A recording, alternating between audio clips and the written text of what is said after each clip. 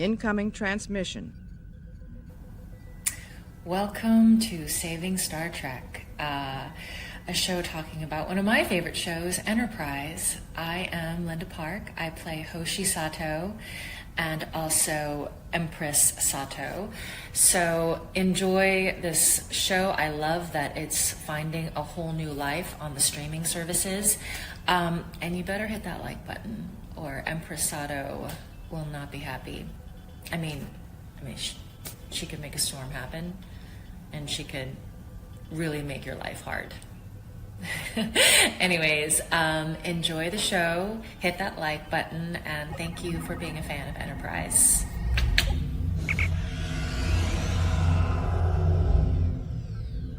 I am going to be allowed to fulfill my destiny.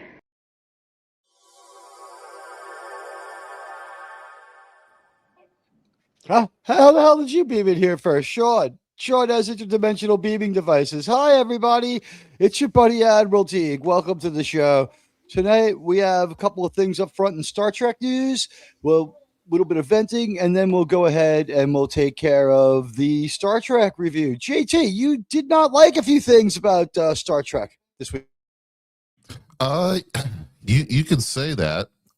You could say that maybe instead of insulting fans, decade-long fans that have helped put food on your table on X and in public, you should just thank them for their loyalty and be quiet. I mean, it's that easy. But when you've already surrendered the fact that you're never going to do another Star Trek show again, I mean, I guess the hell with it, right? I just, yeah. Frack you and really your does sound like a height of you and your ingratitude. maneuver, frack you in the out of shape waste of space you've turned into. Just frack you and frack your friend over there that thinks that everybody who likes real Star Trek are a bunch of honking geese. You know what? Frack you on X as well. That's all. That's all I got to say. Is I'll say more. The amount of people that actually acted in Star Trek that are like worth following after it just keeps getting smaller and smaller and smaller after every year. And it proves how much better the original series was because all of those actors and actresses, up until most of them died at this point. Unfortunately, They were chads. They were total chads. They were just good people. Maybe they didn't like the fans in private. But you know what? They left it private. They left it with themselves. You got Bill Shatner out here in his 90s. You had Nichelle Nichols. You have, you've got Chekhov. You've got even Sulu. I don't even like all as crazy as Sulu is. He's not a reliable fans.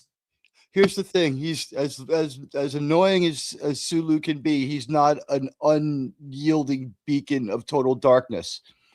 He has some couth, and every once in a while. Now, granted, it's been about 17 years since he hit pay dirt, but on social media, every once in a while, he will get somewhere with a comment that makes a little sense and makes everybody sort of happy that, he's paying attention. For instance, like when he said, "Why did you fuck up my Sulu? I played this guy as a Studley spaceman. I don't need any help from you guys turning him into something that's more like me. I'm an actor. I would point out that I also can't fly a starship. What the fuck?" And I heard that scene was going to be worse. They took out like a mouth kiss. Oh, jeez. But even he has the dignity to not shit on fans, and so when you come around here and you start directing some of the worst stuff on TV, and then you try and say that, this is as good as TNG, you guys are just all fuckheads and you don't realize how good it is yet because nobody liked TNG. And I'm sitting here going, really? No one liked TNG? No one liked it? Well, one, the people writing this slop and directing this slop don't do what they did with TNG and actually listen to the fans, listen to the audience, and make adjustments as needed. Gene was or explain themselves ahead of time. Yes, or explain themselves ahead of time. There will be 2 years of relatively slow bottle episodes where we build up these characters, but we promise you it'll pay off. Wait till season 3, you'll be happy, and it happened. Gentlemen, just wanted to say for JT, I just got to throw this in there real quick. Oh, did that come through? It did come. What if it was sound? It did not come through. Oh, hold on, let me try. It's not working. This fucking thing. Well, I hit the "so say we all" button, so let me reload it. Well, thank you. Yeah, we'll all yell it. So say we all. So say we all. So say we all. You know what? I got even more to say about this. Jonathan Frakes. Frack you. I can go back and look at how many people watch TNG and figure out if they liked it or not. Back then, there were thousands of people complaining. There were thousands of people complaining they didn't like it, and millions of people watching it. We're giving you specific reasons you refuse to address. He did not address one specific piece of criticism. He just painted all fans with the they're just a bunch of gloomy old angry people, said the gloomy old angry man.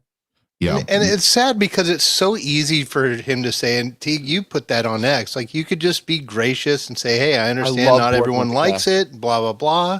I'm proud of what we did. I like the cast, and that's it. I always do my best. These were fun people to work with. I thank Alex for the opportunity, but you, the Star Trek fans, have been very, very good to me. Thank you so much. Sorry about indigestion. Thank you for my 6 houses and my view of the Pacific Ocean. Or more like, thank you for my ability to not tell my wife I'm a trophy husband, because she makes a lot more money than he does. She works a lot harder, but she makes a lot more money than he does. And that's where I think Jonathan Frakes is heading, is he's going to direct soap operas. That's the level of direction we got here. If even he may have endangered his ability to direct soap operas. He didn't retire from directing.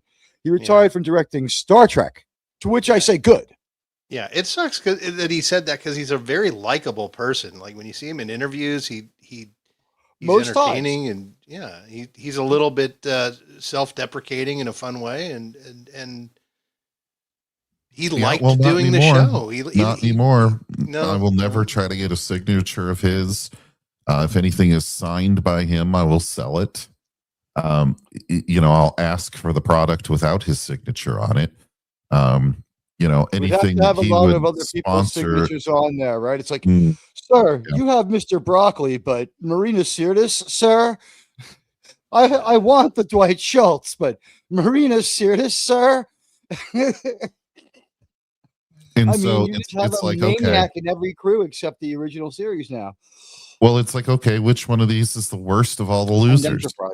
Yeah, I mean, they're at a race to the bottom. And the only one that is at the bottom now is Marina Sirtis, with her her mockery of people that were deleted by freak weather events. You can't do worse than spiking the football on people who died. We didn't like it when people did it to Rob Reiner, and on the other side of the coin, we don't like it when people do it to the unfortunate people in Texas. People died of hypothermia. She is, lucky enough to have the largesse and the time to make her immigration to this country a lot easier. I don't think she had to marry nobody to do it. Well, I mean, she's like, what country is she speaking for? The people of Greece, where she's a citizen, or the people of England? But JT made a great point, because it takes a lot to reach to the bottom, because that's usually a position filled by George Takei.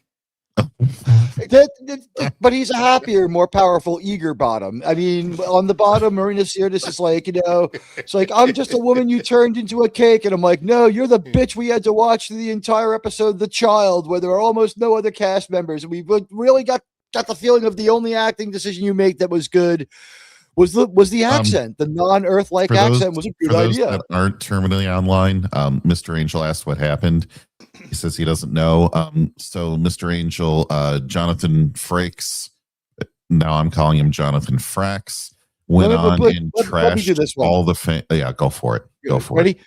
Sirs and madams, it's happened again.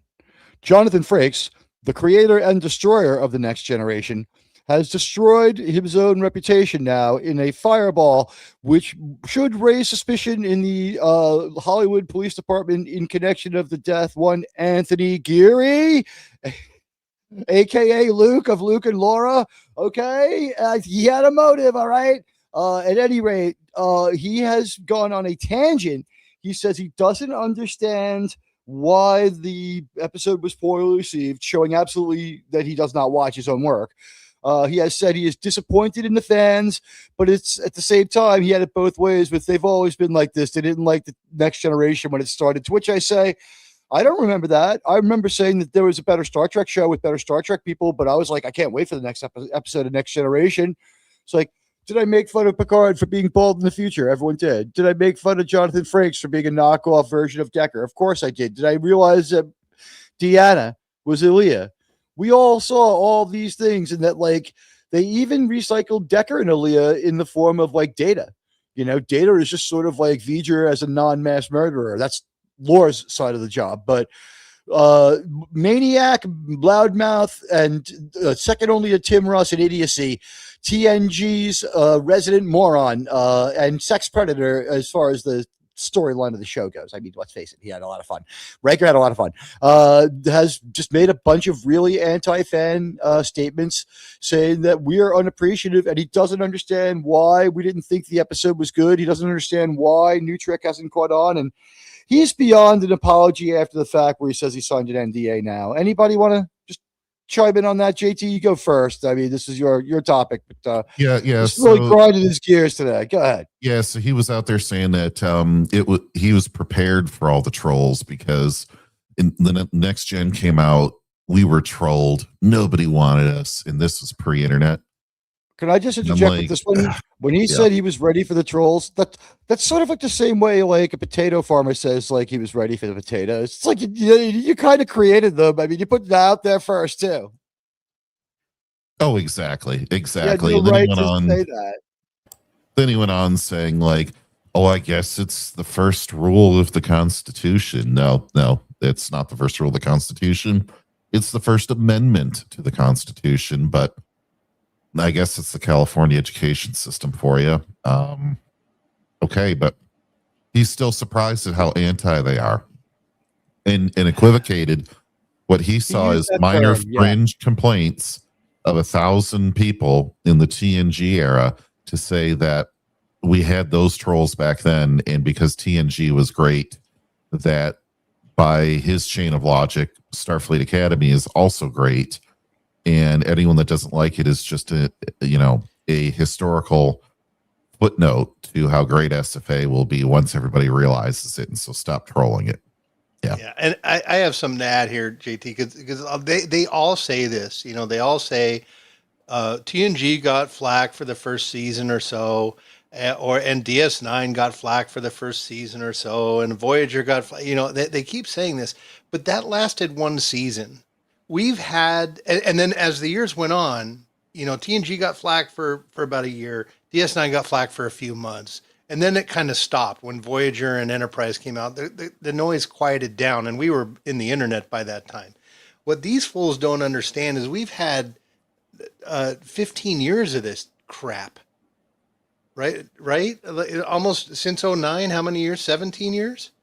I mean, it's haven't been like three. If you go by one like cycle through high school without getting left back, and count that as a generation of fans, because I think that might be a fair way to do it. It's about the same amount of time as a middle school processes. Yeah, so those are that's your fan base.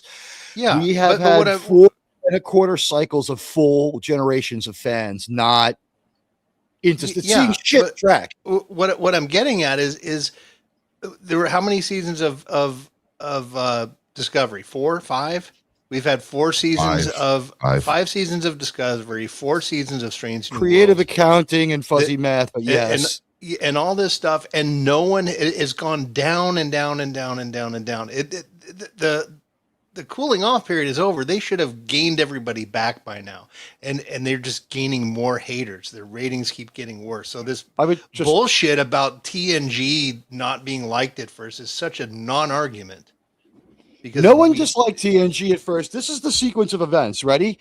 They came out there and pre-apologized for the fucking first 2 seasons by saying, you're getting your Star Trek back week to week on TV like you like.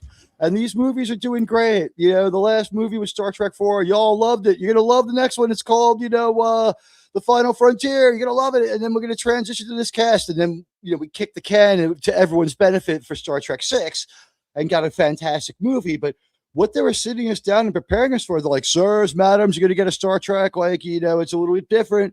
But what we did was this time we addressed it and we have sustainability in mind. Like, they didn't use these terms, but this was like Gene himself is sitting there on TV before the first episode. I don't know who else remembers it, but he's like, this time we have built the best set we've ever built for Star Trek. And that's why for the first couple of seasons, people are going to get to know these characters on our ship. And they're going to interact, and you're going to get to know Tasha Yar, and you get to understand Wesley Crusher, and you're going to get to understand Jean-Luc Picard, interesting new captain of the Enterprise. And the only blowback year one was on SNL, Dennis Miller making jokes about how, like, in the future, they still can't cure baldness. So a couple of jokes here and there, but like everyone went in ready for a very Star Trek-ish and slow season 1. It was only season 2 where it was like, all right, this has been a while now between entertaining Star Trek projects and your movie fizzled. So, like, what's going on here, and why should we be entertained? And there was a year there where they were in trouble, and that's when, like, I guess we get rid of Gomez and other little things like that. And Tasha dying in a not so great episode sort of levels them up. And really, after the beginning of season 3, there's a whole new attitude about Star Trek, and they were only really in trouble for about a year and a half. And it was not at the beginning. It was like year 2 into the middle of year 3. And then people were like, wait, these episodes are actually, there's some action now. And these sets really are good. And it was boring, but we know these characters. It's like, we knew how Riker would react. We knew what Picard was thinking. Well, yeah, if I can, I'm trying to find it. PBE 777 made a comment about TNG. Oh, here it is. Being bad for 3 seasons and the cliffhanger. Yeah, I agree that seasons 4 and on were better, but I'll just say, I depending on how old you are, TNG came out when I was 12 or so. I absolutely loved every single episode, and I didn't I didn't see how quote unquote bad it was until I got older and I was able to kind of critique it. And but I just knew it wasn't as good as TOS, but I had seen every TOS episode 4 and 5 times by that point. You know what I mean? Yeah, so it's like these effects are better, but the stories are a little slower, and I've seen some of them before. But I think a lot of the people who say TNG was bad for seasons 1 and 2, and I'm guilty of this myself, is I was saying it was bad seasons 1 and 2 when I got older and looking back through memory. But now when I go. Some moments and there was some campiness and music, there's, and they had there's all So there's things 6 of them that are bad. Doesn't ruin the whole pie, and what I'm saying, there's definitely things to criticize about it, but it was very well regarded by at least myself and everyone I knew that watched it. And like, we look backwards and say it was bad, but the ratings were good, and they kept getting better and better as the years as it went on. It was bad by a standard of another time where the show was actually like, they're like, this show is like kind of mediocre for Star Trek, and compared to TOS, it actually was for 2 seasons. But starting in season 3, and the cheat code for the fans is if they have the built-up Nehru collars on most of the primary actors, that's when the show's really starting to get it together. All the character work redeems those early episodes. I would point out it's easier to watch season 1 and 2 now than it was when it first came out, because you're like, this is going to pay off in season 5, and I'll see this woman again. And like, I remember this guy, and oh wow, Geordi wasn't always the engineer. He had to keep in mind that there were over 30 episodes per season, right? So you could find 26. I mean, it's so many more than the single story 10 weeks in a row that you get in all this slop that we see now. Yeah. That you could have 3 stinkers, just 3 real bombs. To that point. It would be okay. Those 3 real bombs would be the ones where they flew too close to the flame politically, or the analogy was too fresh. It was torn from the headlines. That doesn't work. And you need a few years with Star Trek. You need a few years out. Nobody wants to reflect on what's good. Like if it's ongoing, yes. Like a recent event, like we saw with Picard 1. It was like supercharged around feelings about Brexit, but 3 years late because these people suck. So what happened was Brexit had happened and was a non-event, and nothing bad happened, and like they've undone some aspects of it, and like it remains topical, but it was no longer emotional. It was no longer emotional. And I will just say this to Jonathan Frakes: millions of people watch TNG. Millions of people now complain about SFA, and thousands of people watch SFA. The numbers are inverted, and that's all you need to know. That's all you need to know. It's if this show is really good, no amount of complaining by Nerdrotic is going to stop that. And I will hold up a Sharpie. People in the world don't know who he is, but I'm going to hold up a Sharpie. Go ahead. They know who Captain Kirk is. I'm going to hold up my Sharpie, and I'm going to say that you're right. And he's created no memorable characters. He's set back the cause of Star Trek. He's devalued the franchise, and he's made one terrible choice after another as he's failed to entertain in the exact same foreseeable way time after time. So we may never know how he managed to pull this deal out with Paramount, but this is like a one day they're going to teach courses about it. Well, okay, so this is like, when you're watching a game of the New York Football Jets, and year after year after year, they keep this guy in on the team, and he's just not very good, and he fumbles the ball every time. And at the end of his career, he says, thank you for letting me be a New York Football Jet. I might not have done what everybody wanted me to do, but, I played every game my best, and thank you for showing up every Sunday. Instead, he says, F you didn't buy my jerseys and my signed footballs. F you and the horse you ran it. And it's like, oh, okay. Well, one of the version of that player you can't hate. The other version of that player, you want him gone as fast as, off that team as fast as possible. I did want to switch also before we end this topic, Admiral, and talk about the Picardo statement on X. Folks, he put a video up there of a bunch of honking geese, probably around a loaf of bread in a park, but in a park, a bunch of honking geese. And then Picardo walks up and says, oh, Starfleet Academy. People are complaining, trolls are complaining about Starfleet Academy. And had like this smug look on his face. And I'm like, so much to be said about that. I just gave him a withering retort that said, the only sound you're going to be hearing is the door hitting you in the back of the head on the way out when the studio shuts down and you're canceled after season 2. Boom, done. That guy, and I got a quick, so unsophisticated. Sorry, I know I pivoted to that fast for you, Admiral, but that made me even more angry. The equivocation thing, that's just Jonathan not being honest with himself. The Picardo thing was blatantly going after the fans because he's trying to suck up to whoever he thinks he can to get more Star Trek jobs after this. It would be White House press secretary in a Democratic administration. It was partisan. Oh yeah.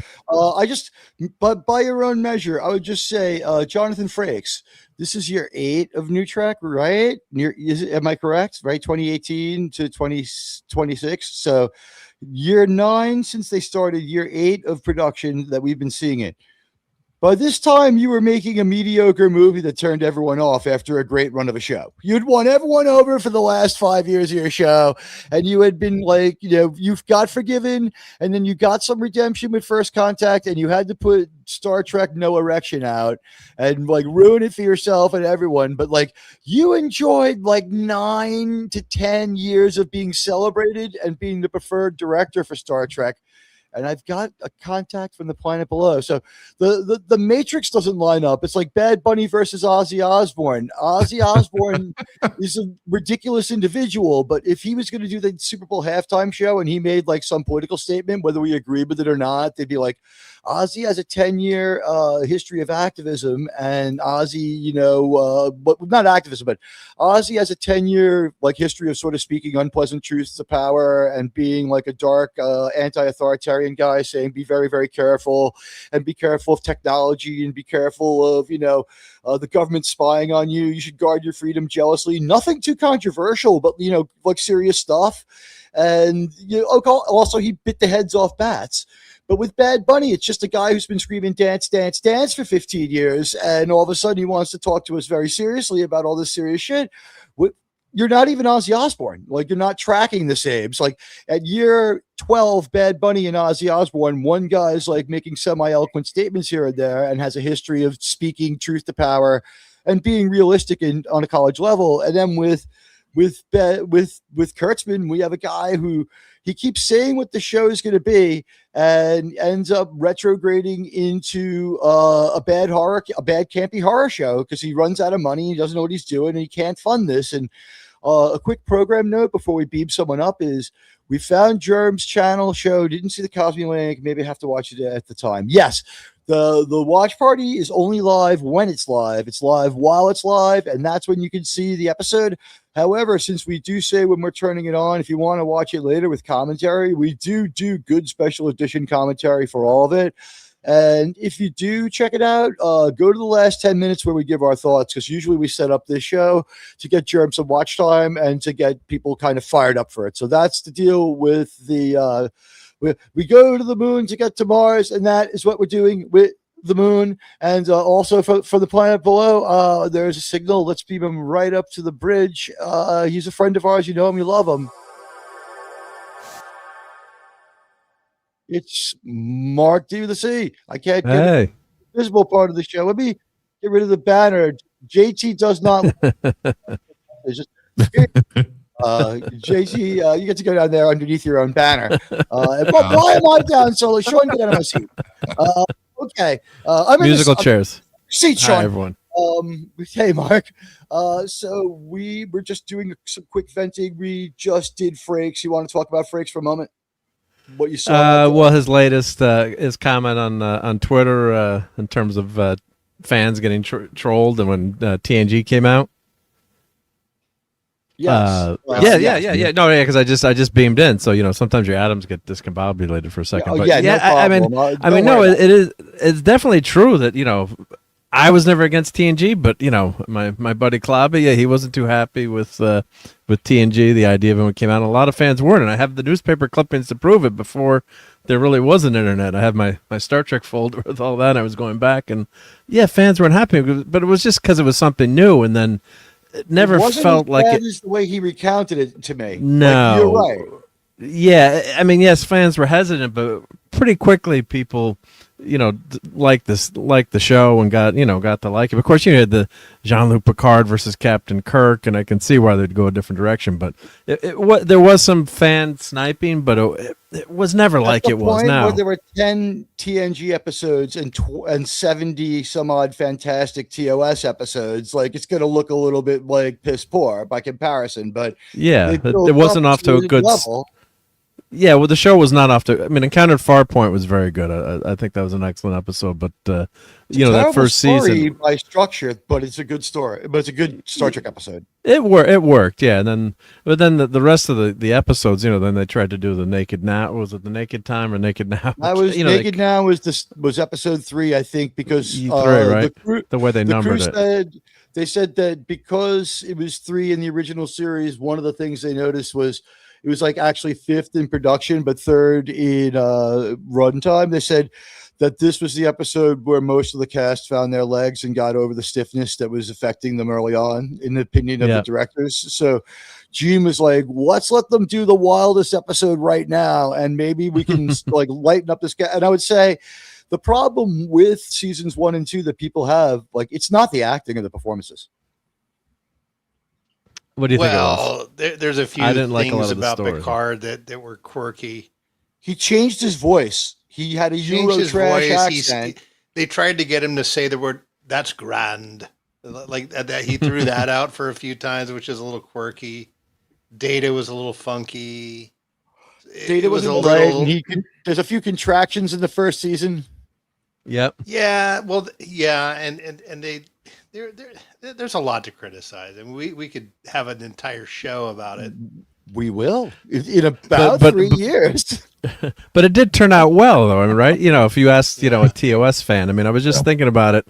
Like, I know the TOS episodes so well. Enterprise, I've only watched these episodes a few times because I used to watch. From the you're from the New York area, so WPIX in New York had Star Trek on at midnight, and also on the Right. weekends for like 30 years. So every night I In watched our an episode of. youth, it was on at like what was it? It was like the after school on WPIX Yeah, was something else, guys. PX. It was like the Spider-Man cartoon, followed by the Batman TV show, followed by Well, you get Brady Bunch once in a Star- while, Gilligan's Island, or they mix it up once in a while. that was on earlier, but like the Yeah. real the real home run was like Spider-Man cartoon, followed by Batman 66, followed by Star Trek, and you're like, wow, this is greatest. The world is good. It's a good 90, place. yeah, greatest 2 hours of my life.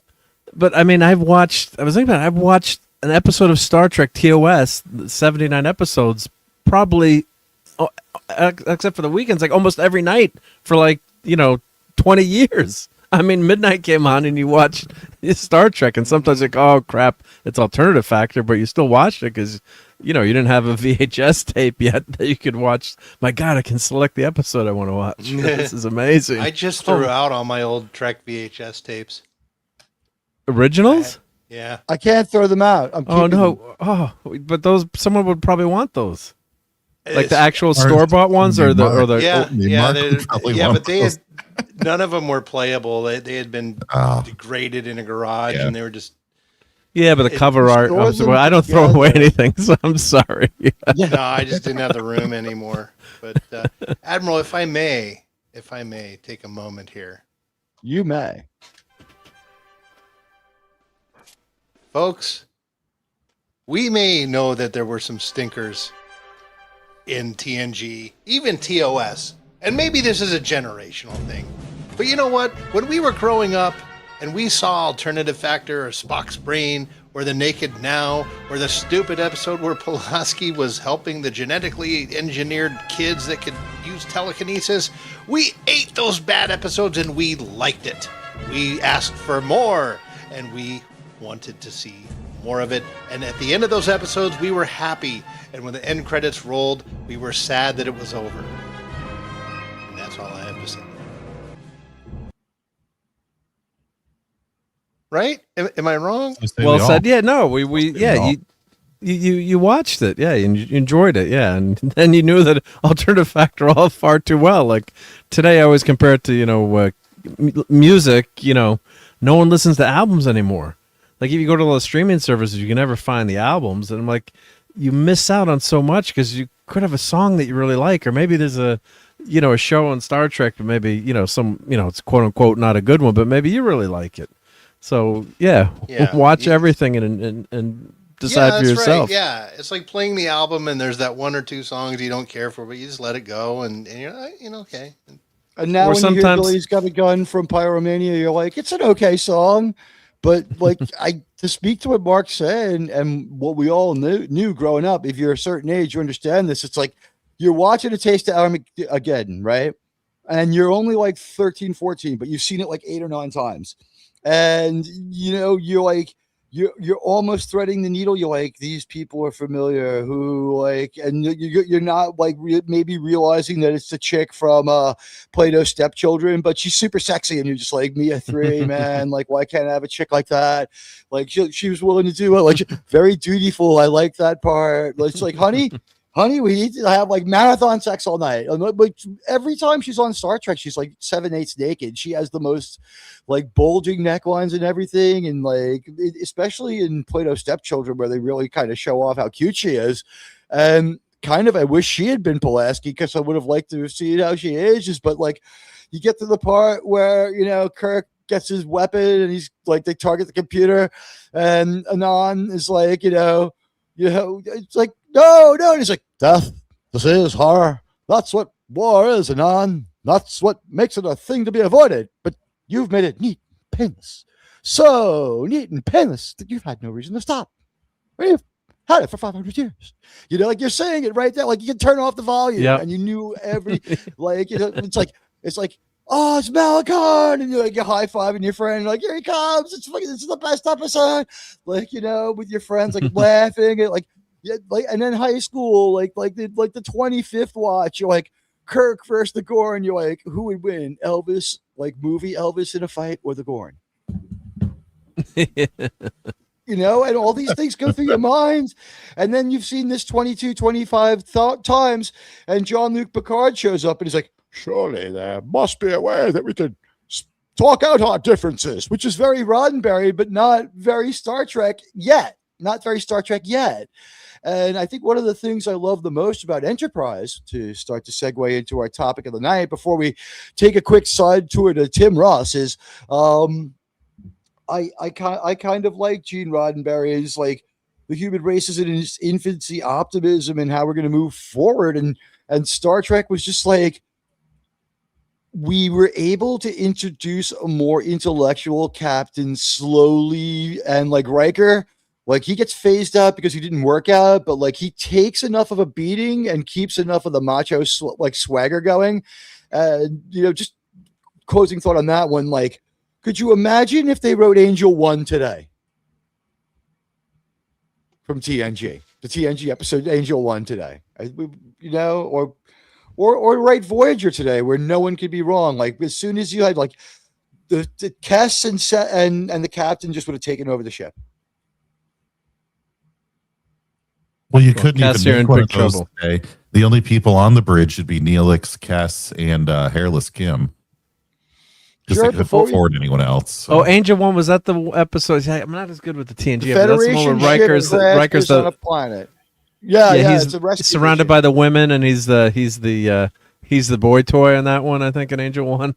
The scenario is the same as of Bread and Circuses. A Federation ship disappeared X amount of years ago in this system, and they go to try to search it out, and it's like a planet ruled by a strong matriarchy, and like Riker has to flirt with the leader who's like sexy, and then we find the guys from Angel 1 who've like found out that some women just like dudes, and like all the dudes on the planet are like really soy and really beta, and it's ridiculous as can be. And they're like, I honor that was crazy. When he shoots perfume on himself and he gets all jealous of Riker because he and the way he's preening to Troy and to Tasha, is it right? Where he's just like, I am dressing up for the get laid ceremony. It's like the Kama Sutra of this planet is quite interesting, and it's just like, oh Riker. It's like we're missing like some, like they cut out every episode of the Enterprise. It's like, by the way, now that we've introduced our presence, I would like it if you circulated this petition among your populace, letting them know that Commander Riker's here. It's just a bit of paperwork from the Federation Sex Predator Council. Yeah, that was considered the sexist episode, wasn't it? Yeah, but I thought it was like, it made sense. It's like, okay, so we have a matriarchal society. Like it wasn't collapsing or anything. It just needed reform. Like they hadn't reached an age of like reason. Like there was no renaissance on that planet yet. And they weren't that techy, right? They had some, but not much tech. I don't think that they were like maybe on our level, but they just really dug dressing in loose sheer outfits. I don't know. It was weird. It was hard to get a tech read on Angel 1. Yeah, well, that was the one where Riker was bearing a lot of chest hair, if I recall correctly, right? Very manly. Yeah, the hair had not moved up past the collarbone yet. I remember thinking she was going to start doing little nipple swirlies on him.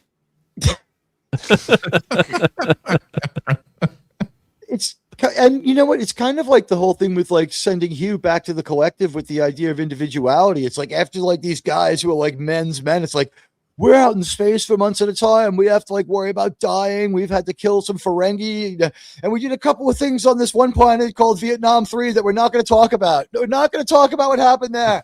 You know, it's like what happened. Like we were on the moon, My Lai 3. Just shut up. You know, like, and these guys were tough and they were men's men and like. Whatever, like they crash land on this planet. They're not part of the Federation, but they're not hostile to them. They go into like whatever, the customs of the planet are so oppressive, and the Federation like rescue time is so extreme that these guys just like we're out of here. They go out the window. No one's expecting men to not be submissive. And they're like, if you think we're going to sit home and file our nails for like the 11 years it's going to take for people to get here, if ever, you're out of your minds. And like some of these chicks really dig us because you know what? Like they're not bitches like you. And like, so they take off to like the Pitcairn Island of Angel One and just live there. Yeah. Well, yeah. That famous mutiny, right? Yeah, they said in retrospect when the historians look back, it's like, yeah, a lot of the guys just wanted to stay with the Polynesian women. It wasn't so much the problem with the captain. It's like, why are we leaving? We're in paradise here.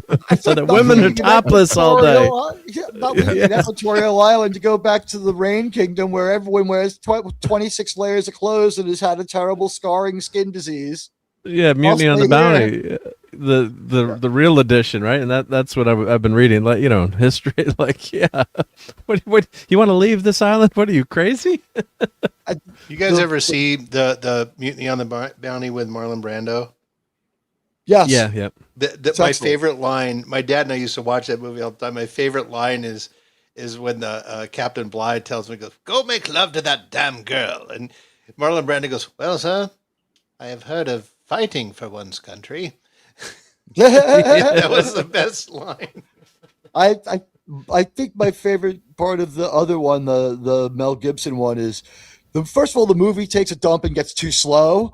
But I like the part where he gets like a million tattoos, like gets suited in tattoos, and Anthony Hopkins is just like showing that like side of him that we don't see till later in full, and he's just like orders him to put on his uniform. He's like, "I can't, sir. It's just too painful." He's like, "You will put on your jacket and you'll join me if it's in it." He's like, like sitting there like writhing in pain, and both actors are totally up to it.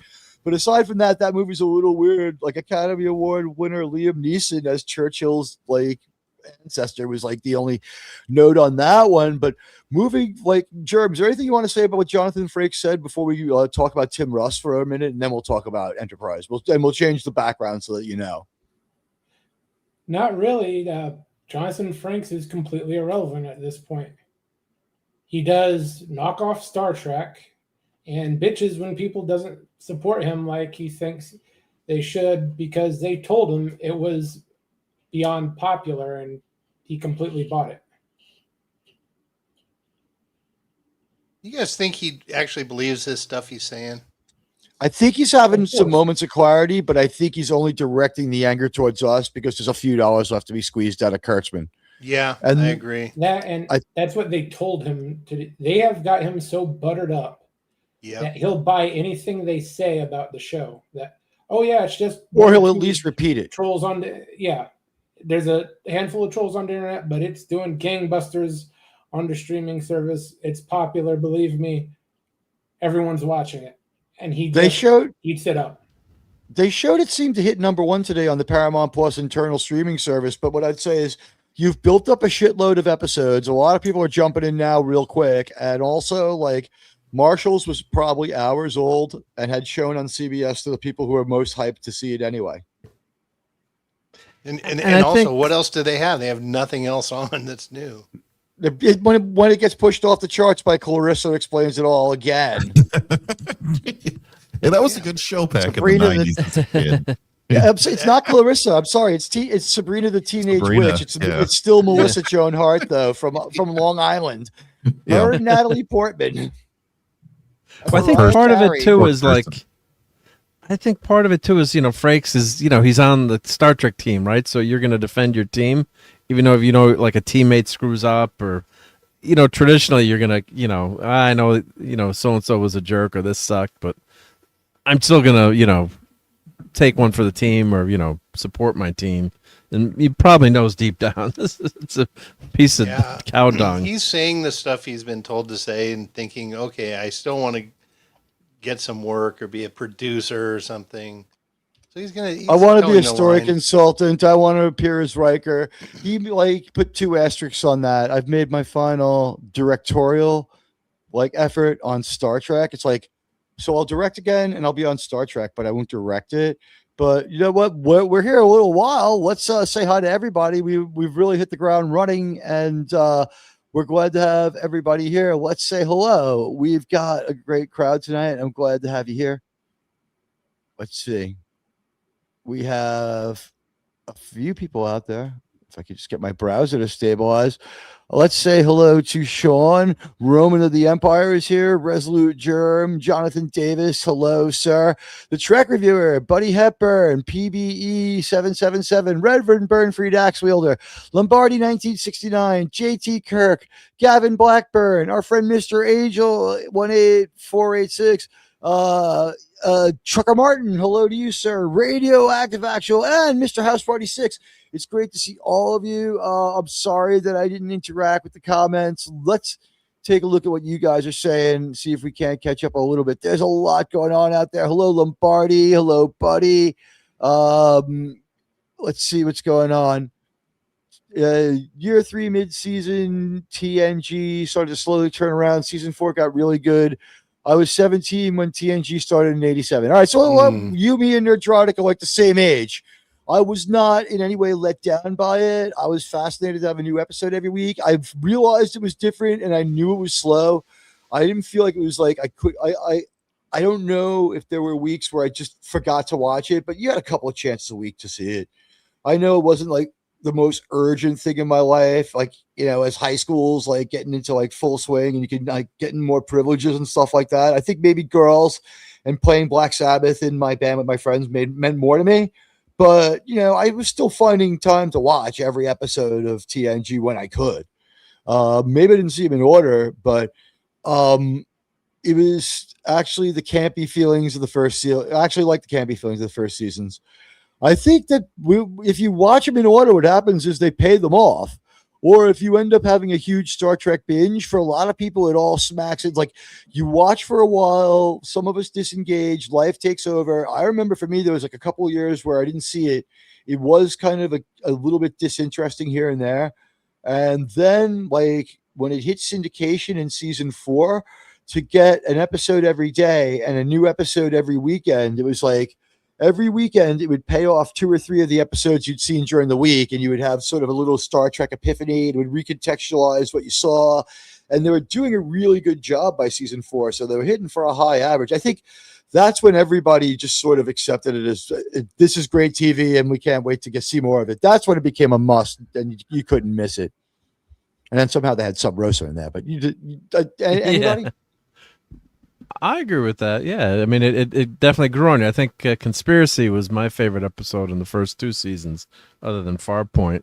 And gradually, you know, you get to like the characters. I mean, TOS was lightning in a bottle, and it's really rare that a show just takes off from the start, full throttle. And yeah, you know, maybe the Man Trap's not the best episode of aired first, but it was the Monster of the Week. But yeah, there's very few clunkers in that first season, and right away you just fall in love with those characters. And TNG takes a little bit longer to build, but then gradually it really hits the ground running. You get some great science fiction. In about 12 weeks, when we get to the Man Trap, I'll explain why I think it was a good decision to show it first. But I get everything that people say about it as a first episode versus as a pilot. I get it, but like I understand in that series why somebody grounded in 1966 was like, look, I get it, but if you don't go with this first episode, we're talking mass confusion and weirdness because you change doctors. Like, let your doctor be strong first. Monster of the Week is a relatable thing. Like, you're weird enough already. Let's go with like we've also you got a guy with a point. You look guy that looks like Satan on your show. Imagine how you know that was taken back then. You know. Yeah, exactly. And they're like, you have 5 finished scripts. Like 2 of them have like vampire-like creatures, and 2 of them have godlike entities. We've got to work on expanding your horizons here. So like, you know, we came out of the gate with great Star Trek, but maybe William Shatner made all the difference. And with Jean-Luc Picard, it was different. Like the crew gelled into an enjoyable experience to watch as an ensemble cast to me. But I guess we can turn the page quickly and we don't have to spend as much time on this. But didn't Tim Russ also have his usual antisocial statements to put out there and taunt us with? What did he say now? I might have missed it. I'm sure it's a typical Tim Russ, though. It's well worth missing is the thing. Is if we don't have this one, we could just move on. Anybody? I seem to remember him being abrasive this week. I've muted that fucker a long time ago. Yeah, I don't even. I haven't even bothered looking. The Picardo thing upset me more because that guy. I don't know. He must. That be was so who hard it up was. for I'm cash. sorry. I Yeah, got my he wires must be crossed. It was so hard Robert up for cash now that it's not even funny. Robert Picardo thinks he's Robert De Niro, and he's just as poorly spoken when he gets out there. He muted me over the tweet where it's like, "Sir, please explain if the show is so good." Like, sir, please address why you stopped acting, looked, and then started again after you flubbed the line, and how come the show is so good, like, and how that can work together. Like, shouldn't you be asking us to forgive you for destroying that line rather than attacking us for not appreciating his genius? And like now it was like today he said something. That was a pretty hard slap you gave him. I'll be honest. Yeah. Well. Yeah. Yeah, and like I quote tweeted it, and I was like, in case anyone didn't notice, I was talking of the moment where he stops acting, looks, and goes forward frustrated, and obviously can't regain the thread of what's going on, but they go with it anyway. Yeah, just, they take him into like a broom closet and like just be like, oh yeah, just re-record the line in here. There's a microphone overhead. You can't see it. It's perfect. It's perfect. Just deliver the line. Yeah, here's the script. Yeah. There's and like have some like PA outside. Like when he's done, tell him we nailed it. It's like that was great, sir. It's like I could do better. Oh, sir, they love it. All right, fine, I'll compromise. So like he's just he watched that and he defended it. Does he not remember the tale of Ewan McGregor who like acted like a jackass over Obi-Wan, and then like the next day Overcoat Leia drops? So while you're absorbing this, you're like, oh wow, and he's an idiot. There's no way he's right. He thinks this is a good show we don't appreciate, and he was part of that Overcoat Leia scene. So just self-destructive moment on Picardo. Anybody want to talk about what he had to say?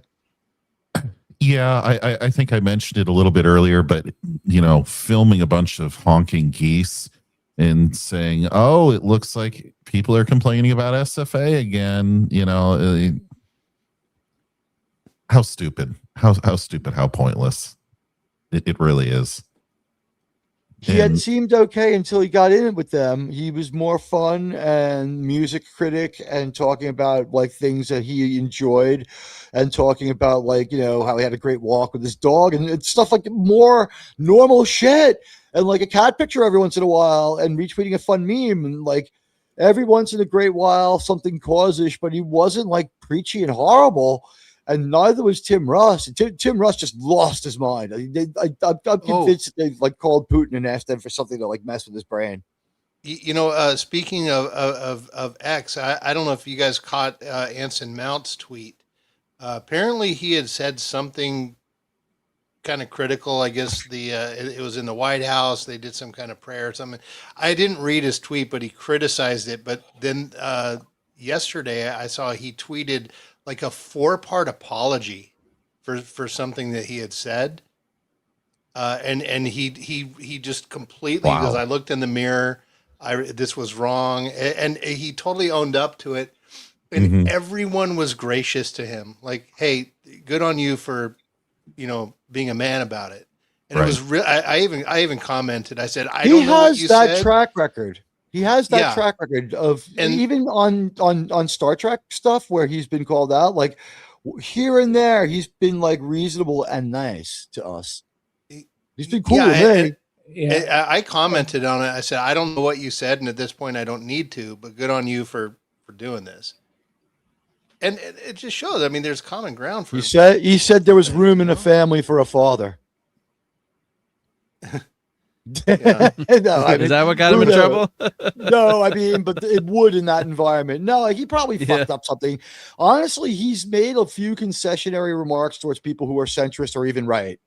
We're just like, I'm sorry, I'm just opinionated. It's the First Amendment, Well, I want to talk about it. I have the right. And most people do. There was so much forgiveness in there, and there was so much acceptance. Like, hey, you know what? We can get along now. Like, okay, good. Let's move on. That's how the thing that drives me crazy is when they're nonstop, like George Takei. He became, the Orange Man Bad, podcast, basically. I used to love, listening to him on Twitter, and, he was on the radio, and he'd making jokes. When he was on Howard Stern, he was hilarious. Yeah, he was hilarious. Oh, my. And, and then it just, you ruin it, too, because it's like it's nonstop. It's like, yeah, you're not a politician. It's like, I want to come to you for entertainment. Yeah, if you want to, throw Trump under the bus or whoever you want to throw under the bus once in a while, make a comment. But it's like, it was 24/7. It was like, anti-Trump, Republican stuff. Grandpa got hooked on dopamine long after they forced him to stop smoking pot or something. That's what happened. It's like, I mean, the only thing I've seen that really bothered me was Janeway, because I'm like, I forgave you and defended you as cute against, Jerry Ryan all those times and said, she's cute too. I never said Jerry Ryan wasn't hot, but I was like, the captain's pretty hot too. And then she turns around and like slam dunks us. She clearly never understood it. I'll never not give her credit for owning that role and making it work every week within the context of that episode, because Voyager can be accused of some convenient writing. Let's just say that way. I understand we had Nautilus like children, Mr. Paris. Let's not talk about it. So I wake up with flashes of what we were as salamanders having sex, screaming, sir. Yeah. Right? Like, could you imagine, it's like Mr. Tuvok, why are you looking at me that way? I melded with Mr. Paris, ma'am. Oh, I And too it was now good. wake up screaming, sir. Yeah. But in a different way than Mr. Paris does. Yeah. Chakotay, you're not getting this, lizard. Yeah. Chakotay was like, I was trapped on a planet with her for 5 weeks. She's insufferable, Right. and she doesn't take care of her lady lawn. I don't care. Did they ever get it on That's that inside planet? Did they ever They get it weren't on? No, interested they in almost hanging did. out. They almost They were did. hysterical for most of it, though. She Yeah. kept trying to work on tech hacks and keep working on that condition while Yeah. to try to solve this in the time. There was no real countdown, but for some reason the Voyager was only going to be in range to double back for X amount of time. I guess it'd be out of range. Yeah. Well, that was a good ticking clock. Like, they're going to be. I didn't mind far that away, episode. Yeah. But the thing that they were absolutely focused on different things. He's like, we're stuck here, and he's building a house and sustainability. And she's like, I'm going to make several wild gambles that do nothing to increase our chances at short-term survival. But it was like kind of in a way teamwork. It's like, okay, so they couldn't cooperate, but Chakotay leaned into what he could do, and she leaned into what she could do, and they survived, and she got enough sleep every night to tech their way out of it. It didn't seem to sit there and accuse them of being dysfunctional or sucking. Yeah. But they didn't get along too well for most of the episode. But I think, there was one moment there. All right, but if you're stuck on the planet with Janeway forever, you're never leaving the planet. Are you getting intimate with her, or is this too personal a question? Yeah, you're going to say, Captain, I have another tattoo, and I'll let you see. It's a dollar sign. It's a dollar sign. It's a real story. You know what? I would say yes, because in Macrocosm, when she pulls off her jacket, I'm like, oh, Captain. She had a good figure as well. And didn't she have a wild romance with one of the directors or writers? Oh, yeah. That was one of the controversies, I think, going back. Yeah. I don't have a real Or was problem that was with 7 of 9? Or was that was 7 of 9 had? I think it was before 7 was ever on the show that I heard this story. It's like Kate Mulgrew came in there and just blew the place apart, and maybe blew the producer apart in a certain way of speaking. And they're an item. But she was the replacement. Remember, they had a different Janeway for one episode, and they had they canned her the first. They showed video of that. She had too much What happened was it was a combination of regret, culture shock, and this isn't enough money. I think maybe they made her an offer and guilted her on the way out of France. She gets to America, and Mark can speak to this, and maybe Sean can help me with this. If she had gone to New York, she might have made it, because she could have flown back to Europe in 5 hours. And also, New York, a lot different than LA.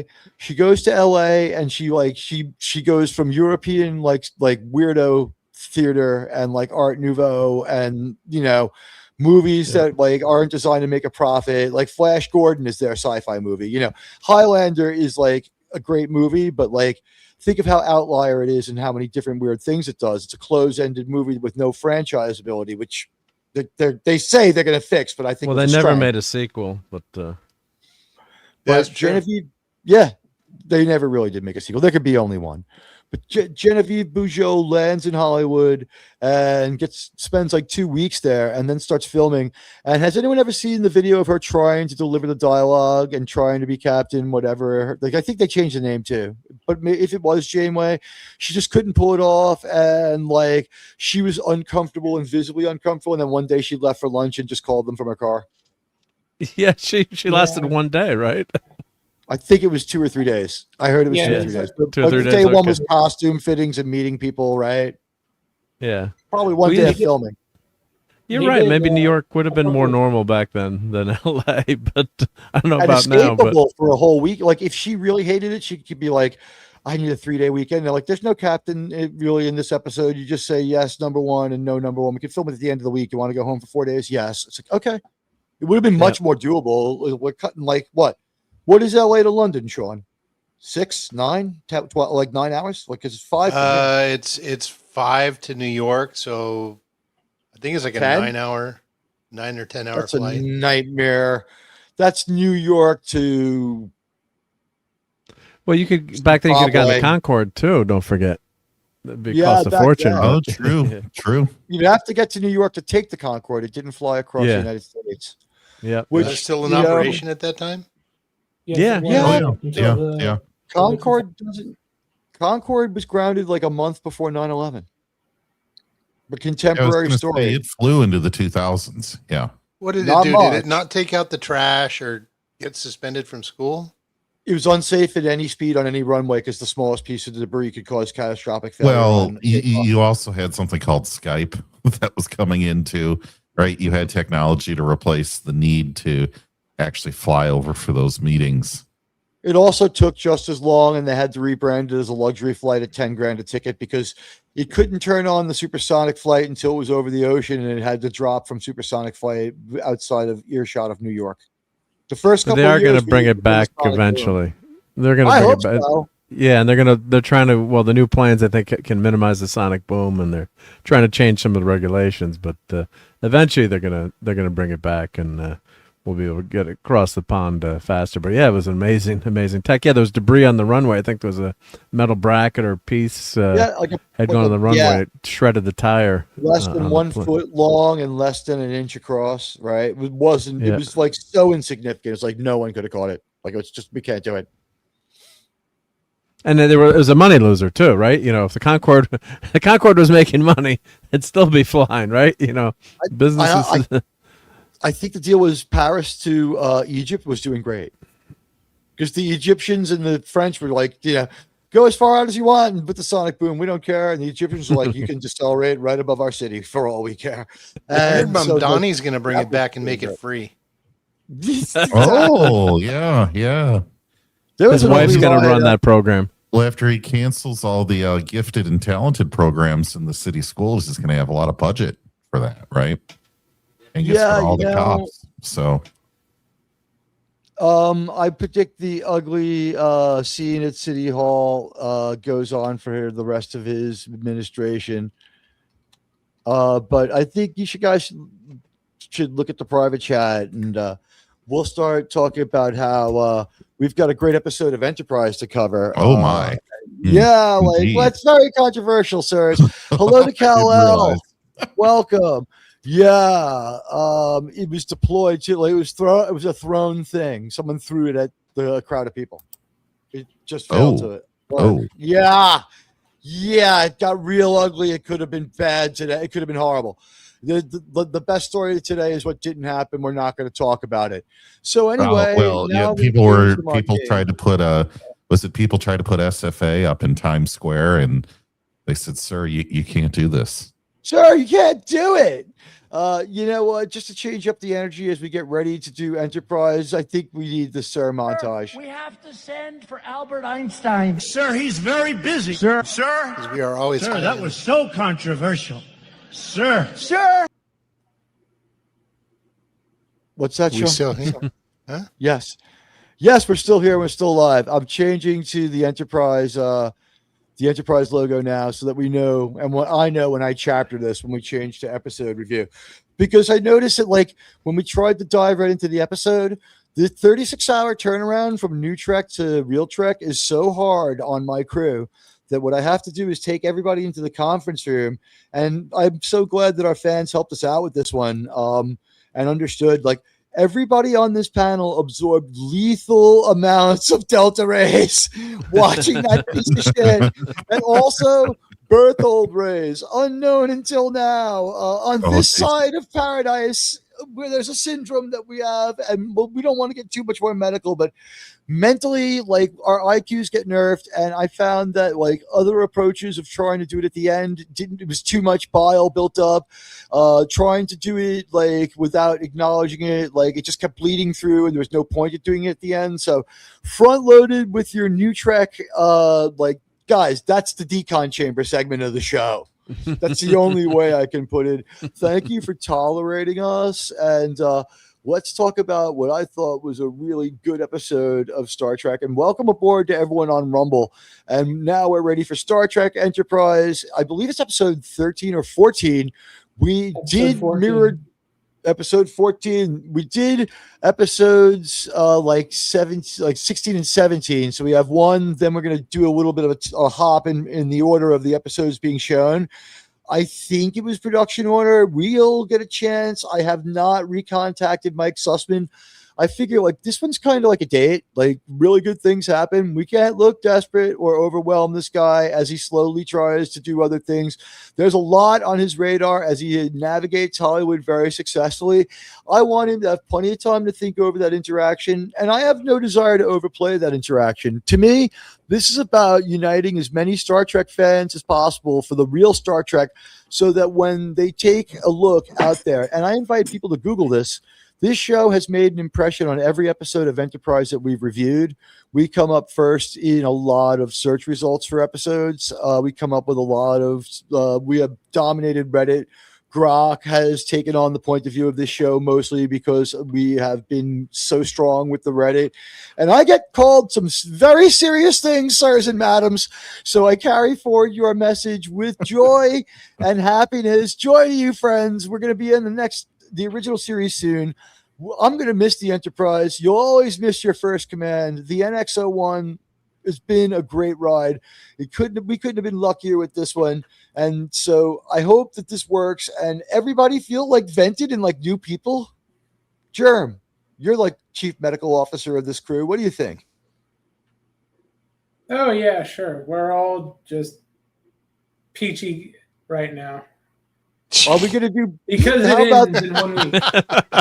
Yeah. Don't get too excited.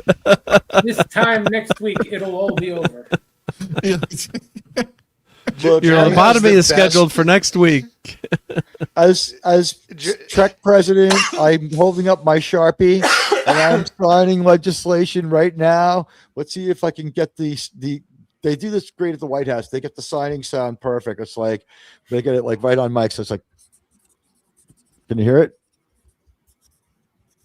Hear what? I have signed legislation. I can hear the script. I can hear a little scribbling. Yeah. I have signed legislation. Like Trump Sharpie has like a sandpaper tip. It's like, oh. You can tell he's from Queens. He loves his graffiti marker. But I have signed legislation hereby making New Trek illegal. Also, Paramount, please find a way to like just drop all episodes at once, and we can just do like a celebration of the end of Starfleet Academy. That's the best way to do it. Here's a question: if they drop all the episodes of season 2, are we gonna have to binge it? No, we celebrate being over. No, we celebrate being over. Well, here's the deal. We celebrate the end of that show and celebrate it never coming back. But if we're wrong on a prediction, our punishment is we watch the show to make up for it so that we have to know what happens when it comes back. But I mean, we're doing that week 2 after episode 1 actually materializes of season 3. Because confident on this one, guys. I'll stake my reputation, such as it is, okay? And this Rolling Stones t-shirt and the Power Neds and whatever gravitas the Yankee hat gives me as we talk but about. Not the Adidas jacket. I'm not wearing. I've been on duty all day, so I don't have the Adidas jacket ready. Maybe I'll put it on for when we rate the episode at the end. But we have the audience going strong going into the initial review and plot synopsis of the episode. Let's take a quick look at what our audience thinks of this so far, and we have some opinions already. We have our poll and 22 votes. Wow. 55% of everyone has already given it an a B from 36%, C from 9%. No one thinks it's a D and an F. I'm pretty sure it's not a D or an F. I like the enthusiasm. The poll stays open, and we're just going to talk about this episode. I thought it had a particularly strong opening. The catch-up wasn't necessary, and I'm having trouble remembering if we even had one as I pull up the episode for reference. We didn't need it. Just a but you do need the mustard, though. Ketchup isn't necessary, but mustard, yes. Yes, mayonnaise. But on this episode of Enterprise, I think we catch ourselves up to. It's technically part 3, or do we kind of consider it a standalone episode? Everything's over with our story except that Shran's still around. And I guess we have our drone. I would call it a part 3. I'd call it a part 3. It's a fairly legitimate part 3. And TV back then, they loved having, special 3-part episode of Star Trek, as a marketing thing that was too. a big deal, wasn't it, back then? Yeah, and then before streaming, and also the recap, the catch-up, as you said, the anti-mustard. I mean, yeah, that was you didn't need it, but that was like standard fare in TV back. We're so used to it from back then, but they got accustomed to it from the Xindi arc. Sean, JT, Germ, sirs, is it me or is Mark starting to talk in Admiral Teague too? Hello, Rarded. Oh, that's great. It's good to see you here. Welcome to the show, Rarded. R-rated. I don't know. Rated? Rarded. Half the quadrant knows it. That's where they're learning to speak Tegan-y. That's right. It's like, welcome to the show, and we got a great episode of Enterprise tonight. I would like to say one more thing to Jonathan Frakes.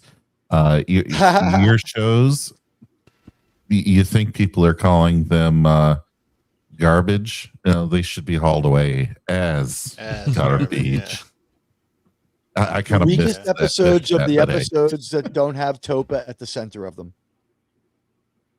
The weakest non-Topa episodes of the Orville 2. I think he lost it.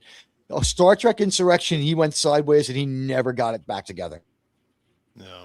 This, guys, is the drone ship. It is apparently self-repaired enough to become a menace again, and we're talking about deploying a second one.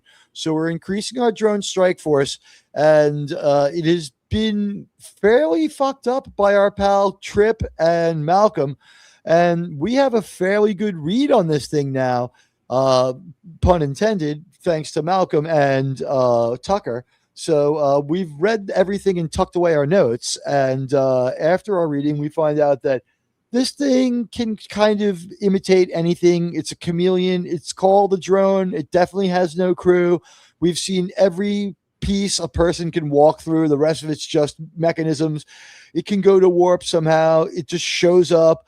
It can attack. It can self-repair. It's got an impressive array of weapons and zero buffering time across light years because the pilot, we're going to find out, is specially gifted. We've seen the pilot a few times. He's pretty gifted. And I'll do the discussion now on we already know this. This ship, this drone is being controlled by the Romulans from Romulus. It assumes the form of different factions, and we're going to get a strong conversation on Romulus about how This had the exact opposite effect. We'll get to the conversation, but I am going to say right now, and when we see the costumes, we could comment more, but I noticed that as people were saying that these were TNG Romulans, I had a few thoughts on that because I thought seriously on it. One, we have a story from one of these Romulans about how his peace overtures and his questioning of nonstop imperialistic war got him thrown out of the Senate because his initiative here, his warlike initiative to redeem himself, has been, called into question. So his rep is now like mud in politics, and now he sucks as a military Romulan. So he's like talking about how he'll never be peaceful again. And what I'm thinking is, in about 80 years, when Kirk has his, interaction with them, we're going to meet a very honorable Romulan who's going to be a lot like Spock's father, evoke that feeling. And he's going to be saying things like, in another time, we could have been friends. And he's going to be a crafty and very formidable enemy, but he's going to have some honor. And he's going to be undercut and ultimately lose his encounter with Kirk because Kirk's crew is better. His crew fucks up. His crew makes bigger mistakes than Kirk's crew. Kirk's crew is stretched thin. Spock makes the mistake. But on his ship, like, they're arrogant. They make a transmission against his orders. They don't even listen to him.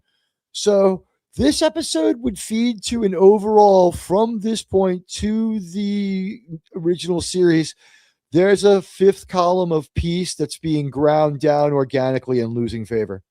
That a peace movement has come to an end for the Romulans. What do you guys think of that one? Jump ball. That makes sense. It makes sense. It works in world, right? Yeah, it does. I still have issues with the way they portrayed this guy. Yeah, there's a lot of really problems. Incompetent.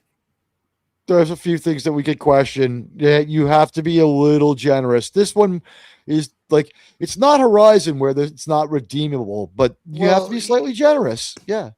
Yeah. I mean, the stuff. I'll hold what I'm going to say because that's more for the end, the final review. Sounds like we're going to have some great stuff at the end. Guys, don't go anywhere. Sean's fired up. All right. Anyone else? The dissident peace movement is a common thread throughout TOS, TNG, and into DS9 at parts.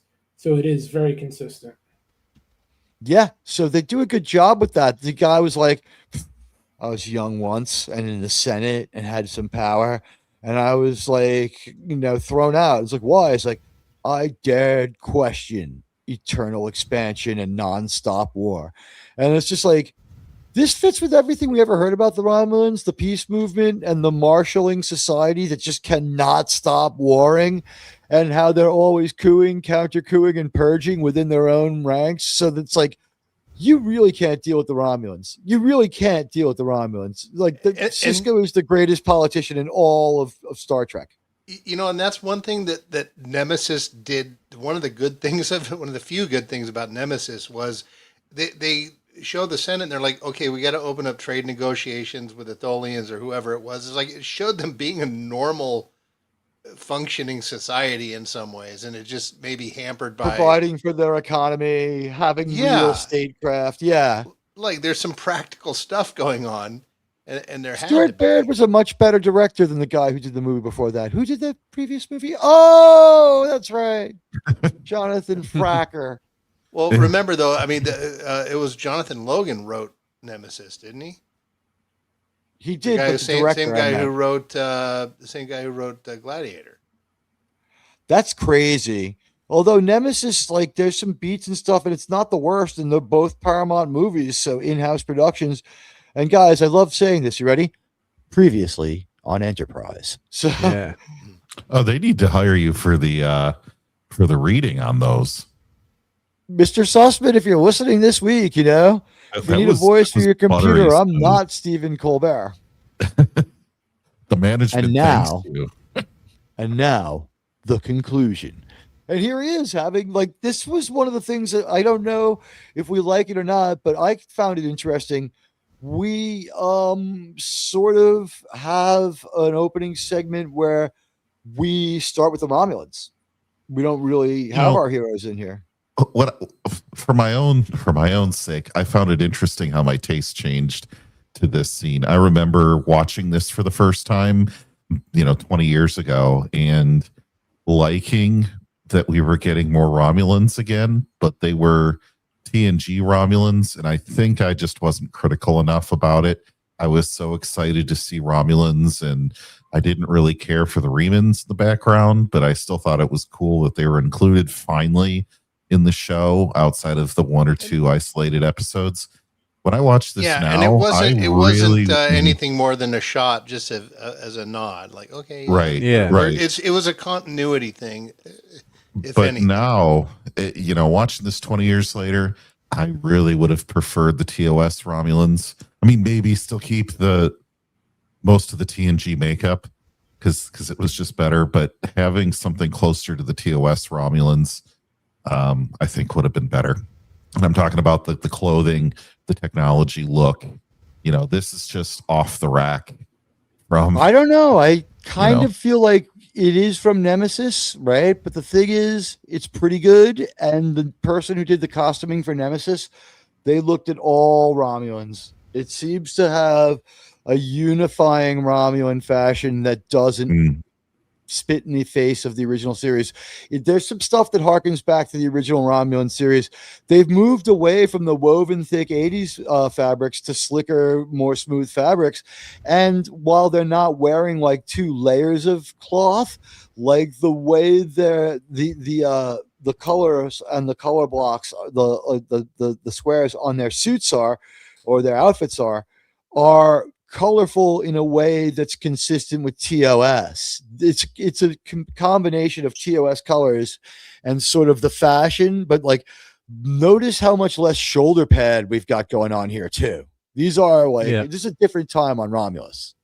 And it makes sense. Why not? Why wouldn't I like the costuming. I thought it was close enough callback to TOS without it showing that someone knitted it. Like those were handmade in TOS. Like someone sat there with two knitting needles and put those together. You could see the broken pieces of acrylic thread on the screen, even in low D TV. It was absolutely knitted. Yes, absolutely. They kept the flavor of it, though. The flavor of that was there. I thought it was fine. The only thing is you don't. Well, I was gonna say you don't get enough of the Romulans. You just get you're like in this little submarine room, which works really well in Balance of Terror, but you don't. There's no world building here. It's just too contained. It would have been nice to see like some scenes in the center getting chewed out, or they're probably either they're saving money because by this time the budget has been cut back on the show. And do they know it's canceled at this point, or is that coming? Yes. They know. Yeah, they know it's canceled, right? Yeah, so they're not going to spend a ton of money, and I think you just needed a few more world building scenes. I think would have really worked well to flesh out the characters. I mean, I think Valdor was that actor Brian Thompson's a scary looking dude. I wouldn't want to meet him in a dark alley. So great voice too. He's got a good voice. He's perfect. Yeah, he's perfect for it. I mean, you don't get that sense of honor so much because you've got the two Romulan. The scientist who's wants to protect the Aenar, that's being abused there to control the drone ship. But I mean, I really do like this episode. I mean, I really did enjoy it, and Shran is just a fantastic character, Jeffrey Combs, and I think it comes together well. But I would have liked a little, especially since they had 3 parts. I would like to see more of Romulus, other than just this peek out the window there, right? And we get one more modest look later, but you're right. Yeah. I would have liked to see more we didn't get an epilogue to what happened to this admiral too, right? I mean, his career's got to be. If the actor's still around, I look forward to seeing him in United if that happens. I mean, this is a great Romulan that we're familiar with. Yeah, and that's a good idea. They're stretching canon very far, but they're not breaking it. You know Mr. what? How Sussman, about a little come bit on of and tell us, sir, if you're there. Like I said, I'll reach out to him next week during the week when the time is right. And also, we got to figure out what to do with Star Trek this week because I might not be here at program launch. I can't foresee me not getting here, especially with the way it goes. But I will no not be matter here what next time. week. So. Ooh, Well, I'll be here, but I'll be. I Oh should wait, be able to. no, I'm sorry. I'm talking about Thursday. Thursday, My bad. yes. I'll be here. I'll be here Saturday. No, Well, Thursday is the day I'm talking about. That's when we're supposed to be getting the transporters installed, right? Was on Thursday. Yeah, and Tuesday. Okay. That's that's Tuesday. Okay. I have to work for Uncle Dick on Thursday, and it's extremely important. And I'll probably be home between 9 and 10. And I know that I can be there for most of the show, but to launch the show, I don't know if I can do it. Should we do a 3 a.m. review, like right off the presses on Wednesday or Thursday morning? That's when I have to leave for work. Oh, screw work. Who needs to pay the rent? Exactly. You're not going to have to pay the rent in New York. You're not going to have to pay the rent in New York pretty soon anyway. So, get the hell out of New York. By the way, someone said, would you leave New York forever for $8,000 a week? It's like, yeah, I'll do it for 10 years. You can quit any job. Sure. But our artist is very cool. It says it's whatever we want to be, so he doesn't mind. And we're gonna see the ice tunnel walk now, but the previously on flows seamlessly into this week's episode where a Romulan senator, and I love this guy. I don't know who he is, but this character actor's great. He is such a dick. He's just a dick. Senator? I love it. Yeah, he's a dick. It's like he's a dick, but he's a practical dick. Everything he does makes sense. Everything. He's not a dick. He's not a dick because he's not a dick. He's a dick for reasons. Absolutely. It makes entire sense because the officer there just screwed him over last episode, and now he's pissed off about it. He was ordered to bring back the drone. He didn't. It got screwed up. And now it's the senator's ass on the line. And these incidents happen because of Romulan honor, right? He's like, I can't withdraw the drone now. And they're like, do it. And that's Trip and Malcolm mess up the drone a lot more than they thought. It's going to take longer for it to repair itself. And, this guy's pissed as could be because it's all the resources it's tied up. And it's just like, you really fucked me over here. But I do agree he's practical. I'm just saying, like, the actor's performance of being he's a space senator from a hostile space government. You know what I mean? Yeah. There's a deleted line where he goes, "You should have used Steam." Yeah, it's sir. Steam is better. Quite frankly, the dogs are better, sir. What do you guys think of it? Because he's going to storm out of here after he tells him that you failed me for the last time, basically. Anybody want to comment just on the raw? Because we do get their society here. They don't leave the room, but he at least looks out the window. And like when we ever get this in New Trek, I mean, this is a fantastic moment here of world building, and I love the way this guy plays a dick. I thought I don't know how many other heel turns he's done in Star Trek, but he's real good at being a dick.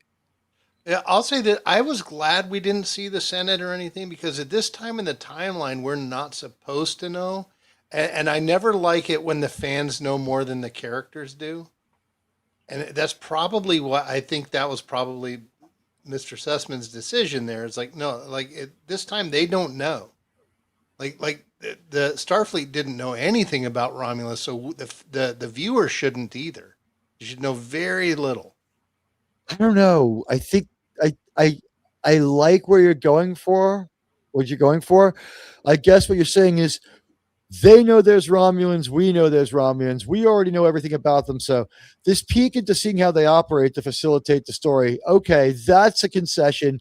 Much more than this would have been a bridge too far, though. It's like seeing him take his Romulan family on their Romulan picnic where they ate like Romulan picnic food and went to Romulan Kentucky Fried Chicken. Yeah, the soup. Yeah, but we've gotten that before in Unification and a few other Romulan episodes. We don't really need to know an officer's family. And because they're only especially prominent at this time. You're right. because they're Yeah, we already know how the movie. Senate works. We already kind of, and they hinted at the Remans, which was a cool touch, but they didn't need to show too much because our characters don't.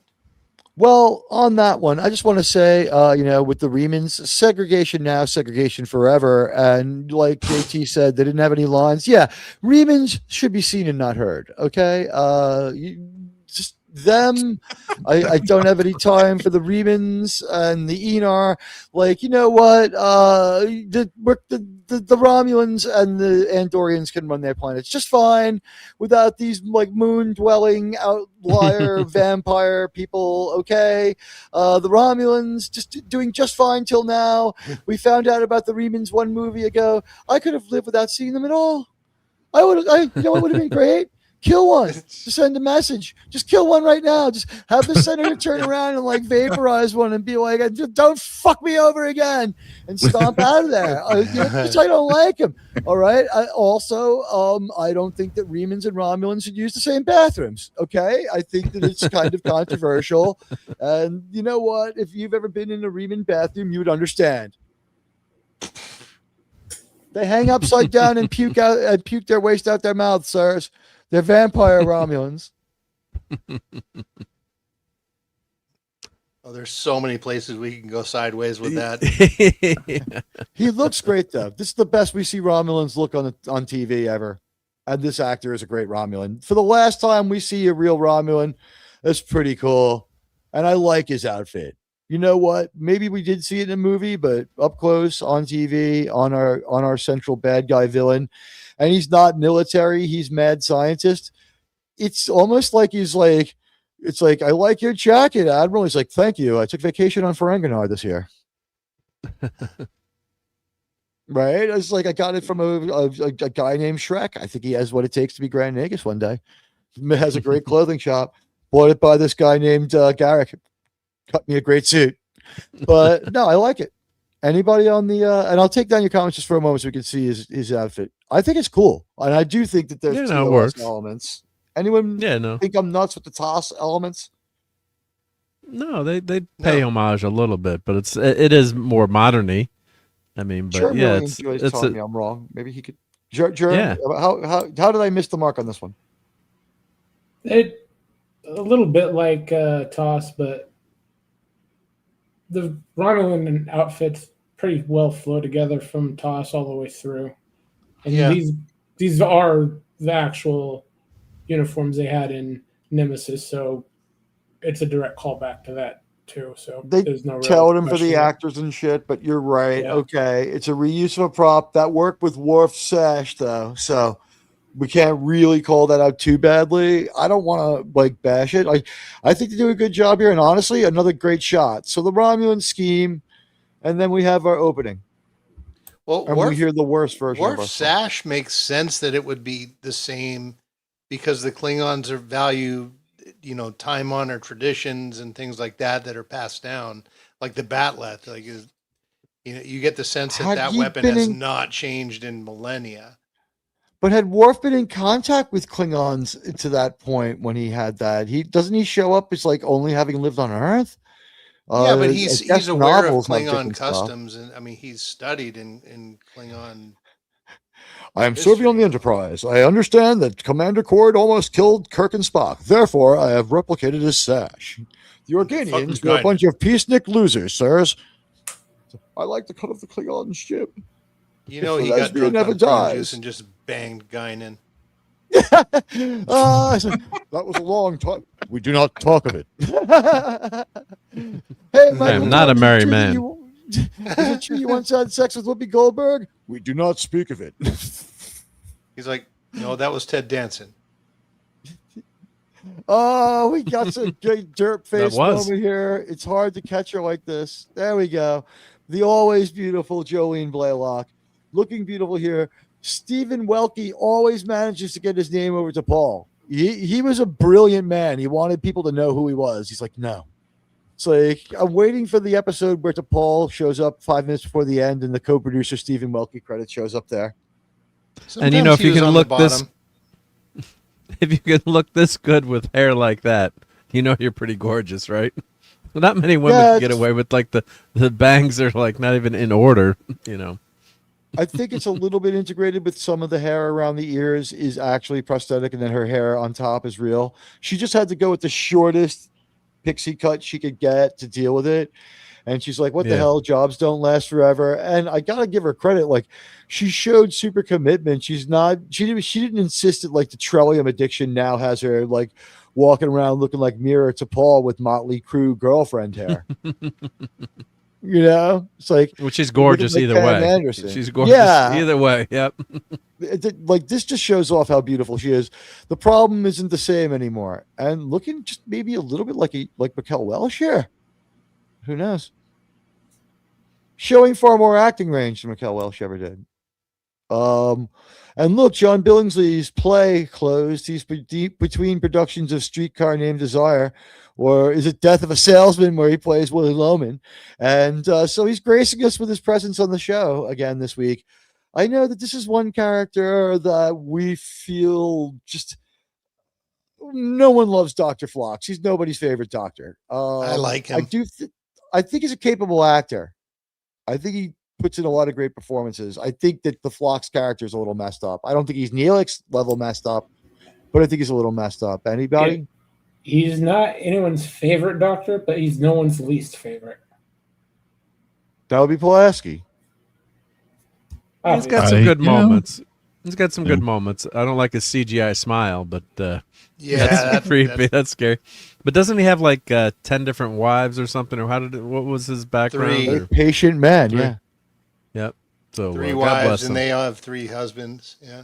Yeah. I know. I've always liked Phlox. I know I'm an outlier here on the crew, but I like him. I just like him. He's a excuse me. He's alien enough to make him really interesting, and Billingsley just portrayed him really well. Yeah, he's never not bad. I mean, he's never a bad actor. He's never a bad character, but it doesn't knock it out of the park like with the. But how can you replicate Kirk and McCoy too? It's Oh no, I don't think they tried. You know, they made him like, okay, let's make him different and make him alien so they could do different things with him.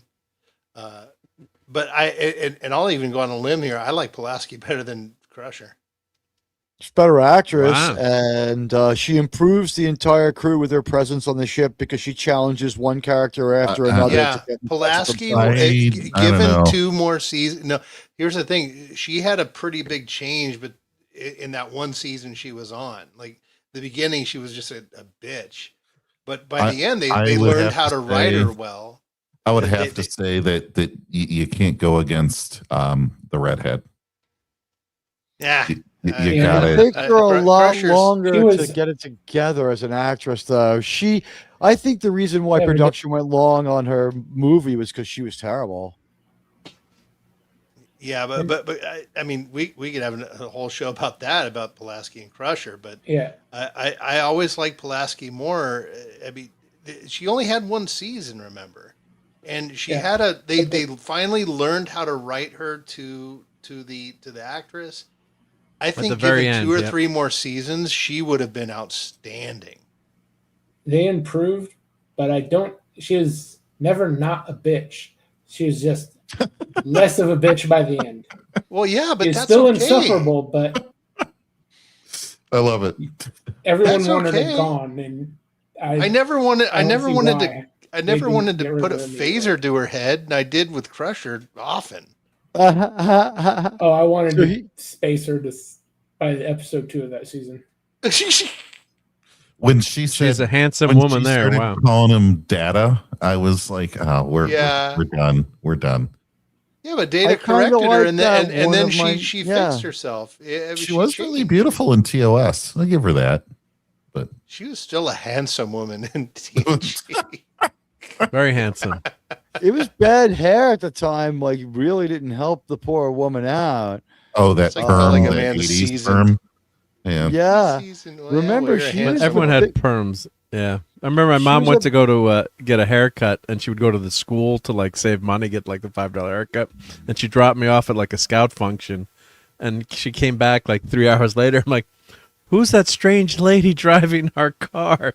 And like the girl had like cut her hair way too short and did a perm, so she had like really short like afro hair. It was a disaster. I'm just thinking like in the late 70s, everyone had that hairstyle. But yeah, I think my mom went to the hairdresser for that haircut and it still didn't work out. Right? It was like kind of doomed from the start. But hey, long range scanners have picked up an anomaly. Admiral Teague, incoming super chat. Thank you to the dead man with $1.99 super chat who says, we need a Star Trek Doctor poll. We could definitely do that. There's going to be a few weeks between the end of Enterprise and the beginning of Star Trek, the original series, where we're going to be able to talk about stuff like that. Ooh, we can have a whole show on the doctors of all the series. I'm going to say my second favorite Doctor is Julian. I think he's great. He's a lot of fun. You want to get laid better than McCoy, man. Well, I mean, if you're talking about Alexander Siddig dating, when Spock Kira, gets more bedtime fun than McCoy, something's wrong. And he did. By the way, Spock had like 3 love interests. If you're alone in life and you feel like you should have gotten married, this is like the same woman.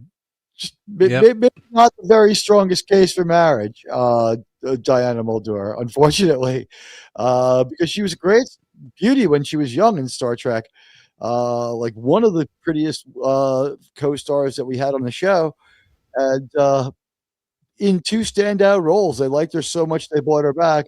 She also had her own show, and she was also on a bigger show called LA Law, where she was too big for the show to afford to keep her. But like, here's young Pulaski. Was she on LA Law? She was the original owner of the law firm who gets killed when the elevator malfunctions. And that's when she does her half season. Gene calls her up and says, look, man, my show's in trouble. And she's like, I've been friends with Gene for years, so I just went ahead and did it. So, like, these 2 pictures, guys, sirs and madams, they're only 17 years apart. So I don't know, think it over. Whatever. Makes me feel better That's about the hair. That's the hair, I think, unfortunately. Yeah. I'll be nice. I'll be nice. She's pretty there, though. She's a pretty lady. Yeah. This is the best picture of her they've got because it's from a distance. The flash washes out the worst of it, and you can see how if her hair was better, it would be fine. And she never had a killer body. She always had baby doll dresses, and she had like a tailored uniform to kind of hide that. So she was always like kind of like Nurse Chapel, where Nurse Chapel is gorgeous, but she's a face model. Like Nurse Chapel sells things like dental Invisalign. She could sell things like earrings and jewelry, or cosmetics. She can't sell a bathing suit. Like, you know what I mean? Like there are other models, like Jolene was a fitness model. She could sell a bathing suit. I don't know if Arded is, and Arded is really cool. He said, however we want to pronounce it, Arded says, super gay, but happy for you, bro. I don't know if you're declaring your gayness, in which case, more power to you. We use the rainbow logo all the time here on this show. But seriously, honestly, welcome. Like no shade. If you're calling me gay in a funny way, no problem. Who's that directed at, Rarded? I don't know. I won't be mad. No one's for your Julian. I think it's probably directed at me, but you know what? I'll take it. Like, here's the thing. I don't mind. It's funny. Like, here's the thing. It's a show we liked in high school. Sometimes you're going to have some high school like fun. If you want to rib me in good nature, you're allowed to. Trek Reviewer keeps making unfortunate comments about the Jets that derail the show a little bit. Let's put it this way, guys. The Jets. Jolene Blaylock could sell a lighter Admiral Teague at a bodega. Yes, she could. She could sell bacon to Mam Dammy. Anyway,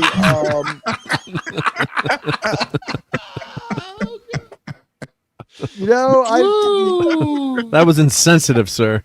Oh, sir. You know what? Let's see how much longer we have problems with him for. Are we like 30 seconds into this episode after 2 hours? Sir, that was so controversial. Sir. Oh, I'm sir. pretty sure we are. We're 5 minutes. Yeah, we're at the credits. We get our Romulan plot, and the Romulans have some sensitivity towards the well-being of the Aenar, because they don't pronounce the A for whatever reason. We didn't need it, but the Aenar, like the Romulan doctor, is slightly compassionate, and even the Romulan former senator's like, "This is what we do now. Just go and do it."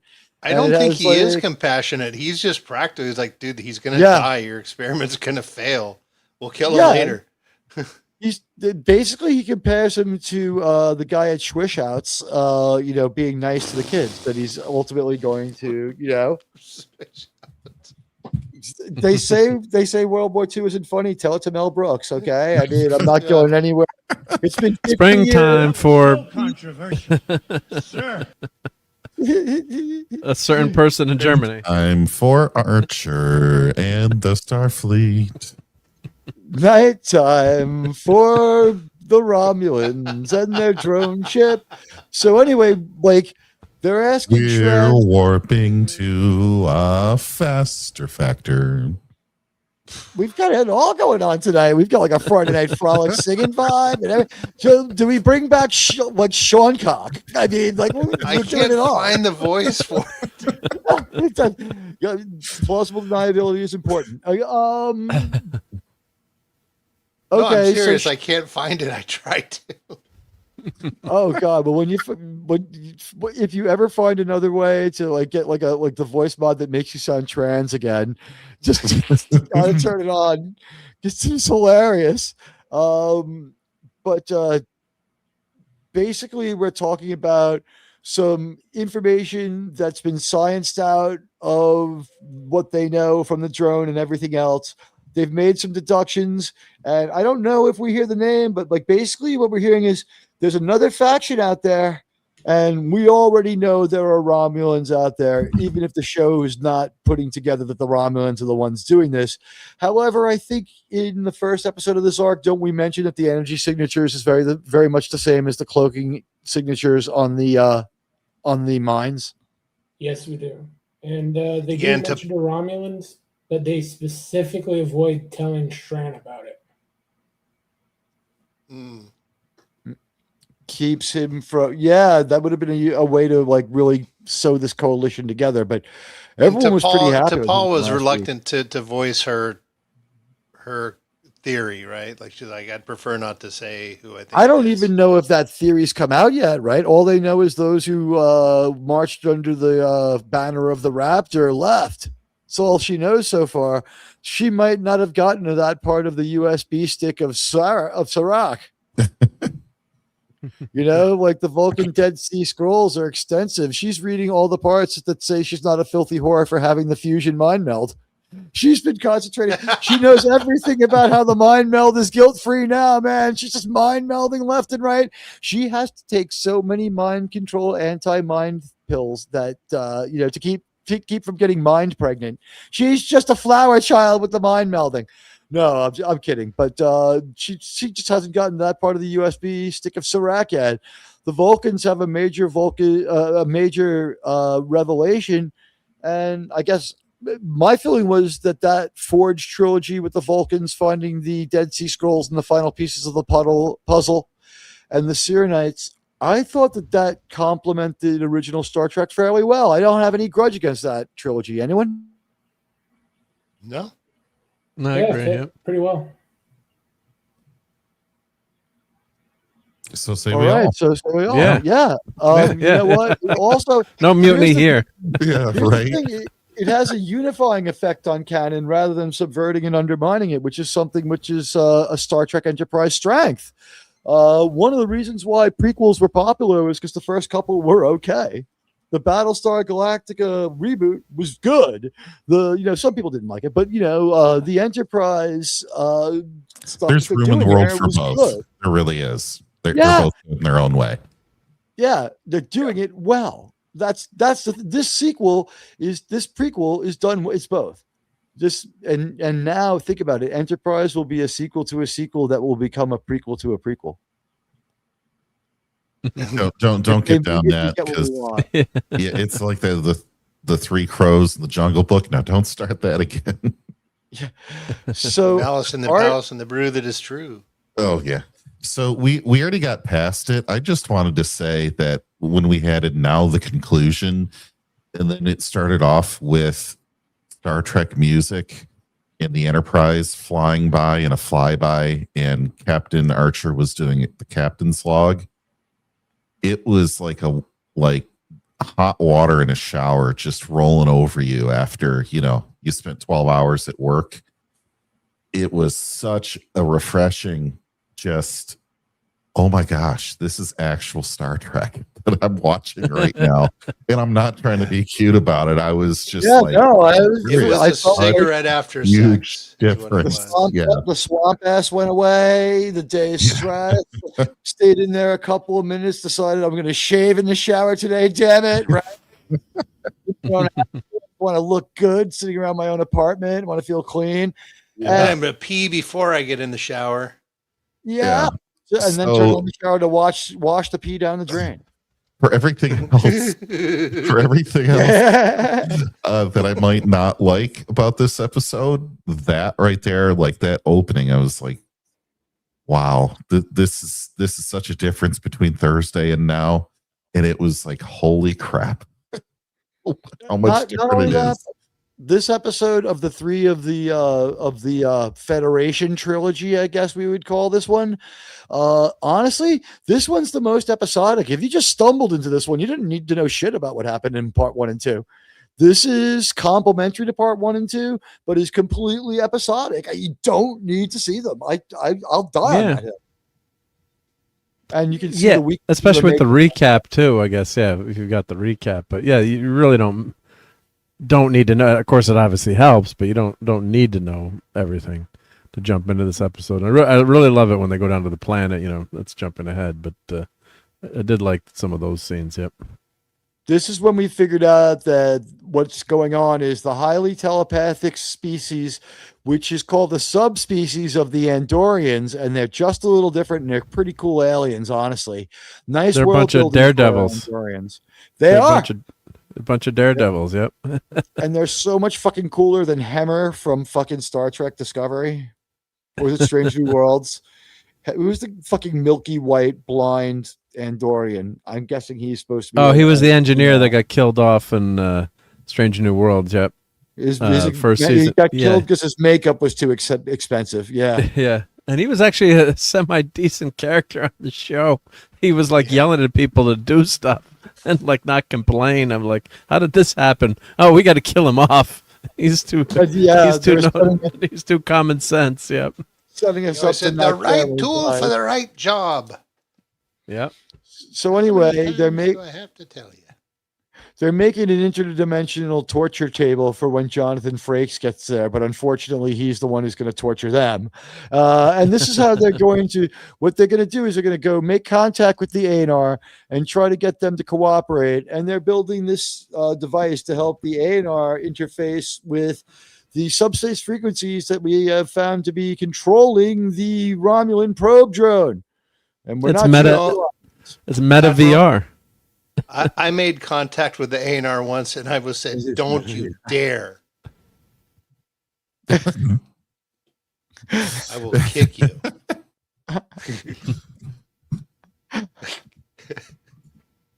Oh, come on, that was good. It was. I'm laughing. Sometimes there's no response, man. I don't know what to say. Death, disease, destruction. Is that what you wanted on?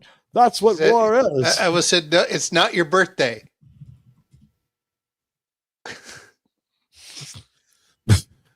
Okay. I've given you back the horrors of war. The Vendicans can now assume that you've broken your agreement and you're preparing to wage real war with real weapons. They'll want to do the same. Or the next attack they'll launch will do a lot more damage than count up numbers in a computer. They'll destroy cities, devastate your planet. You, of course, will want to retaliate. If I were you, I'd start making bombs, counselor. Yes, you're going to have a real war on your hands. You can either wage it with real weapons, or you might consider an alternative. Put an end to it. Make peace. I had nothing. What are you going to do? I already did the other speech from the episode. I kind of lost on this one.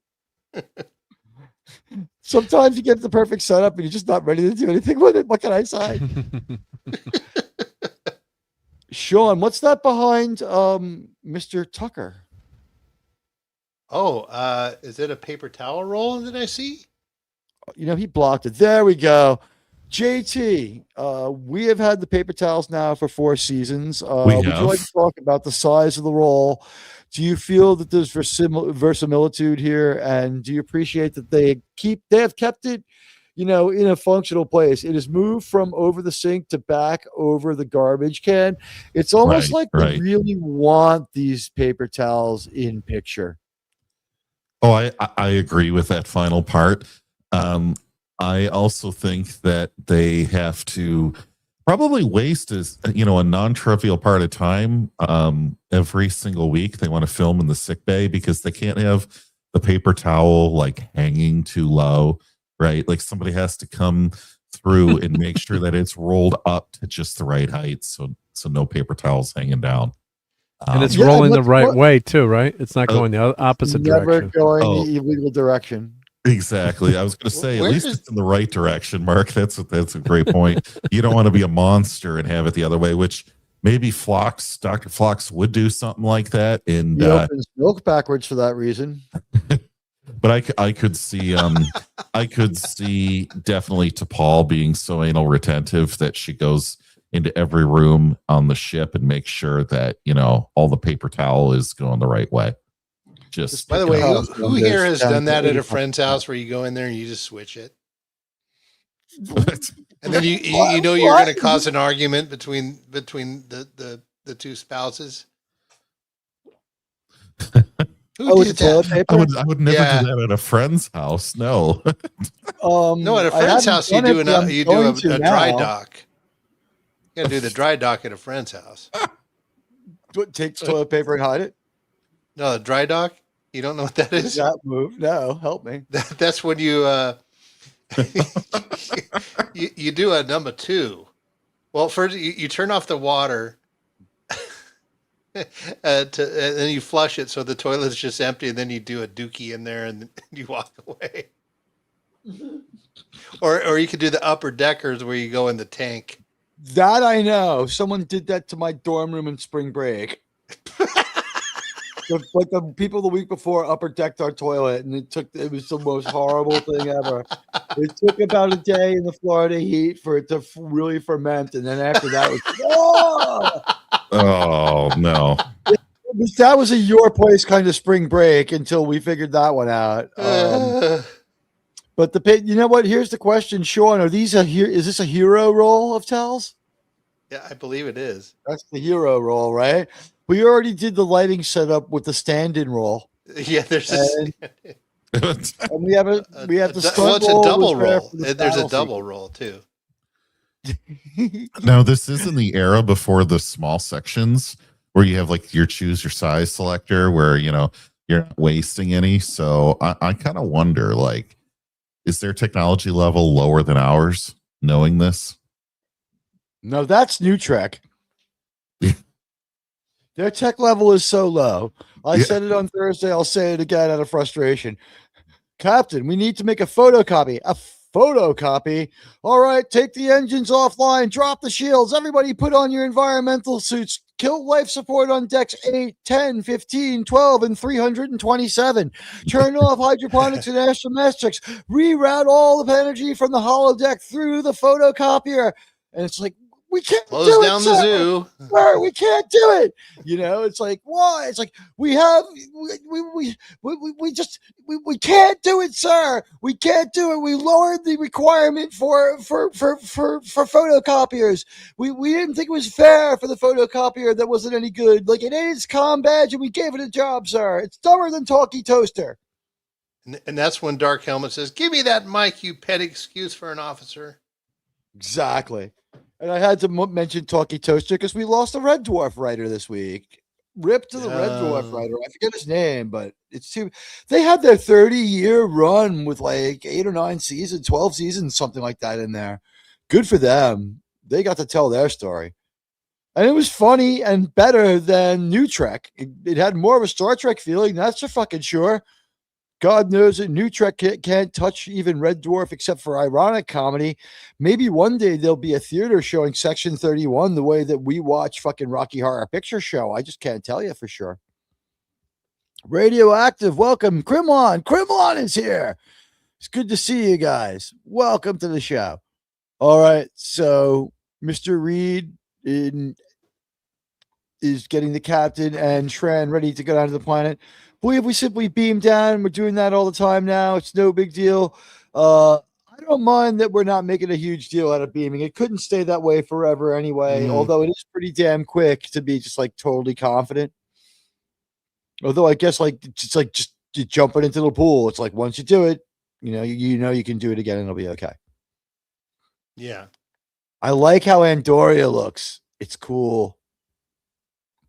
It's got is this the moon? Yeah, they're going to the moon where the Aenar live. So there's Andoria, and this is its moon.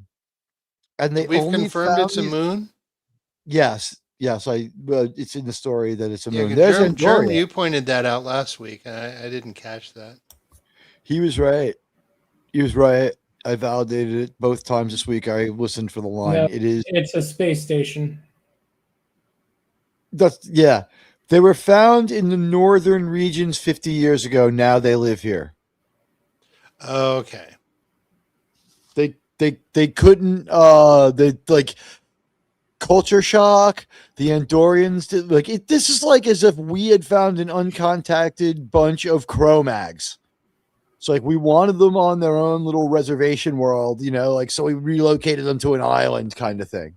So in the time since we made first contact with them, or the Andorians made first contact with them, one, they're not a secret. Two, they've been brought up to speed and they're at the same tech level as the rest of the Andorians, but they're all blind, but they're super duper telepathic. So it seems like the way that it's shown, they don't really need to see. Guys, does that sound about right? Yeah. Pretty much sums it up. Yeah. So this part right here, when they first beam down, you have Shran here, and he's like, what a great day, and all this. And why isn't he just wearing a t-shirt? Why isn't he just wearing a t-shirt?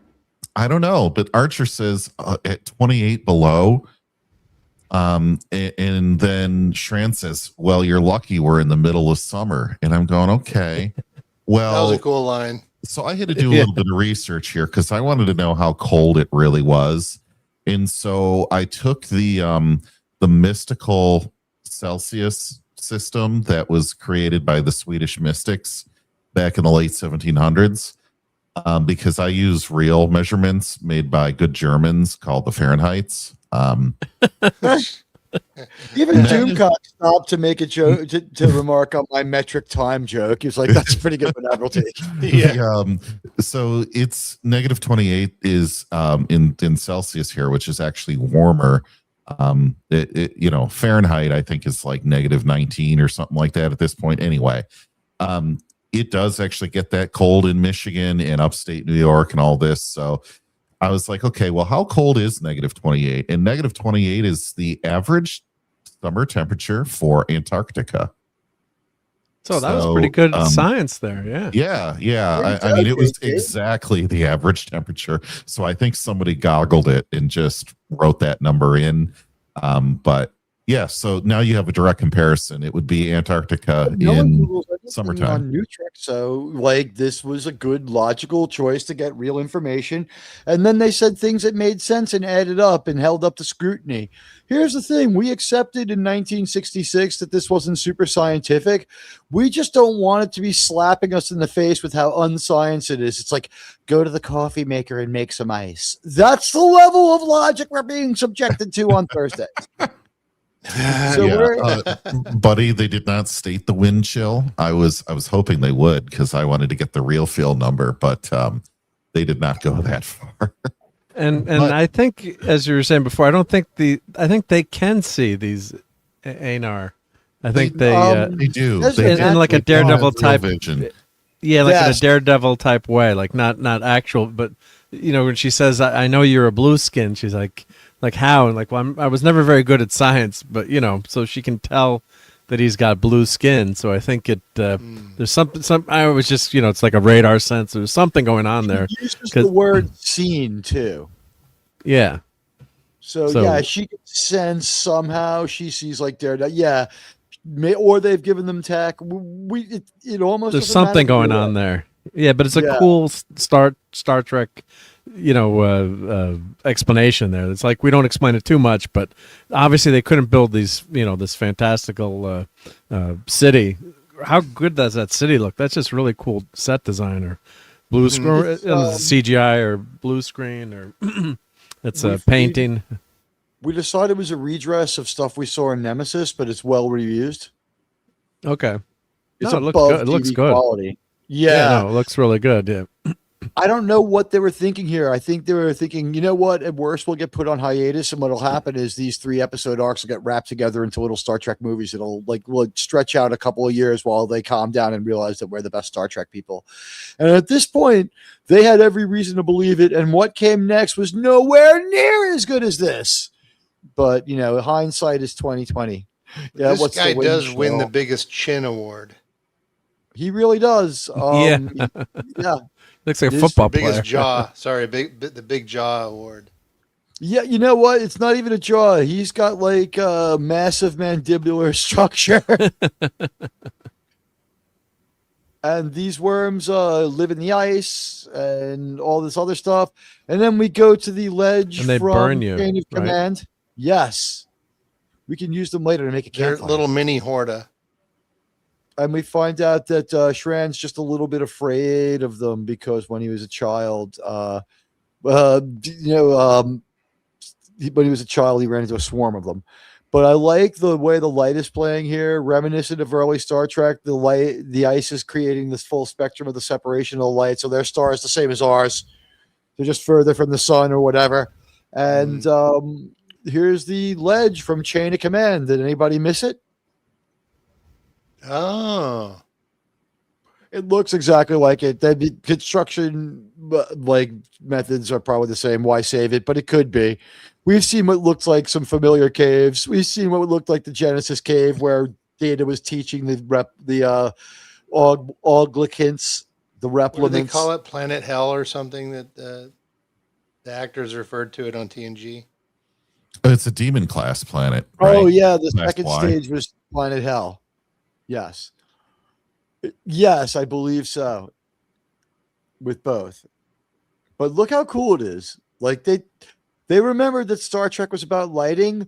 And you know what I noticed during this part too, while they were going down the stairs and the orcs were firing wrong franchise. So right before Archer yells, "You shall not pass," I'm noticing that this environment has its own sound. It has some kind of weird space wind and some kind of environmental ambiance.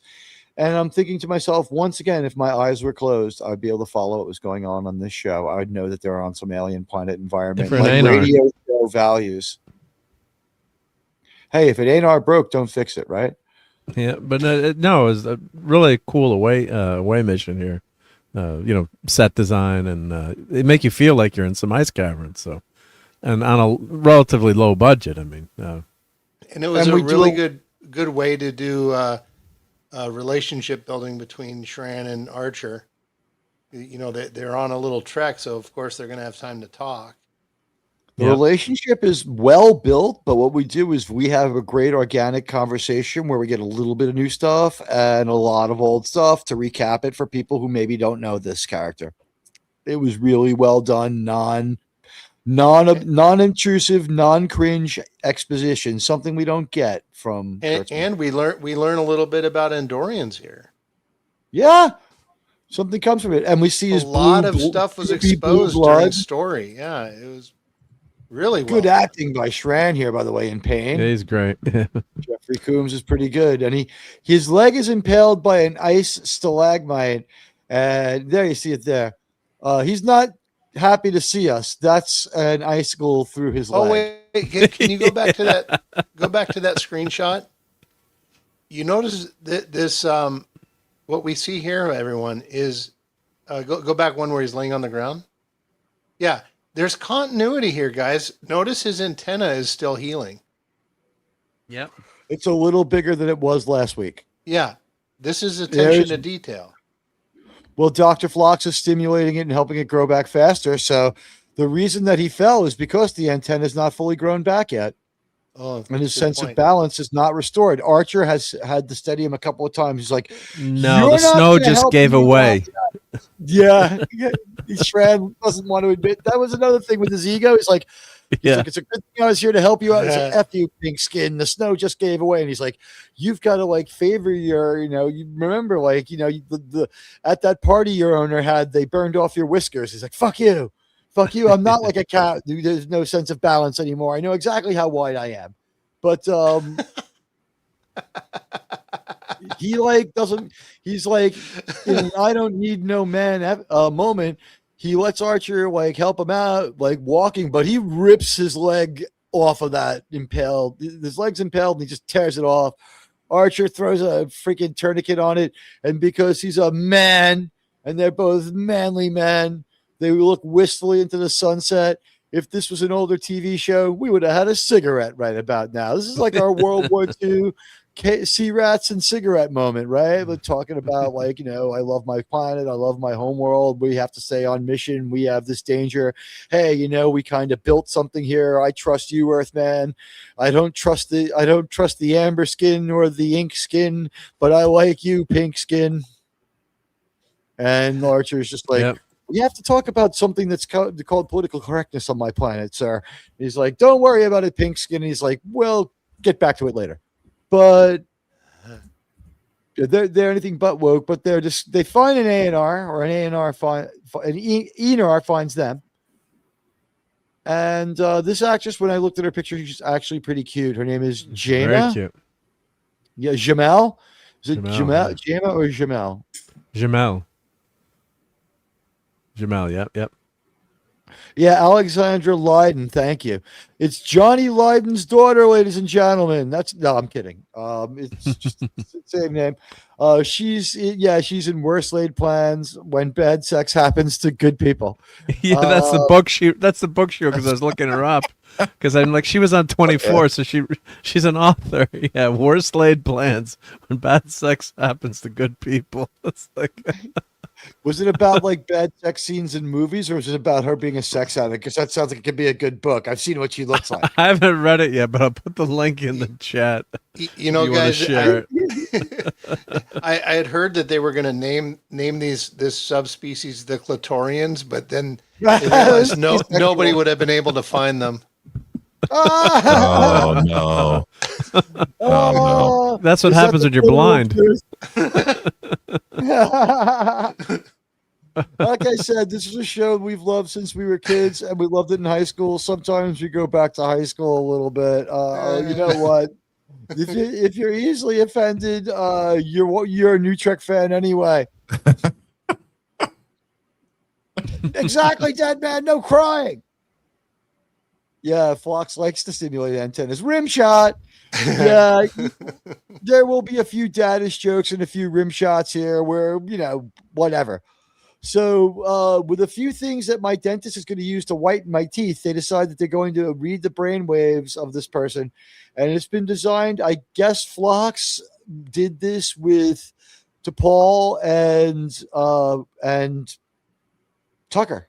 They created this dagger of the mind sort of. It's less damaging, but like the thing is, they know there's a lot of risks to it. It's high tech, and tension remains high between T'Pol and Trip through the whole thing. And I didn't see what was ultimately going to be Trip's way of dealing with this coming. I had forgotten about it. I knew it happened, but like it blipped in my mind that it had to happen soon. What was going to happen?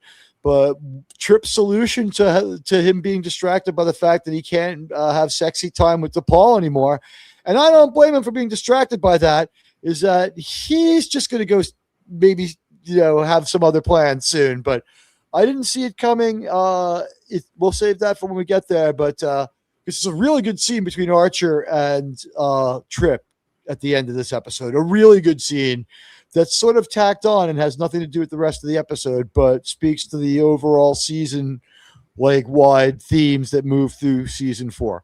What did you guys think of them cooperating to work on this? And Trip is showing how good he is with all the stuff. He's like, you know what? I found that, you strip off the terminals first a little bit and they work better. And then she starts, she doesn't even question it. She just does what he says. She knows, hey, oh, I thought that was Headcase showing up. It's the dead man making a comment. Sorry, I got the avatars mixed up, but hey, we still love you here. I'll be in my bunk. I'm going to stop in my sonic shower for about 10 minutes and think about how much I want neural pressure on my feet. But yes. So what did you guys think of their performances and how they played it here? And did you see what was coming? Yeah. I think they go ahead, Nip. It was pretty obvious something was going to happen eventually. And they needed something big like what happened, but Teague checked the subspace. I thought I did, but maybe I missed a message. Hold on a second. Okay. What's going on in your channel this week? Do you have time for that? Yeah, we have Marshals tomorrow and Godzilla versus Biolante on Monday. Yeah, and we'll do the Marshals 1 review tomorrow, I guess. Okay, Germ, thank you. And I'll beam you down to the planet. Good night, bye, buddy. Germ. Bye, everybody. Good night. Take care. Bye. See you. You want to give us a grade quick? It's a episode. The writing was great. All the acting is fine. They stick to canon, keep everything in continuity. Solid A. Yeah, do you know what? You're going to hear a lot of that later. Okay, we tipped our hand. Bye, Germ. We love you. Wait, hold on, Germ. Germ, don't go. Yeah. What is your best of the three? Like, what's the best episode out of this trilogy? I'd say episode 2 was the best of the 3. Okay. I'm with him for whatever that's worth. Okay, Mr. Germ, thank you. Having returned Germ to the planet, I'll ask you guys to tell me a little more about the tension between Trip and DePaul. The relationship that we thought, first of all, I didn't see the relationship coming, but the writers planned that one well. The relationship we thought we didn't want that I then got used to and enjoyed, and now it's going away and she's going to split, and this is one of her best uniforms. Go for it. Is it one of her best uniforms? I think she looks great in the blue. I think. You think so? There was some some shots where I'm like, okay. Wowzers, yeah. I think she. Well, I mean, Jolene Blaylock. So, but I really like this uniform on her. The New England Patriots one is always going to be the best. The Patriots dynasty silver on silver is always going to be the best. But, there are a few good ones. I like the Wilma Deering white one a lot too, but this is one of the best ones. But okay, performance wise, JT. Performance wise, like the performance of her costume? Yeah, the performance of the actors' interaction. I thought we were still talking about the uniform. Oh. Well, we covered the paper towels for 4 minutes. I think we were thorough on that one. I liked it, although I don't know if this dialogue was really the strongest in between these two. I did find the joke funny, even to this day, where he's like, "Oh, so you're talking with Dr. Phlox about me?" That was kind of funny. And then she's like, telling him to cool his jets, like it came up in passing. Yeah. So anyway, Mark, thoughts on did you see what was coming, and what did you think of their interactions? I didn't see what was coming, but it makes sense.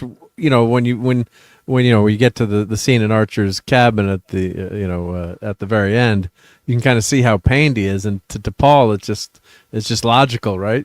She's just, she can't be that attached, right? I mean, maybe on the inside a little bit, but she's just gonna act like the logical Vulcan. So I could see where he's all broken up here, and I would be broken up too. So I didn't see what's happening. You knew they would try to do something, I guess, dramatic, but I didn't envision, he'd ask for a transfer. Like, what? I wish he had lost it and torn the top of her shirt open like Kirk's evil half did after the, enemy within episode and maybe gotten scratched. Could we have used that transporter to have an enemy with it? Yeah. Could we have had an enemy within type episode first where we got to see, her like sort of with a torn up blouse? But okay. Yeah. All right. JT had to say, Mark talked about it. Sean, did you talk about this one? What did you think about our performances here between T'Pol and Trip? And did you see what's coming for Trip? I did not see what was coming. Well, yeah, I kind of saw what was coming because they were kind of foreshadowing it a little bit. But this is really good chemistry between the actors. You could tell that they're aware of what's going on. They've had all these, 2 or 3 seasons of this tension, and I like it. It was really good that you could tell the actors understood what was needed of them here. It was really well written, really well performed.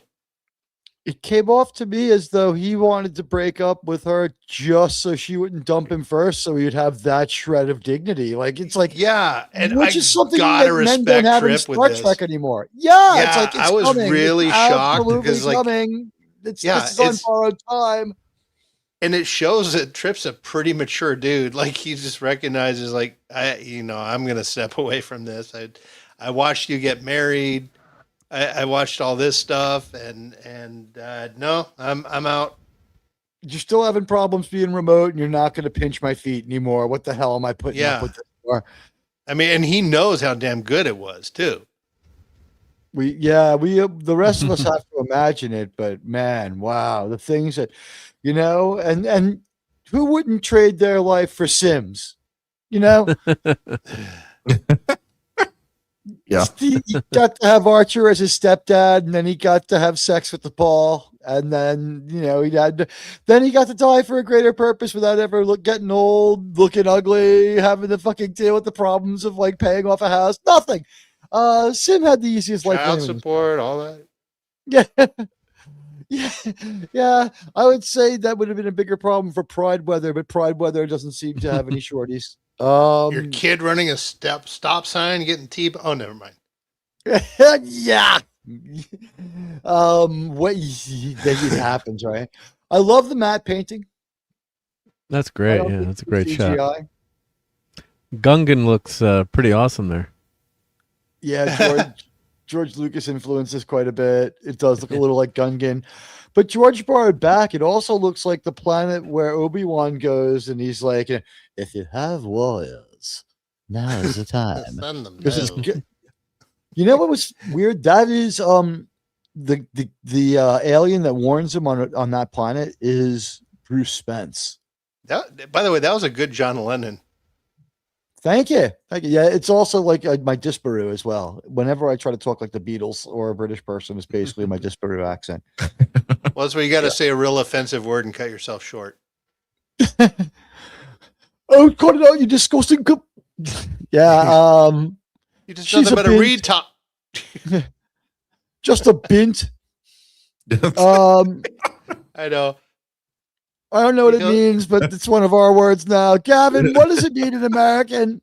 I like slag better. I like slag. That's my favorite. Yeah. Slag seems to have changed meaning from when the Stones used it. It used to mean people shit talking you. Yeah, it's a great word. I think we talked about it last week, or on Thursday we talked about it. They put some blue painter's tape on Transleg. He's going to be all right. And we learn a little bit more about the Aenar, sorry. And some of them are more hesitant to mix with outsiders. This one really doesn't dig Archer. They have a rule about reading people's minds without permission. About her in this scene than 3 of 10. You might say, well, she's far more attractive looking. Well, this one. True. This is the one who speaks for the other ones. The good looking one is the one talking to Shran. Yeah, but this is like Shran Maris. This is Vina post reveal. They ask permission. They ask permission. Oh my god, we had a Cage reference. Wow. We're getting close. They actually ask permission before going into your mind, unlike 3 of 10 that just does it. Yeah, that's true. That's true. Here's the thing, though. Even I like his thoughts are so surface level, and he's such a fucking pouty bitch that I can tell what Caleb. I can read Caleb's mind. Right. It's like his pain is right on the surface because he's a one-dimensional piece of shit like all the rest of them. Hold on, let me do the Caleb expression. You nailed it. Yep. That's every scene. Hey, look, my bed's made. How'd that happen? Wow. I actually do every morning. You know what's funny? If you Google like military leadership, like one of the first 10 results is make your bed because that speech was so well known. That's when I started doing it. I listened to that speech and it's absolutely true. The other message would be spend $699 on the full-size pair of Starfleet Academy Fluvog Dominatrix boots that like you get laughed out of any fucking nightclub in unless you have a time machine to go back to 1990 when they were in. Just absolutely terrible. So anyway, last time Kurtzman got laid, I swear, by a woman, perhaps. Here's the thing: the Aenar will not read your mind without permission. Archer gives permission because it's going to be easier if they read his thoughts. And also, like, you know, once you mix minds with these people, you're not holding anything back. They know you're telling the truth. And what the Aenar says is, I like the dialogue. It's real good. She's like, you believe this? And he's like, yes. And she's like, you have good reasons. And he's like, yes. And she's like, you're probably right. That's more or less how the exchange goes. And she's like, I think maybe this might have something to do with the guy who disappeared up on the North Ridge last year. We sent him up there to do fuck all, and he never came back. They looked for him for a while, and we pretended like we cared, but no, I'm kidding. One of them disappeared earlier, like a year earlier, and like obviously it's the ones the Romulans have kidnapped. And the focus of the show then moves to Shran, and these two scenes are interwoven quite well. The mind meld hasn't happened yet. Shran is talking to our other Aenar, the female. She is, even in the Aenar female makeup, she looks cute. Yeah, she's a cutie. She's very cute. Yeah, if you look up what the actress looks like in real life, or not with the makeup, But you never know what those antennae can do for you, too, so. So Paul's hair looks a million times better from this side than it does from the other. I don't know what the hell's going on. They're still not totally sure how to give her hair consistency. That last scene, was that an interaction between Shran and that girl? She may not be around yet. He may be arguing with the same Aenar that that Archer is. Yeah. That's one thing I do want to talk about. Yeah, sorry, my bad. So anyway, we have some cool Star Trek props that. You know what? Not every prop in this show really works, but this could have been in Corby's lab. This was fine. And I believe look at that, guys. I believe it's a food replicator, isn't it? Yes, it is. Yeah. Yeah. So Archer and Tucker have one, but we don't have one at Starfleet Academy. Anyway, some mac and cheese. It's true. And why? Until he finally realized she could ask the replicator to give her the slimming pills. For whatever reason, for whatever reason, she's not going to jog. That's for sure. For whatever reason, T'Pol now has military badging. It makes sense. She's part of Starfleet now. But for whatever reason, that has pulled together almost all of her outfits in a way that they never had any kind of cohesion before. The NX badging on her uniform really helps bring her into their world, and she's got one on each shoulder, so I like it. I like the way it kind of. You noticed her shoulders? When you edit the video and stuff, sometimes on the third. Here's the thing. Here, the logo is right near her boob, so my eye was naturally drawn away from her boob for a moment. But like the man that I am, I concentrated mostly on her boob. But Trip's feeling progressively uncomfortable. Their love story, by the way, this love story never comes close to being anywhere near as cringe or as dysfunctional as any Deep Space Nine story.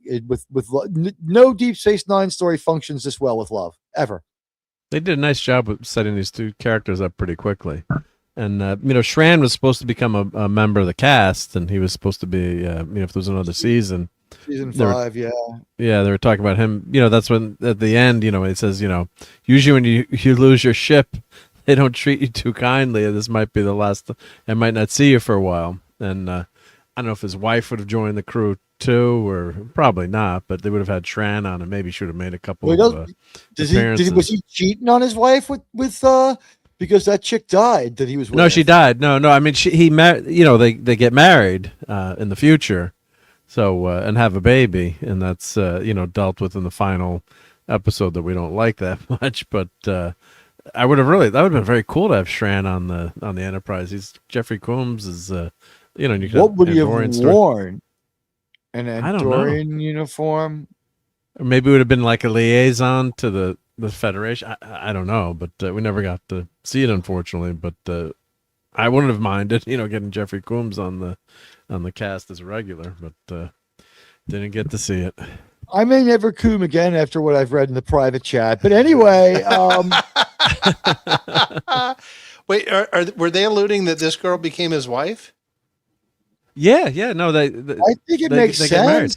They get married. Yeah, these actors work so well together. I don't know. Jeffrey Combs is great, but she's feeding off his great performance, or she was just born to be a Star Trek alien. She plays this part real well, and we can see she's so much younger than him, though.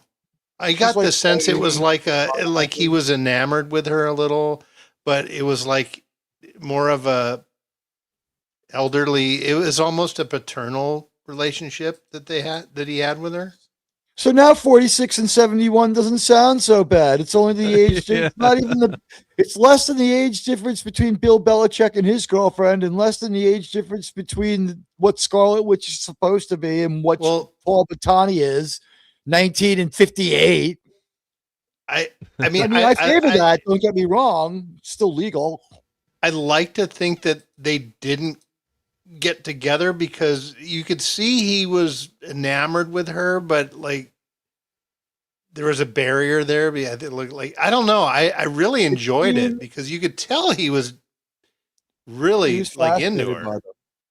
I think here's the deal. We don't know how long their lifespans are. Maybe it won't matter in 10 years that he's this much older than her. Maybe it won't matter at all. It didn't bother me. It didn't bother me at all. It's just the sense that I got.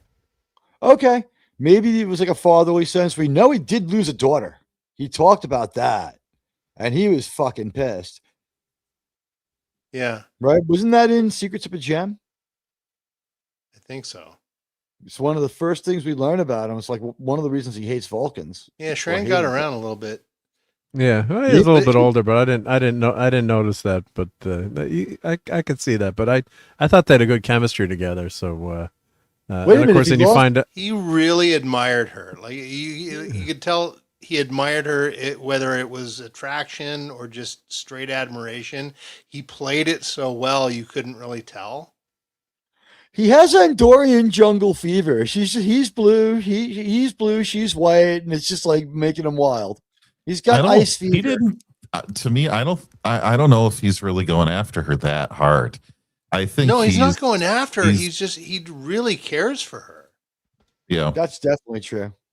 It's so well played. I like that we don't know. It was just really well done. We need to see more grieving period that the woman that he did love got deleted by the right. By gosh, what are they? Sorry, it's getting late, folks. My brain's stopping here. The Tellarite, right? Was in an episode and a half ago. You don't want to have him go too hard too fast with another love interest that soon. Well, you don't see George Costanza calling Marissa Tomei as soon as when his fiance died. So I'm available this weekend. Anybody feel like coffee? Sorry, we couldn't save her. We swept the Orioles, his decision to go with the cheapest envelopes, and they were recalled because there were a lot of complaints about the glue on the envelopes. You see Susan licking that last envelope. Yeah. That actress was great. We went full circle with Susan. We hated Susan, then we liked Susan, and then we favored Susan over George and felt like she needed to get out of that marriage. And George kills Susan, and that might be somewhat of a shark jumping for Seinfeld because they all had no emotions. But I was like, all right, coffee's fine. That was when the show just admitted, yeah, this is a show about really horrible base people. Go ahead. Yeah, I was going to say it's a relevant conversation because they mentioned Star Trek 2 and 3 in that episode. Do they? Yeah. They're comparing Star Trek 2 and 3, and Kramer's like, yeah, I know a lot of people say Star Trek 2 is a much better piece of work, but the Search for Spock, come on. I got to give him Kramer's not wrong on that one. Yeah. And Search for Spock is a great movie. I mean, Wrath of Khan is better, but I love Search for Spock. Yeah. No, great movie. Yeah. Underrated movie. I like anyone who is into Star Trek enough to know about the odd-numbered movie curse, but I think it was overblown. The first odd-numbered movie that sucks is 7. Yeah. Search for Spock is so good because it's so much the focus on friendship and loyalty. There's no problems with 1 that haven't been pre-explained and aren't justified with what happened, and now we've got a great movie. 5, I can't wait for the discussion on that movie that we have. 5 was pretty good. Yeah, that'll be a great one. We have a lot of great Star Trek left ahead. What's really fun is we'll have the unique perspective of coming from Enterprise first. So we'll be like, that's something that we didn't realize was broken canon, or, hey, they served that well in this one. Because with the Ferengi, it's kind of the only thing I can tell myself about how we should encounter the Ferengi is, hey, Real Head Case, good to see you. When it comes down to the Ferengi, the one thing I have to say is we didn't do a lot of prohibitive dialogue. He very well could have found out what species they were, and Starfleet, that very well could have been a recorded first contact. There's nothing in the episode to tell us that they never told anyone else they met them. It's just ew, we met these weird space, people. They were pretty perverted, and we'd seen all of them before. And Ethan Phillips redeemed himself, but aside from that, they're pretty nasty, sirs. Hey, can I have a hot take? Go ahead. Just we were talking about the comparison between 2 and 3, and I don't want to derail the conversation too much. Here's my thoughts on between Star Trek 2 and 3. Star Trek 2 is a better movie. Star Trek 3 is better Star Trek. Because of the tones of that entire movie is loyalty, friendship, and sacrifice. Well, I mean, sacrifice. Yeah. It's better Trek, but 2 is a better movie. We also I guess just going to a planet that we see that's different from every other planet. We create it in 1, but we go to a planet. We go to SETI Alpha 5 too, though. All right. Back on Romulus. They do feel a little bad for the Aenar that they're going to force to control this drone ship, but they give him the subcutaneous communicator shot to the neck, and they strap him into the device that helps him control the drone. Meanwhile, testing of the drone onto Paul is promising. That is different from the device that Nicotino straps into. Right. This one also will whiten your teeth.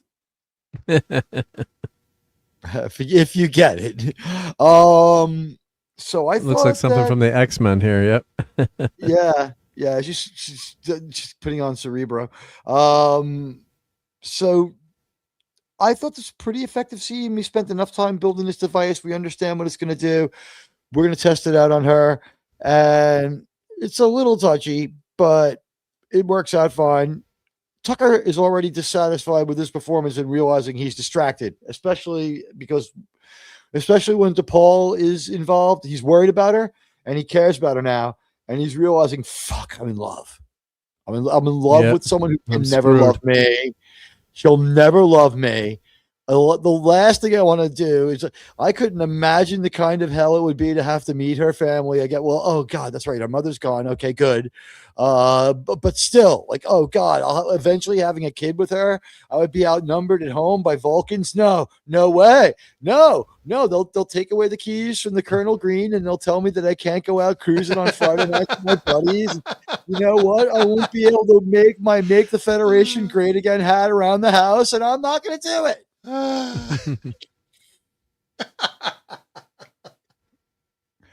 Is it true that we the keys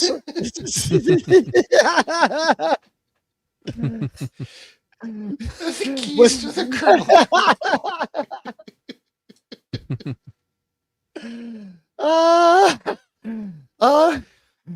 All right. I was gonna say, why is Shran wearing a coat when Archer's breath isn't even fogging? We didn't preserve the coldness. It was just, I guess we're showing off the last of our uniforms. It's cool. I like it. We're gonna get out of here, go back to the Enterprise with our Aenar subject, and the Romulans are preparing to deploy a second drone, which may overload and destroy the captive Aenar's brain, the way that New Trek overloads and destroys our brains.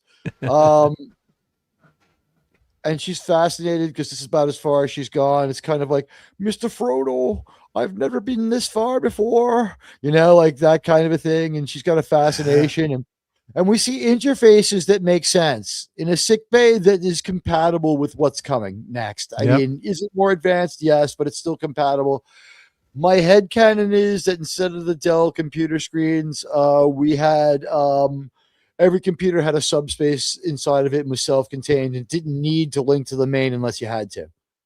Like every computer was super double redundant. That's why they were bulky. That's what I tell myself. We're NASA. We double up on everything. Exactly. Yeah, for safety, or in case you want to be like Khan and plot the how to destroy the ship from the privacy of your own quarters where they're not watching you.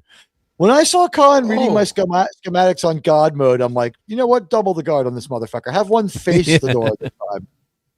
Go ahead. I just noticed something on this screenshot right here. You notice that little grit, that little mesh thing in the background? Very TOS. Very TOS, sir. Yep. Never noticed that before. I like Is that the entrance to the decon chamber? We have never seen that room before. We're in a part of the med bay we haven't seen. But we have a great conversation between two good actors here that I enjoyed. Yeah. It's like Fox is experienced in relationships, that's for sure. What's weird is that we kind of forget that Phlox was instrumental in them being together. He's like, you have been doing more than having neural pressure with her. It's like, motherfucker, you hacked the camera in that room. He sold the tape.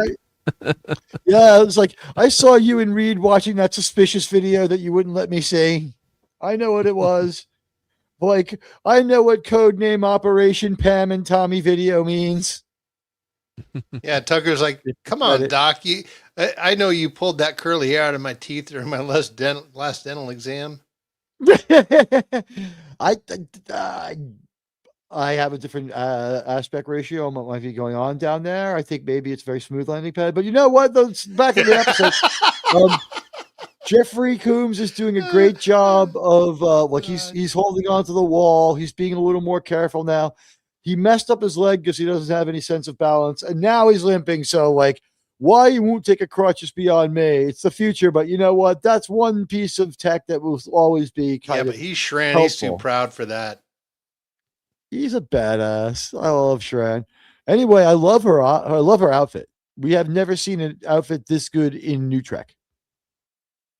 Well, that's a low bar to clear. It's symmetrical. Like one length on one half is as long as the length on the other half, which is too hard to do in New Trek, right? This character aesthetically reminded me of a specific character from a specific sci-fi show that is in Star Trek. Anyone want to guess before I say? She does look like the Farscape alien a little bit, but I had a different character in mind. I'll just say the name, Delenn. Babylon 5. I've never watched Babylon 5. I've never watched it. Yeah, me neither. I think it looks a lot like one of the like Bill Newman's books. Mark, we need to correct that because I've heard it so good. I'd started I'd started watching a few episodes, and Clobberin' Times was you don't have to watch it, but you're gonna like it. It's pretty good. I started watching. Yeah, so he loved that show. Yeah. There are visual problems in every episode of Babylon 5. They never had enough money for a great set. They never had enough money for enough extras. And they had as many as they could. When they had a group of military types, like if everybody was overage and out of shape, they couldn't pull off like prime extras. They couldn't pull off prime sets. They had special effects that were inferior to video games. That movie, but that's fine. That probably made good stories, though.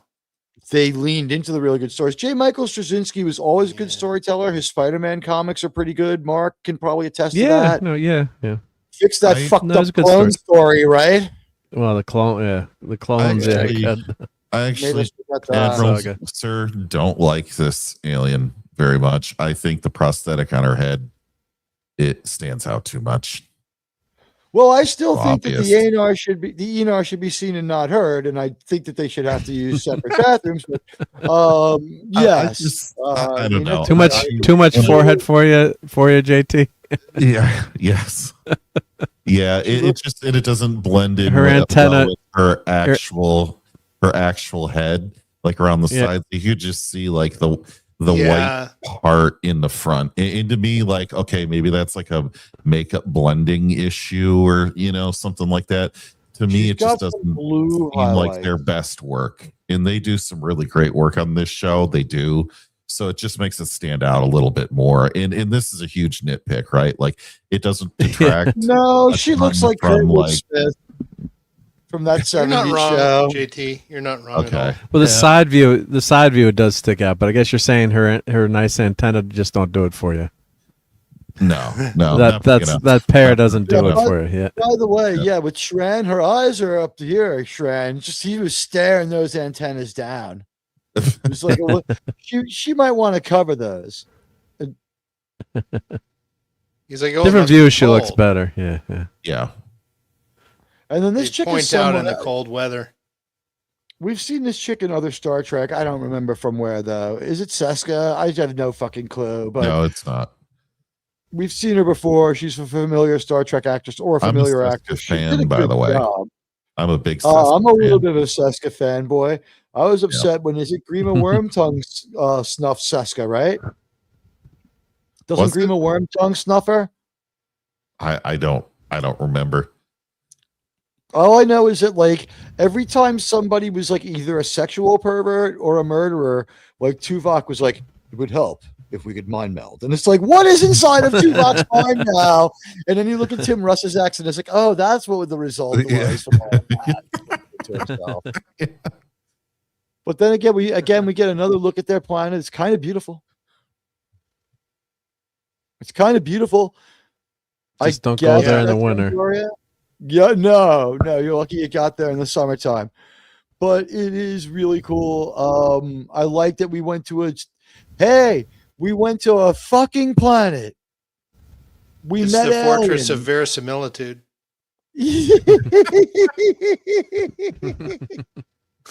That's good, man. Sean, man, you got me with that one. You know what? We saw a strange new world. We saw an alien species. We saw another subspecies of the alien species. They weren't that different. They made sense like man and Cro-Magnon man. It wasn't man and monkey or like whatever. They were distinctly different enough without being night and day. The species, both species make sense. This species makes total sense within the context of the other one. They have an Earth-like solar system. They're just a little further away from the sun. Otherwise, pretty close. They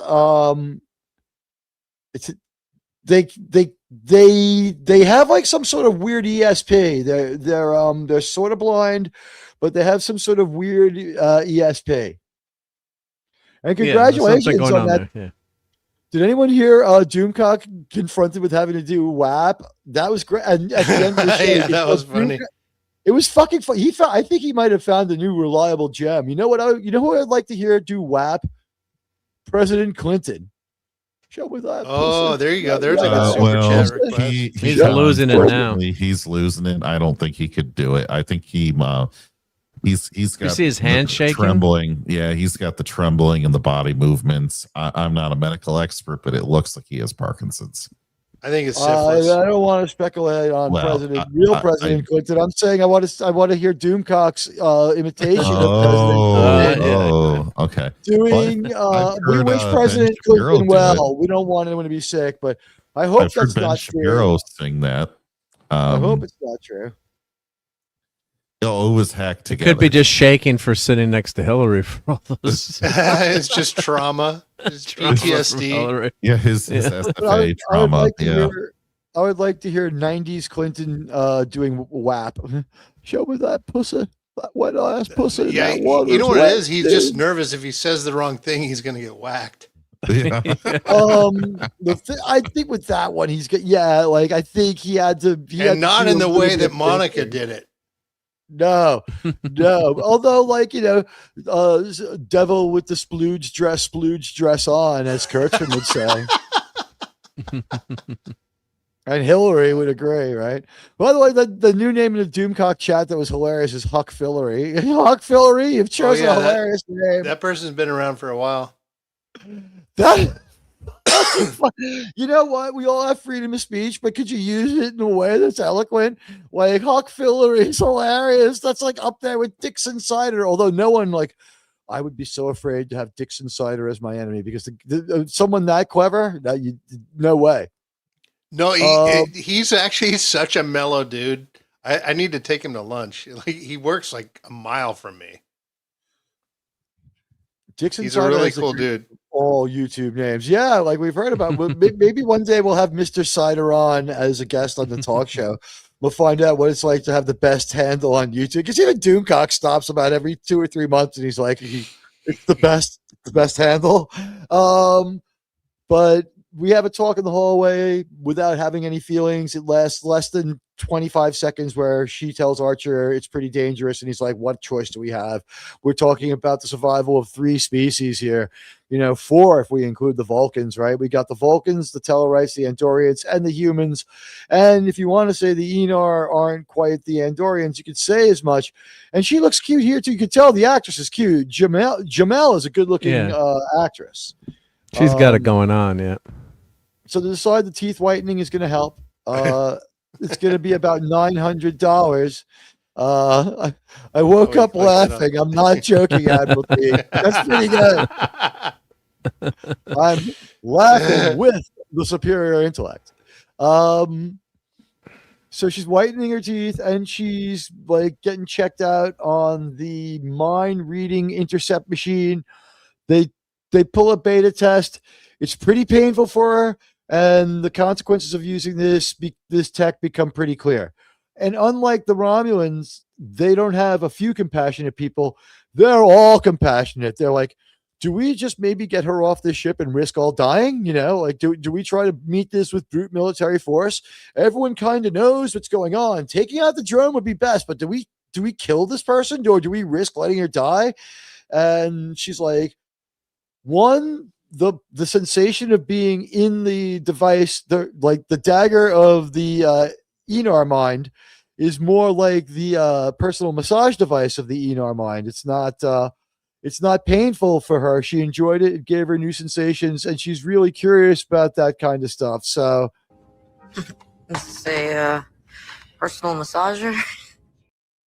No, it's a mind stimulator. Well, they are the Aenar. Yeah, whatever. No comment. After this week, there won't be new Trek for a while. And I don't know, if I'll be around on Thursday. Uncle Dick is being very serious. We'll have to talk about that quick when we get.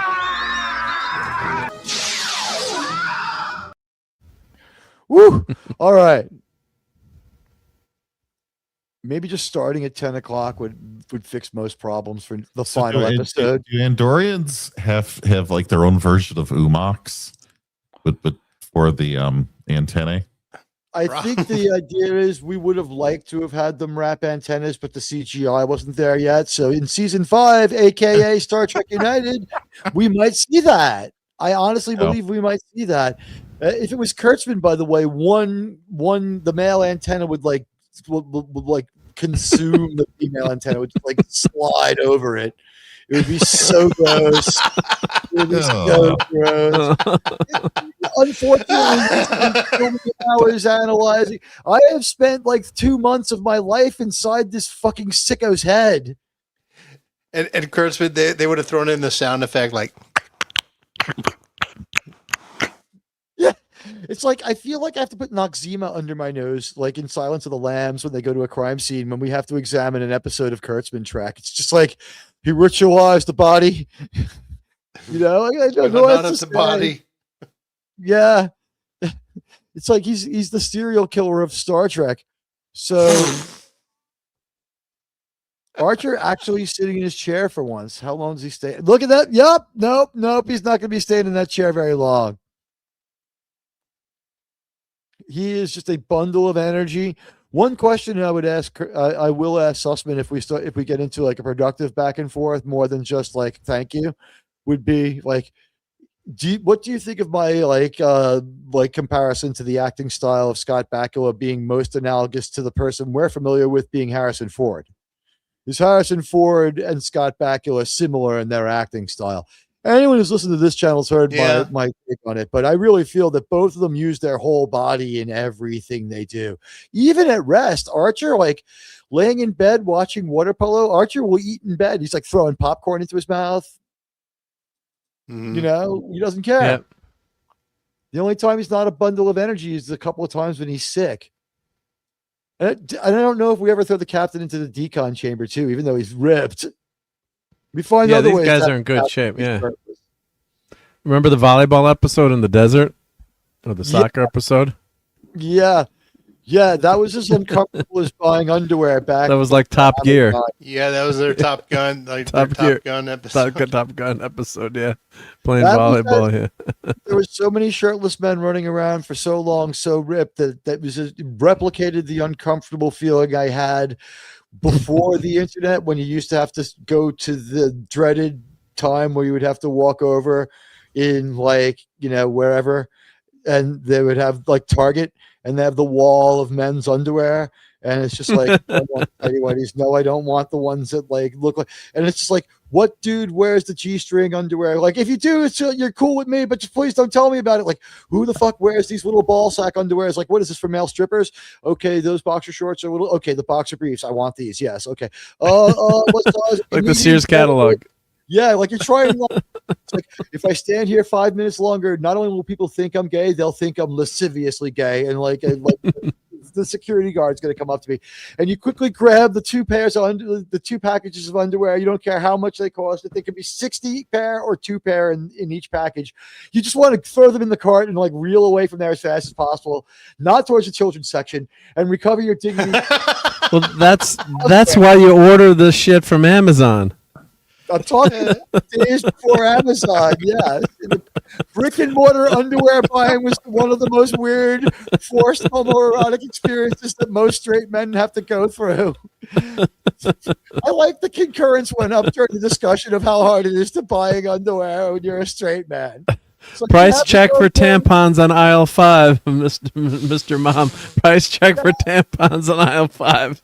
Michael Keaton's dying there. Yeah. Yes, some like, God forbid, some woman walks up to you and asks you if she can help you. It's like, sir, can I help you? It's like, you want to say no, but if you say no, it looks like you're enjoying staring at just the torsos of really ripped dudes covered in oil wearing whatever underwear.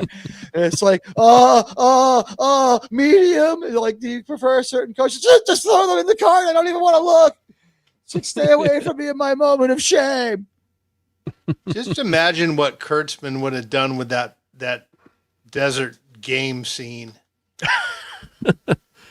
Well, you guys saw that comic book that I posted to our group chat. That's a real comic book that they're coming out with.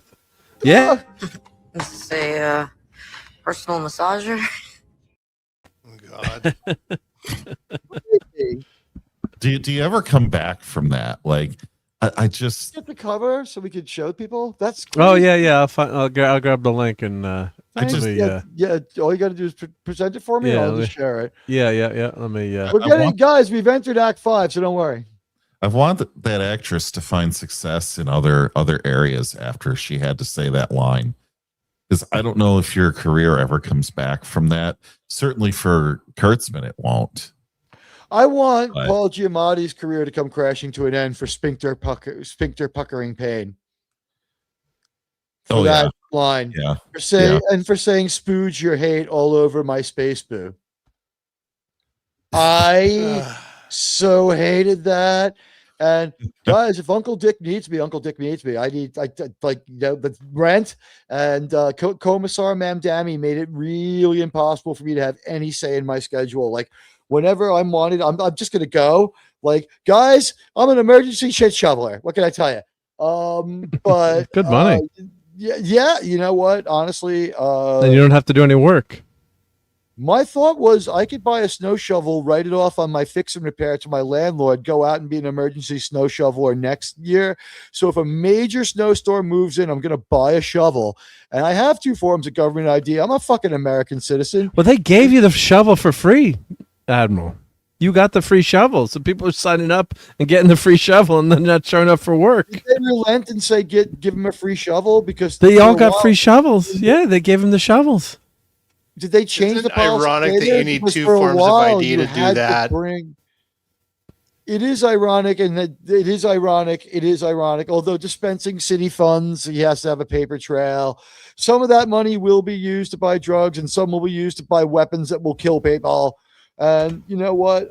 Unfortunately, I mean, this is a little real world stuff, but in a major city this big, there'll be an incident where one of our brave Guardian police officers will be shot, and hopefully they won't be that badly hurt. But will the mayor go visit the perp first? Yeah. Well, that's what they did with the guy that with the psychotic guy that tried to stab the cop, or did he get? He tried to stab the cop. Yeah. And he said he should be released.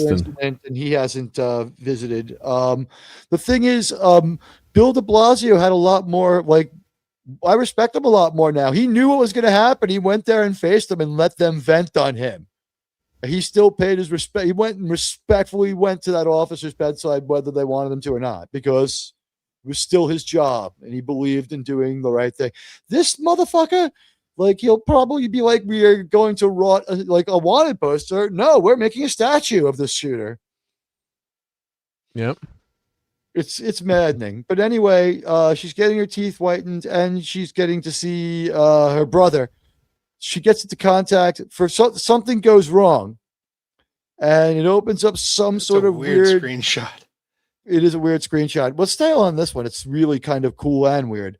What happens is during the battle and during the struggle to take control of the drone, they have some sort of intersection of signals. Now they're both operating on the same wave. They're trying to intercept the Romulan carrier wave to take control of the drone and maybe self-destruct it or send it out of the system. So it makes perfect sense. This does not challenge your fucking sense of right and wrong. Like, go to the stove and grab me some ice the way they do on New Track. It's absolutely the dumbest thing ever. So this makes perfect sense why they would suddenly experience an ability to communicate. They're basically dialed in on the same wavelength in every sense of the word. There is a form of radio-like communication to control the drone. Both of these people are highly telepathic. The telepathy, we can assume, as in other traits across species, because they are closer, because this is brother and sister, the telepathy is super duper close.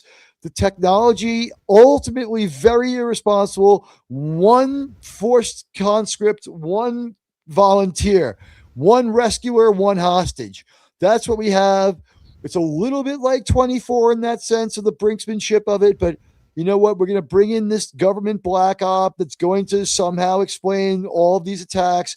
We've gotten all the factions together. We just need these goddamn drones out of here. We need some fucking order, and we need to crack the whip on these Romulans who are coming in here and upsetting commerce, because now these species and these planets are cooperating. We can exchange technology. We don't have to worry about fucking fighting anymore. And like the most dangerous species out there, the human species, they have become a unifying force. I see the comic book. We'll put it up after the episode. And actually, that actress, she was actually on 24. Actually, she was. Yeah, she was on 24. Yeah, as like one of the daughters of someone that got kidnapped, I think. Or I'm trying to remember. Yes, I looked at her IMDb. She only did like 8 roles. It was too bad. Yeah, but I guess she married a rich guy because she has the chops. I would die. She could be my trophy wife. Hey, if you're single and on the rebound and you want to have the second, they say the second marriage is for love. You're financially secure now. Admiral Teague, incoming super chat. Hey, RRTNZ, our good friend Welshie just dropped. Wondering where you were. Long and prosper in Welsh. That's Bill here. Another very good episode. Adds depth to the Endorians. I give it an A-. You can't leave because Sean has to tell you something. Sean, tell him who was here last week. Tell Welshie who we saw. Yeah, we saw Michael Sussman here. It's verified, RRTNZ. Verified, 100%. Go back and watch. It was confirmed, and he acknowledged, and it was awesome. We got a real-time confirmation in the form of an X-like, and he showed how smart he was. I'm like, retweet me, which would have made it would have been in comic book, it would have been in CBR, and it would have been in Bounding into Comics if he retweeted me. So I of course asked for that, and he's like, "I'll like your tweet." So very, very well played by Mr. Sussman, but very well played by Admiral Teague. Of course, you ask for the verification, and you ask for the verification that's going to make waves because, hey, maybe he does want to make a big splash, but it turns out he just wanted to touch base with his biggest fans. So we got to talk to Sussman last week, RRTNZ, in chat. He couldn't have been more gracious, and we're going to give him a little time to think it over. And yeah, you know what? We didn't flex hard on it because our goal is to see Star Trek go forward under his not publicly. So we didn't flex publicly, but backstage we were stoked, guys. It really does. It really does. On a serious note, it validates what we're doing here and what you guys are doing here is being involved. This really is a grassroots endeavor that we're doing, and I think we're trying Mr. to Sussman save acknowledges the that show. and sees it, and he's trying to stir up a grassroots. And whether or not we're a little too on the fringe for him to come on, I mean, we do That's make a lot of fine. inappropriate jokes and comments, but our heart is in the right place. And it was really cool that he came in. Our show.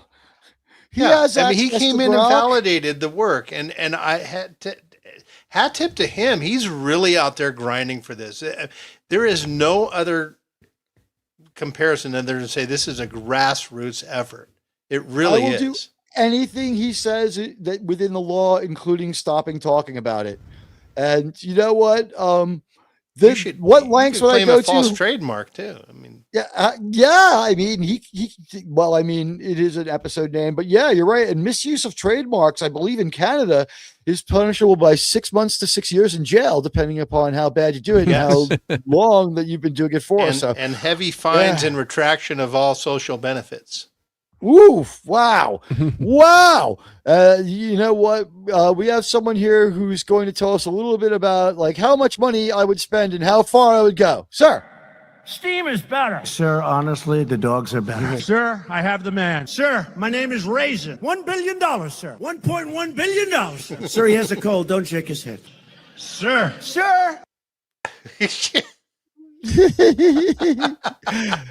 That last sir always breaks up Sean. Sir. I like how that 1 billion keeps increasing. 1.1 billion. 1 billion. $1 million, sir. $1.1 billion, sir. Yeah, I like weaving those together. You got to throw in the Dr. Evil. $1 billion. He hasn't been obliging because what I want is something really. I want $100,000, sir, to start it off. Sir, we can do it for $5,000. I want something that low. Wait, didn't he auction something recently? He didn't say sir. Yeah, no, when I know he's going to use numbers or say "sir," I pay special attention. That's when There was something he did some charity auction or something, and he was like, "Come on, $1 billion. Come on, do I hear $1 million? Do I hear $2 billion?" There was something. Do a burlesque style dance. Yeah, but do you guys know what I'm talking about? Like there was something kind of recently. Grocket, while we advance the episode a little bit, we'll put the and here's our comic book. This is a real Star Trek comic book. It's that bad, folks. It's this bad. I thought that you made this on Grok as a joke. You thought that was a joke? Grok. No, you can order this because I still buy comic books each month, and I get from Atomic Empire that check out upcoming comic books, and you can select your special covers or whatever. So this one is so fucking gay that I'm going to ask you to get it for me. Or give me sure. information. It's so fucking gay, I'll buy it. Yeah, I want this framed on the wall behind me would be perfect for my videotakes. What do you think? Az has Batwoman behind him, because that's how. By the way, the bottom right of that is why we do not want Star Trek effing Legacy. No one wants Star Trek Legacy. Nobody wants that. I wish people would shut the fuck up about that. It's so infuriating. No one we wants want Legacy. No, we don't. Lie. It's a fucking no one wants Star Trek Legacy. I want the fucking lake. Top. Is that supposed to be Reno up there on top? By the way, I was going to say, you notice how everybody's paired or tripleted off. Everybody's paired off except for Nurse Chapel. For Strange New Worlds, Nurse Chapel. No, there's a school shooter type in back too. Between the Andorian and the two dudes holding hands. Look, there's I'm just saying that she, everybody else is paired off except for her. She's paired with a bunch of alcohol, which would also be on brand for New Track. The first thing that she said in the interview I read is it's very important for me to know that for you to know that I'm gay. That was the first thing she said in the interview I saw. Oh boy. Now, did they choose to start the interview there? They could have cut it. They could have edited it. But for all I know, they're like, you dating anyone? And she's like, listen, it's very important for you to know I'm gay. And I don't want to talk about it. Could have been the next thing she said, and they could have cut it. Because they are manipulative bastards. But yes, Sussman wrote Mirror Darkly. What a legend. We greeted him with Linda Park. We greeted him with the Linda Park Saving Star Trek opening. And he was like, Linda rocks. We took him totally by surprise. Welshie, you haven't been by the community posts. Go there and give that a like. That one should have 50 likes. By now. How many likes should it have?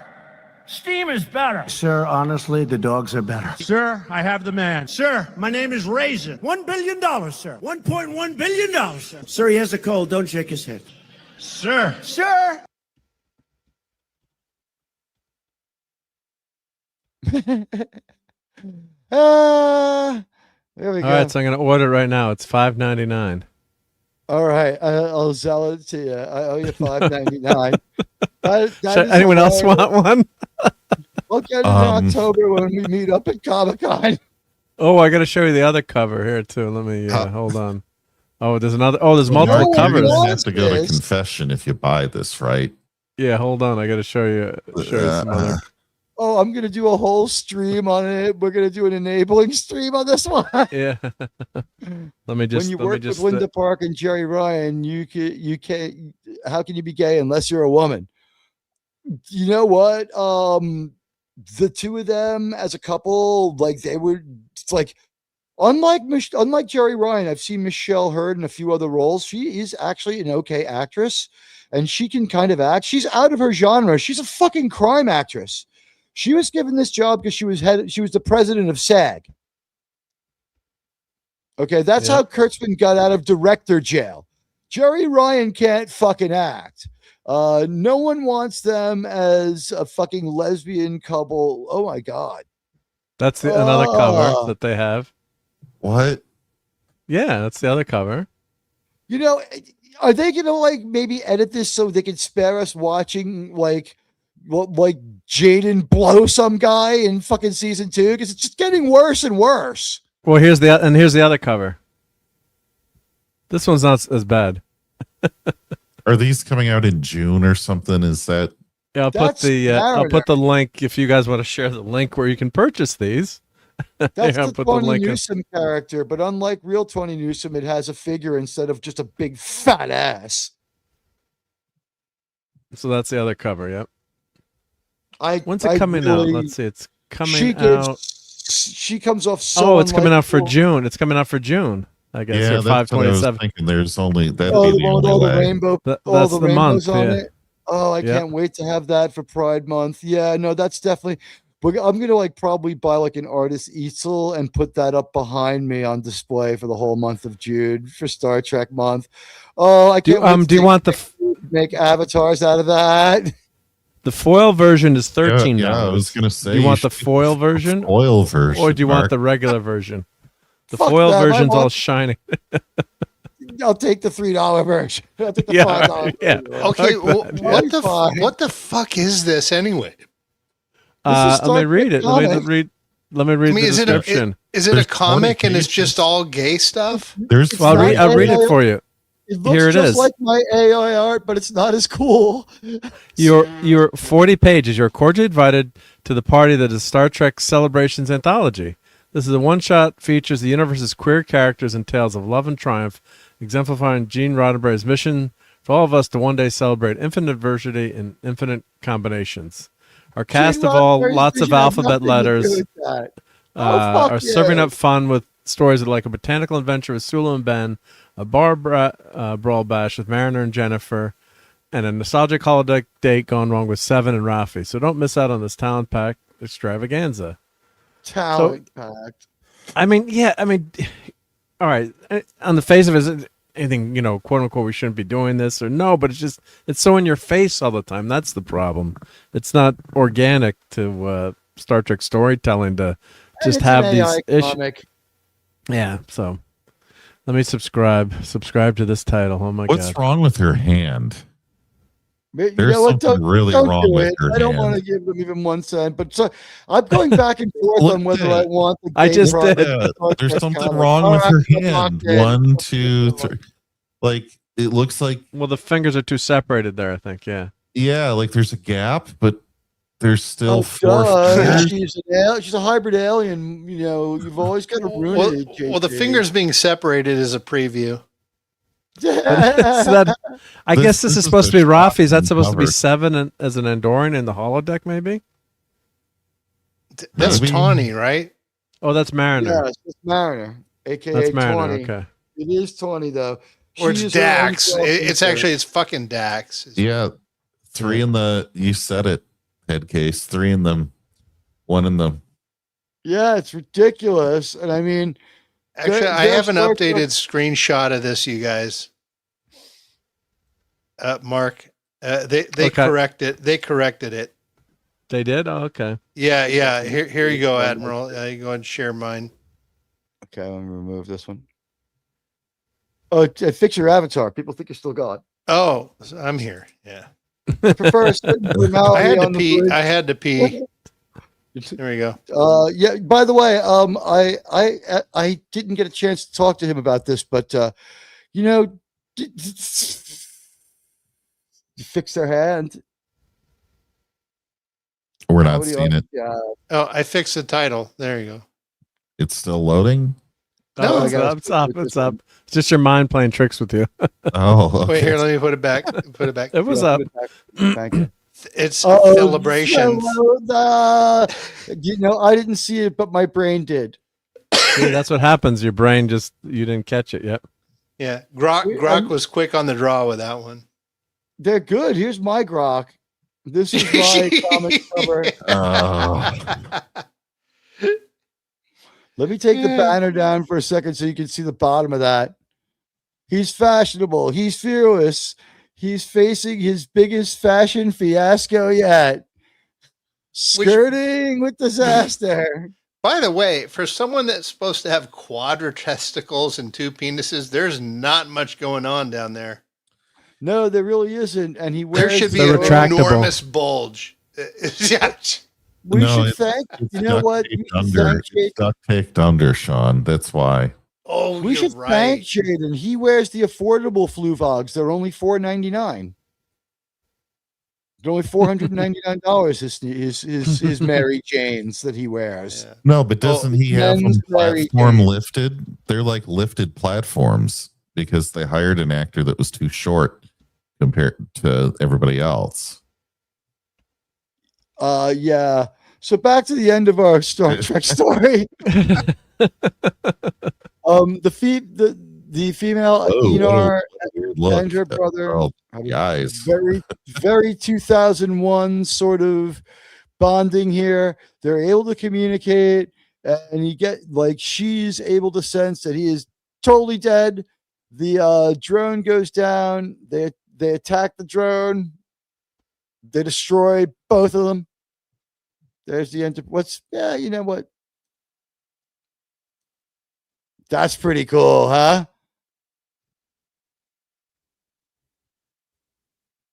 So there's, you know what? I'm going to turn on my camera because this way I can't really get that busted. Maybe live, I'll get away with it. But okay, so her teeth are completely white now. We're set. And Shran is very concerned. He's like, but here comes the NX. And I'm sorry, but we never had it this good as far as an attack sequence. And it does look good, yeah. This ship would have been frozen in space, just firing at another static target. With detached nacelles for handling. But they don't maneuver in New Trek. Look at this, folks. Look at how beautiful that is. This could be a painting. Oh, yeah. Yeah. They really did a nice job. And this is way back then with, old. And I guess, is this CGI? It's got to be CGI, right? Yeah, it was. They didn't have any models. Digital, too. So it's not even filmed on film. It's CGI. It's all digital. It's very. It was HD back then, though. Thankfully, I think it's 780 for our purposes, right? But it's pretty close. But it's beautiful. And then let's let our fans see this. There she is, swooping in from the top. We don't want to go too much at a time, and I'm showing my face so I can't get stone cold busted. I hope. But isn't it cool? Wasn't that cool? And I think maybe inspired by the ongoing BSG research that these guys are doing. Yeah. But yeah, we saw that flyby in BSG a few times, didn't we? Yeah. We got emergency lighting on the bridge in Teague's apartment. Yeah. What happened there? You lost power? I like it like this. I think this you is got cooler hit by the Romulans. Yep. Yeah. The whale probe flew by. On emergency lights. I figured out how to use the settings so that they didn't look like just like mashed potatoes with a little bit of like someone drew eyebrows on mashed potatoes. Well, we're probably gonna lose power in New York City more regularly now, anyway, moving forward. So, well, I mean, we'll have to see what the Comintern. I mean, the mayor is the city council says. Anyway, we talked to the Aenar chick again. We get to see her looking kind of pretty. We could see Shran, like Shran, her eyes are up here.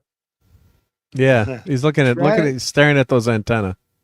He's staring at her antenna, and he's staring at her boobs. Jeffrey Combs, safely assumed to be straight. He knows that she's hot. Whatever. She's enjoyed this experience. She's going to bring it back to her people. They're going to be thinking things over, and maybe this is a new day for the Andorians within their species too. And, Shran's like, I messed up my antenna. We both messed up our orbital bones. We got lacerations and contusions. Fun time on the planet. You're my bro, Archer. And he's like, you're my bro. You're my bro, Shran. And, we've said a couple of times throughout this episode, our people can work together. And Shran's like, you'll never lose me as a voice in the Andorian Council. And do they say something about acculturating the Aenar a little more? The Aenar a little more? I don't remember now. Wasn't that important to them or anyone else? Actually, I think they brought warp. Wow. But I think they bring the two cultures are together now more, because they were that hidden. Shran says we've only seen, people face to face, seeing these Aenar face to face, very few times. So they're kind of like Bigfoot out there. So maybe they are bringing them together a little bit. But we would have gotten a lot more if the series had continued, I'm sure, with him, married. I guess the final episode is set 6 years in the future. So before they finally, because you see some attraction there, but they don't ever act on anything or don't. Nothing happens. So you can kind of see the chemistry there. So which is good too. Like they didn't, all of a sudden fall in love in 15 minutes and start smooching. So. And they showed they didn't tell. He loves the way he looked at her. The actors were up to it, even with their Star Trek makeup. That's why when I call Jeffrey Combs a great actor, I always say a great Star Trek actor, because he's like, he is a good actor, but as a Star Trek actor, superior. By the way, they didn't even bother. Archer's CD holders holding actual CDs. Look at that. It's got the best of Steely Dan in there. Black Sabbath, ready to rock out of a while. Jethro Tull. He's got Oasis in case Jolene gets drunk. It's like the repetitive rhythms and predictable melodies of this stolen Beatles song will get you in the mood, Hoshi. Oh God! That's I've had to listen to it a couple times already this week, and it's going to happen again. The Irish people on the street walk by drunkenly singing Oasis, and that's when you realize how bad Oasis really is, because they sing Champagne Supernova into the song. What's the other one called? Wonderwall, without realizing that it's two different songs, and they mix and match the lyrics interchangeably. And it's like, Hold Me Closer, Tony Danza, but with an Irish accent. Well, it's better than playing a bagpipe outside your window. It's a good thing we had mutual friends and I was able to talk to that guy. Hopefully that doesn't happen again, but it's St. Patrick's Day, so there will be other bagpipers outside.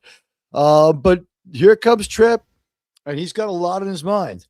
And we have really gone to town with this material that we found somewhere that really resembles stuff from the original series, and someone smartly bought a lot of it, and it is everywhere as set dressing, and it makes it look like we have really super refreshed the Enterprise, and we have, because it's going to double as the Columbia. And Trip doesn't want to be on this fucking ship anymore.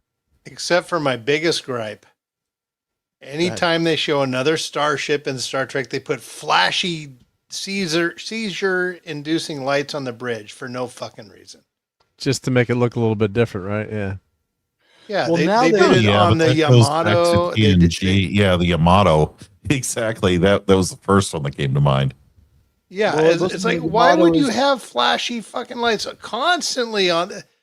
God, I would first thing is Captain, get rid of these flashing goddamn lights. By the way, that was number one in the Star Trek episodes redeemed over time, was the one with the Yamato. What the hell was it called?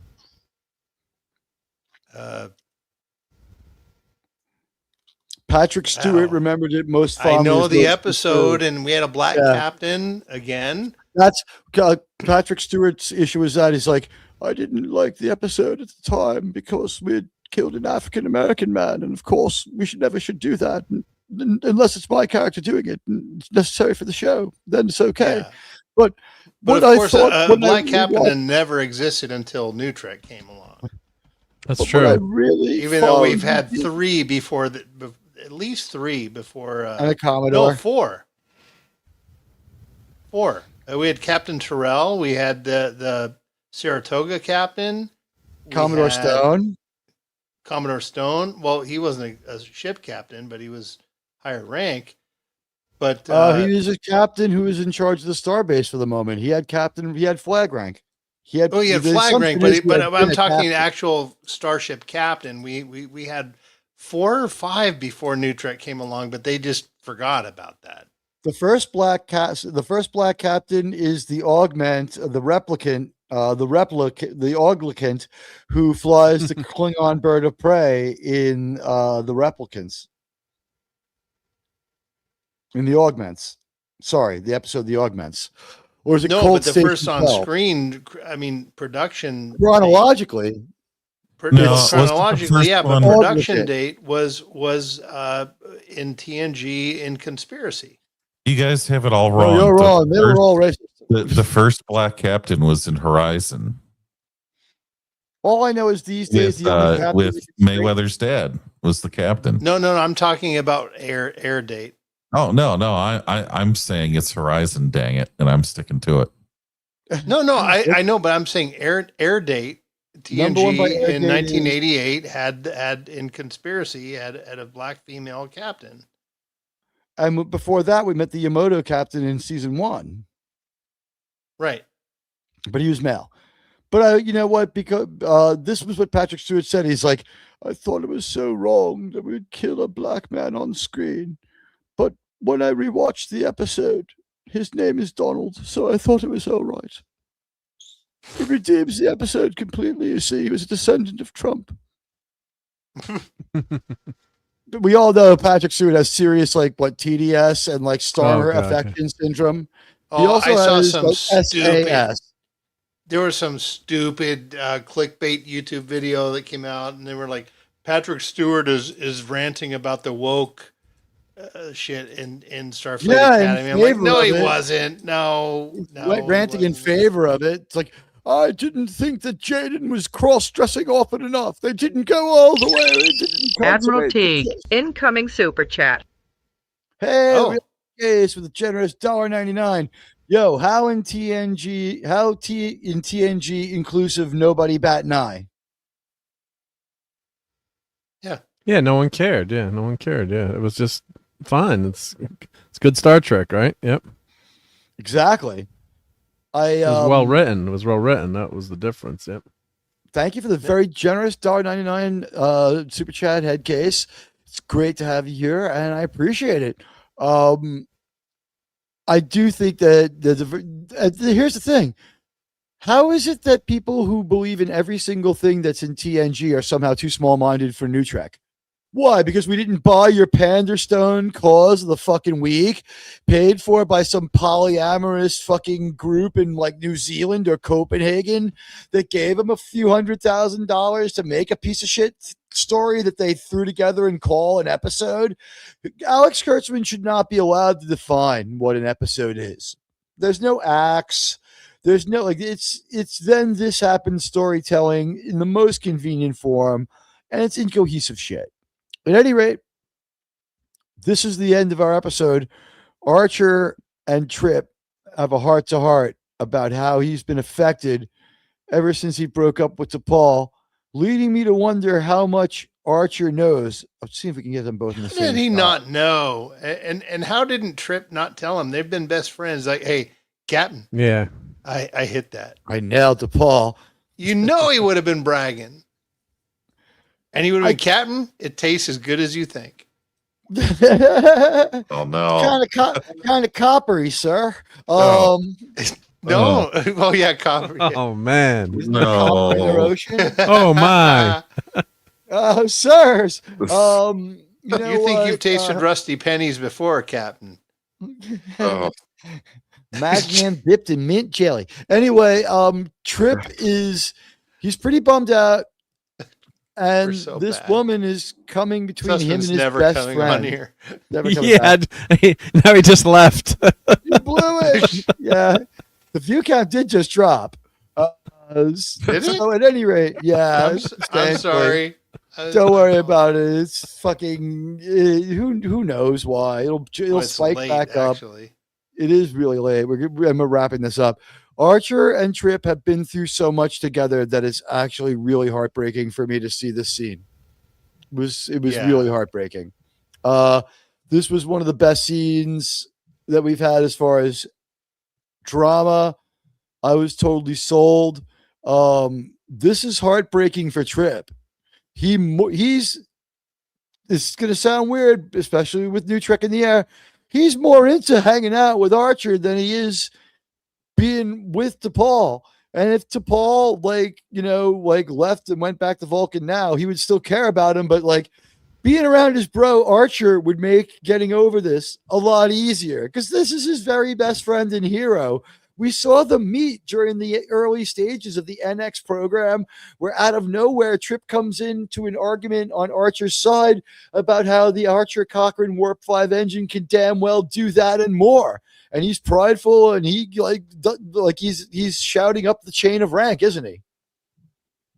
He's yelling. Yep. He gets opinionated with the superior officer, and he gives his opinion. And I don't think he knows who Archer is yet, so he doesn't know to hero worship him as the son of the creator of the Archer Cochrane engine. But exactly. But well, that's why Archer says, "Yeah, as your friend, I wish you would stay." Yeah, but they never get into the details. But I guess he's got to know, though. He's got to figure this out. I'm sure he respects him enough not to say anything, though. Yeah, he's just like he's the last thing he does. He's leaving because he doesn't want to think about it. He doesn't want to talk about it. He's like, we have been fucking through hell, and we have been through everything together. We're going to be, together again. I'll see him again. It's one big fleet. We're going to do operations at Columbia. Like, you know what? Hazardous duty for T'Pol for the rest of the mission, and we'll have Trip back in 6 months. Like that's what's going through his mind. He's like, T'Pol, I need you to go pull the trilithium out of the warp core.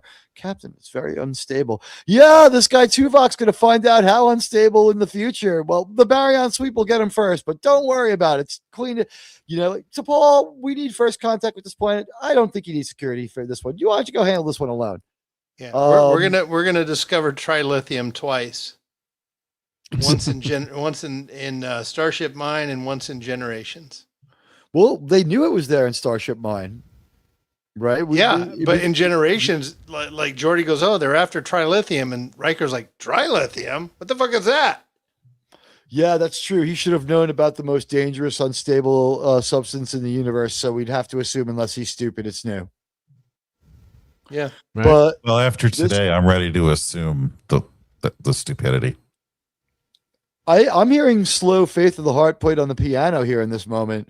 Colin Chenier sells it. He's awesome in this. He's awesome in this moment. Scott Bakula, it all comes together for him in this role, in this moment. One of the most fantastic moments of his acting in this series, and he's great. And that brings us Colin Chenier is to the end of the episode. He really is. I wish he did more. I don't know what he's up to these days. And I hope they use, I think I said when Sussman was here, I said, I hope you will use the temporal Cold War to bring us back Captain Tucker. We really need him. I don't think the show works without Trip. This friendship. Yeah, erase that ending. Erase the ending where he dies. Temporal Cold War for no reason. We will accept Daniels back for that. We will accept Daniels back for one more scene. You know what? You really want to make us our friends. You really want to make us love you. We do already, but you want to make us love Star Trek United. Have Daniels come back with Trip, and before you leave, go COVID's who, and then disappear.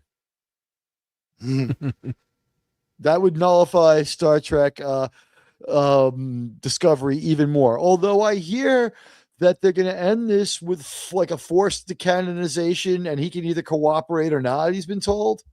And that we'll do it in the next iteration of Star Trek, where we make sure they really are going to pull a USB stick out of a hollow suite and phase it on the floor.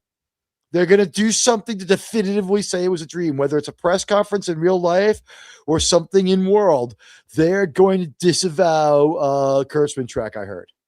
And then they're going to burn it. This is what's going around. Yeah. Thank God. I think they will. Yeah, I know the people that are currently watching New Trek is a small number, but they're still watchers. They don't want to piss them off. Well, they just kind of ignore it, maybe. Fucking care. Yeah, I think it's more likely they'll ignore it. The people who watch this, you know what? It's the same exact people who couldn't keep Willow on the air. So memory hole it. Well, Willow's gone. One throwaway line will do it. One throwaway line. We should force them to join the physical media appreciation community and just pull it all off of streaming. And then they can enjoy it on their Blu-rays that we get made fun of for having our physical media. Yeah, they can live that life if they want and just rip it all down. That's fine. I agree. That's fine. So we're gonna lose Trip to the Columbia, and Tahoe is the cause of this, and she's gonna be on the bridge at Tahor, and she's gotten between Archer and his Tahua, and she's gotten between Archer and his best friend, and And not in the way that they would be high-fiving each other. No. She at this point, she's thinking more about like, I can go to every Live Nation concert for free. I don't need this noise. I thought this was a great scene, and that brings us to the end of our episode. He's going to be he wants to transfer to Columbia, and we're going to break up the team that got together early. Like, I think the one person who was already there was Trip, right? He was preparing the ship. He was already on the Enterprise. Would you really want to transfer to Columbia? That university has hit some hard times lately. Oh, right. You don't want to protest about a town 30-year-olds destroying your graduation at a school that costs $1 million to get out of. Right. That's where Terra Prime relocated to. How many episodes do we have left now? This is episode what? This is episode 14. There are 22. We did 2. There are 6. We have just 6 episodes of Star Trek left. And then about 3 weeks, 2 weeks on the show, and then 1 week on Star Trek United, I think, to do it. Because I think TOS is going to be something. And I don't know where to start TOS. Do we do the Cage and then do where no man has gone before, or do we do the Cage and then do we do the Man Trap? I say order of that it was shown in. I think shown. I think air date. I'm not here to forgive Star Trek. I'm here to review it. If something is wrong and gets mentioned 2 episodes later in production order, you save it. But if you don't, you can point out that this is a problem. It's a better conversation. Well, it's an interesting. Prod order is a different way of watching in terms of you can see the slow, gradual development of the show. Although it's an anthology series, but there's little bits. But there's little bits and pieces. But I grew up watching it just random, whatever Channel 11 showed at night. Yeah, so. It wasn't in order at all, was it? You could see season 2 one night and season 3 the next, and season 1 again, and then all of a sudden, like the menagerie would be on out of order.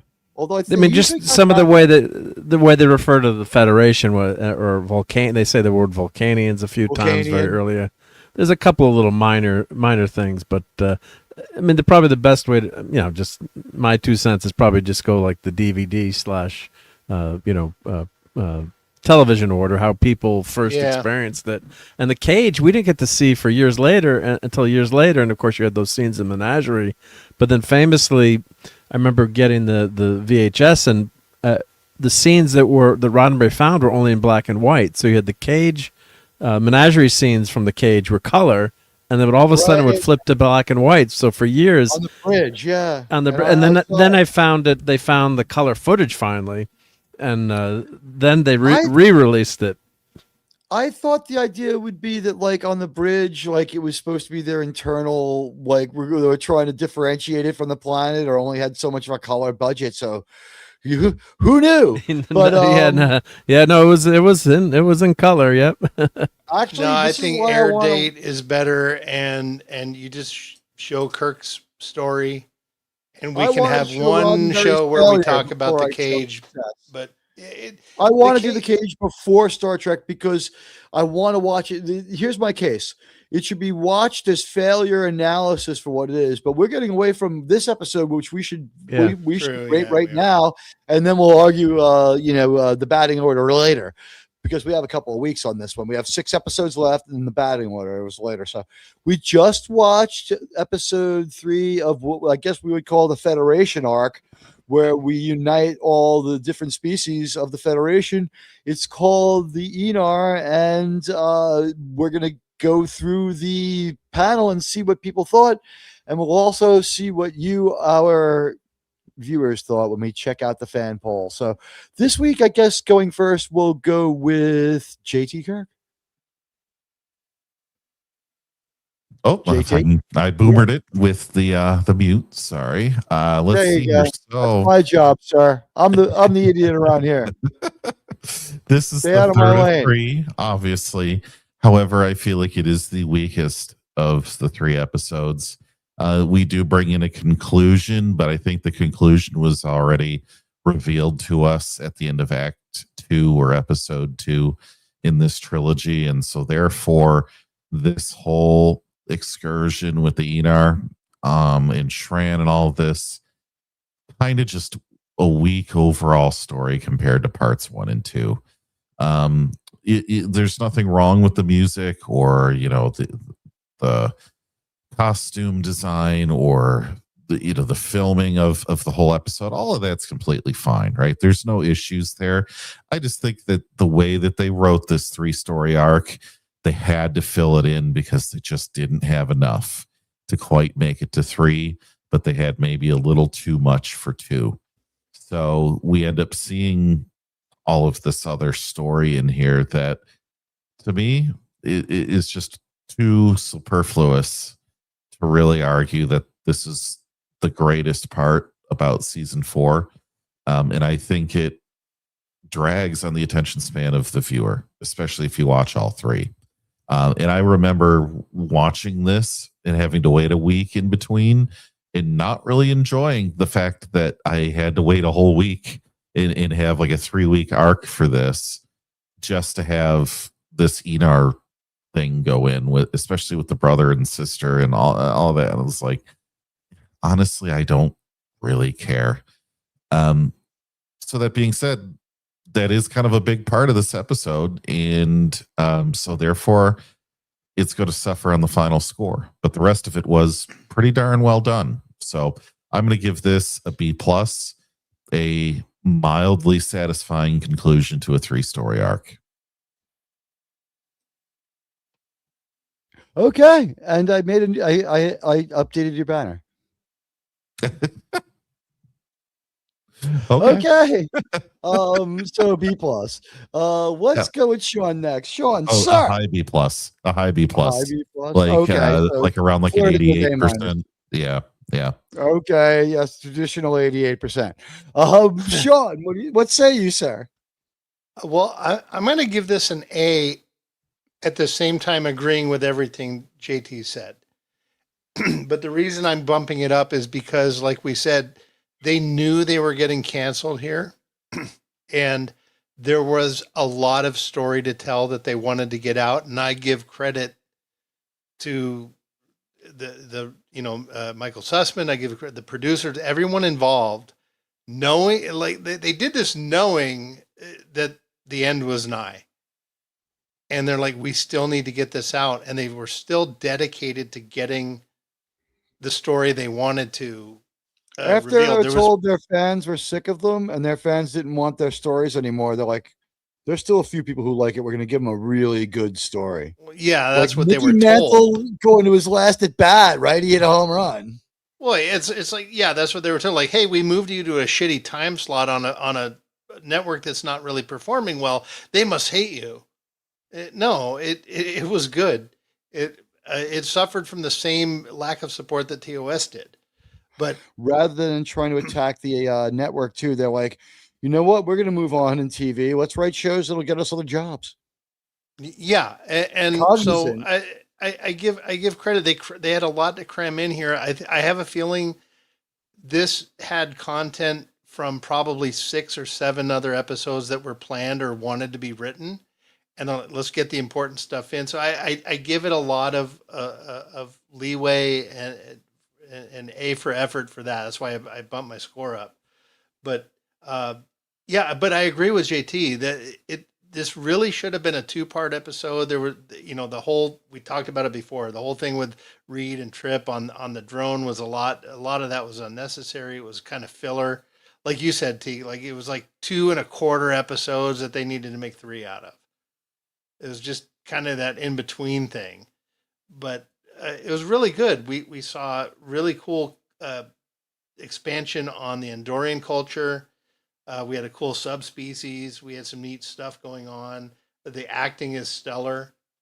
Jeffrey Combs just bumps it up. He gives it a letter grade improvement, just him alone. But it's really cool. It was a good episode and a good conclusion. So I give it extra kudo points, I guess. So hopefully that makes sense. But I'm saying that knowing and agreeing with JT. Cool. So there's, and of course we all really, we have to condemn the episode's message of inclusion, segregation forever for the Aenar. Like here's a Star Trek show where the message isn't too heavy. I guess it's Mark's turn, right? Mark, Yeah. sir. Well, I agree with everyone. Yeah, so I'm giving this an A and kind of agreeing with some of the weaknesses JT pointed out, but I don't want to get Shran any more mad at the Pinkskins here, but Combs is a fantastic actor. So he does elevate the episode, as you said, and of course, I got to meet him in person. It was awesome to meet him for a few minutes to talk to him. And that's Trip is just such a well-rounded character in this. When he's talking to Paul, and he says, when I was on that ship with Malcolm, I was convinced I was going to die. You ever been there? And she's like, yeah, I wasn't. What were you thinking? And he's expecting to say like, oh, I was thinking about you, or and I'm forgetting what the exact quote was like. Was it something about you like putting the sensors on secondary? Yeah, on like auxiliary power or something. Yeah, something something technical, and you can just see the the life come out of him there too, where he's he's in love with her, and she can't reciprocate. So yeah, and then the final scene with Archer and Trip, when he asks for his transfer to Columbia, which don't go to Columbia, but everything is well done. I mean, the sets look great in this. I love the sci-fi, getting to see the Aenar, plant, where they live, and that whole society, and the setup, and it's fascinating science fiction. They're blind, but yet they can see, kind of like Daredevil. So there's a lot of great sci-fi in here, and they're pacifists. You've got the whole pacifism versus what do we do to stop evil from happening. And I did kind of like the Luke and Leia stuff. I thought that was a nice touch in there. I could see JT, I could see where this was maybe could have been like a 20-minute story, like added on to the other, but I'm just when I watch this stuff now, it's just so good compared to what we're getting. I mean, I did like it originally, but it actually even makes it better now too, because you're going through watching Starfleet Academy and with all its modern faults, and this is just so well done, and the characters. But by the end of the fourth season, you know these characters very very well. So and Phlox has this some fun moments of advice. We're talking about love, and there's good stuff here. I think maybe the Romulan stuff was possibly the weakest, because as you said, it's kind of rote. What's going to happen, that they're going to blow up these drone ships, but they did add some gravitas to it, where it's the brother sacrificing himself to save his sister. As soon as he says, I'm on the ship you're attacking, and then he just stops, and he knows he's probably that's it for him. So I would have loved to seen Shran on the crew in season 5 with the refit NX-01, and damn it, we never did get it, but maybe someday we will. He would never be Archer's subordinate, though. They would have figured out to have. He would have been like an ambassador. They would have figured out some way to have him on the ship. Gig for sure.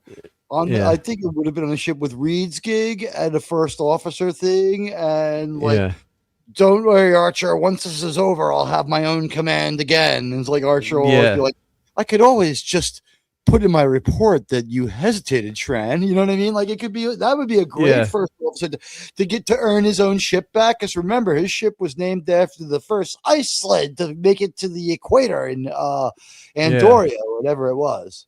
He had like he had like the Spirit of St. Louis was the name of his ship, based on Andorian myth. Yeah. So great all around episode, and just it's a shame there's not a lot left. Yep. 6 episodes is not enough. Okay, so what grade do you give it? I give it an A. It's an A. It's an A for me. Yep. All right, so here goes the Admiral. You know what? Despite the fact that they showed the Aenar, they didn't go out of their way to show the Aenar had separate bathrooms. Aside from the fact that we had people of different types mixing together with no segregation, which of course offends us, because we're OG Star Trek fans. Like, oh my God, I can't wait until new Trek comes along and fixes this, sirs and madams. Oh boy. But yeah, you know what? Honestly, this episode, it really was an A. It was like, it's not an A plus because there is a little bit of, it's not like, this was its own story that just sort of was like tacked on to the end of another story and had a story that could have been its own episode thrown in the middle there. And it was just an interesting way to end it because even though you could call the events in this episode very dense, it was quite well paced. Yeah. I was always entertained. I couldn't wait to see what happened next. I couldn't wait to see what would find out next. The buddy cop dynamic between Reed and Tucker was great. We played that one a couple of more times. And when he's saying goodbye to people, I think like his real goodbye to his shipmate is going to be to Reed, isn't it? He's not going to be like, well, Mayweather, we had a lot of adventures that we're just going to forget about together. Malcolm, my white friend, come here, man. Yeah, you know, I like Tucker, but I can't bring him back to Florida with me. You know what I'm saying? I don't know what to tell you. I was sad to see Trip leave the ship. A+ for the A for the episode. It's not an A+. I did like all the Star Trek themes that we touched on, and again, like here's a Star Trek episode that's about like you being unified, cooperation, trust, curiosity, optimism, friendship, loyalty, and sacrifice within that family, not to a lesser extent among our main characters. This story dwelt outside our main characters and served to set up the final act of the season and the final act of the show, right? We're going to have Trip leave the ship just for a little while. Fucking stupid thing to do. I didn't like it, but you know, like the writers know what they're doing on this one. Honestly, the next few episodes, a couple of them are really like Terra Prime is going to be great. It's a great fucking episode. It's a great two-parter. You know, that's 1/3 of what we have left. We know that 2 episodes are great. I'm going to disappoint you on that one. Oh, why you don't like part 1 of Terra Prime? I can't stand Terra Prime. Doesn't go far enough. Well,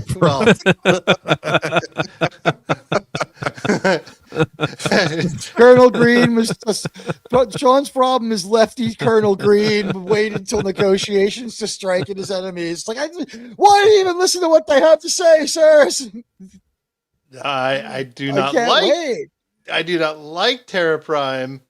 Maybe I'll find out that you're correct. You know what? Yeah. They didn't need to reuse the bad guy from it like 4 years later in a Star Trek movie. Now, did they? That was fucking. Is that coloring your judgment, so to speak, Mr. Carter? He is. He's too Dr. Evil. I understand. I can't. I hate it. I fucking hate that episode. He mustache twirls, and the thing is, he hadn't acted in like 15 years. You're talking about RoboCop? Yeah, he got a doctorate in history, and he was like a occasional History Channel host at that point, doing shows of various academic levels. He wasn't super well credentialed, but the thing is, with the acting ability, he was a super great presenter and ambassador for slightly more complex historical ideas, like, you know, Machu Picchu. What do we know? Well, the N209 and I are going to take a look, you know, and it was pretty cool. But yeah, it's kind of like when they get a real meteorologist who also looks pretty to do the weather on the local news. Like in New York, yeah. You know what? Like, this was also, it was as weird as, like, who next for a villain? The Croc Hunter?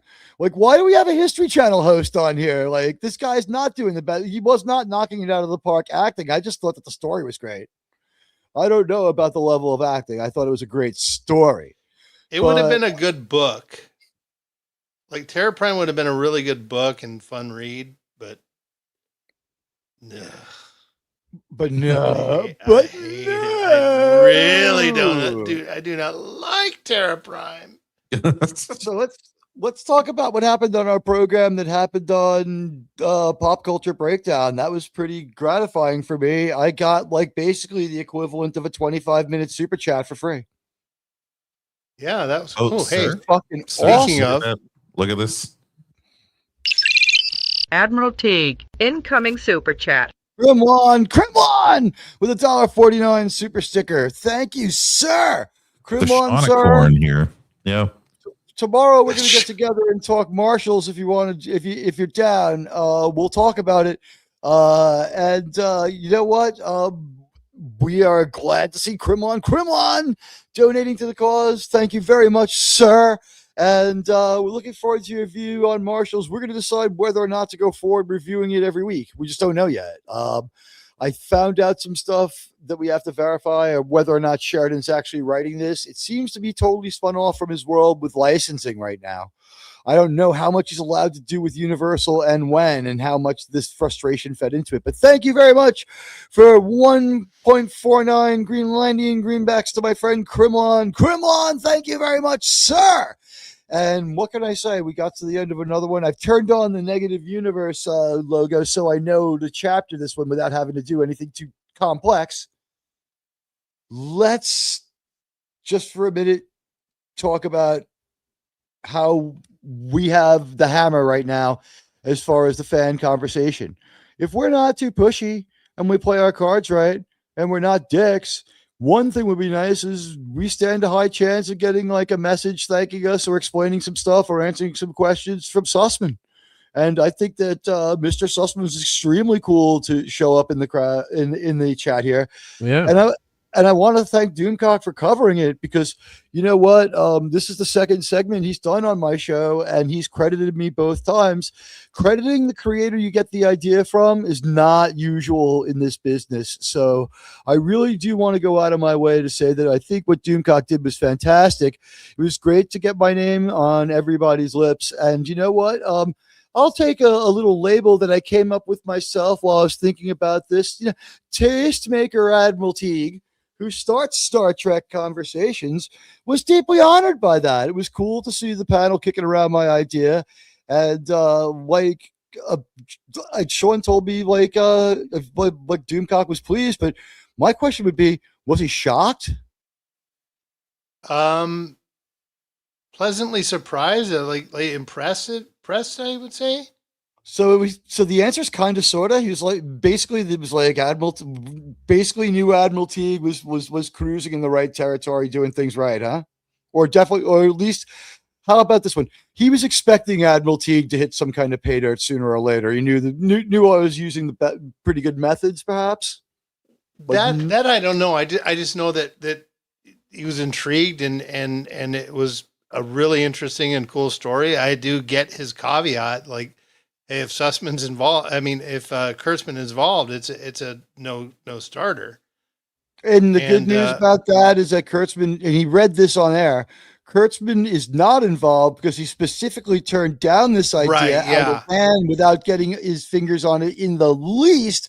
Look for him to try to fuck it up in Strange New Worlds. I think he's going to take aim at Enterprise. Right, and when I brought that up, because I did watch an interview with Michael Sussman where he says, yeah, I pitched it to him, and they go, no, we're going to pass on it, and you could tell he was politely pissed. I saw a different emotion that I read in there. I read that was like, it's like, and like there was a look on his eyes of reflection, but like I read it as, and boy, did that ever turn out to be the best thing in the long run, because it's been a kind of a tough 8 years scraping by without Star Trek.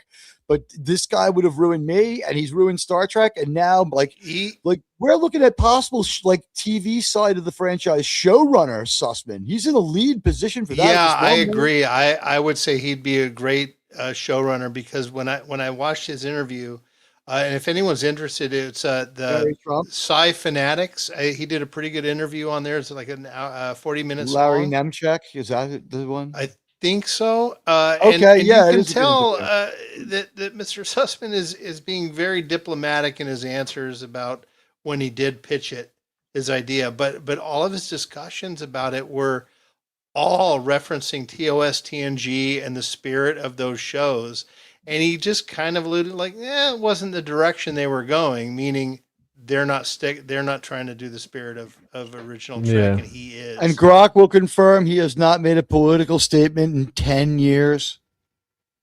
Correct. Even though he's been on panels and stuff with people that align that way, he just steps aside from that stuff and just like, I want to talk about good Star Trek. I want to make good Star Trek stories. And the ideas he was putting forth, he alluded to, like, I think up to 3 seasons of ideas that he has for there are United. Yeah, worthwhile ideas for 3 full television seasons. I want to do a whole show talking about United, and that's why I would like, I think this week it's proper to make contact with guys. We're going to do business on the air. I think that it's proper for me to make contact with Sussman this week via direct message. It's been long I think go for it. All of us would love to hear his takes on it. He's got it all thought out, and the interesting thing, all logical. Sorry, he hasn't ghosted us either. By the way, he's still liking stuff. I'm not going to expose his likes too much. And I was just checking his bio online there. Obviously know how involved he was in Star Trek, but I really love the show The Last Ship, and I've been saying like, that? and I was saying it reminded me on Star Trek so much, and he was one of the heads on that show, and of course Eric Dane just passed away from Lou Gehrig's ALS. And I'm like, this show kind of reminds me of Star Trek. It's very like Voyager, very much like Voyager. The episode where they went to Cuba was really Star Trek, where they went to Guantanamo Bay and tried to get the supplies and the fuel, and they're fighting off the zombies who are basically the Borg. You couldn't touch them, you couldn't go near them, and they were all ex-Al Qaeda. So it was like when they're like blowing them apart, it's like kind of fun. It's like I can deal with that, kill the Al Qaeda zombie. It's like, hey, there's a few live Al Qaeda guys, and they're getting them down too. I like that. But don't just let them go. It was a really good show. Yeah. That was a really, really good show that didn't get enough exposure or enough attention. I think COVID killed it. It was it was too close to COVID and also production. No one wanted the show. The show was doing well, but I don't know if it was the biggest thing on like USA, was it? But whatever. But the thing was TNT. It was same thing. Yeah, same thing. I think people were probably reading like, this is too much like Lost or Revolution.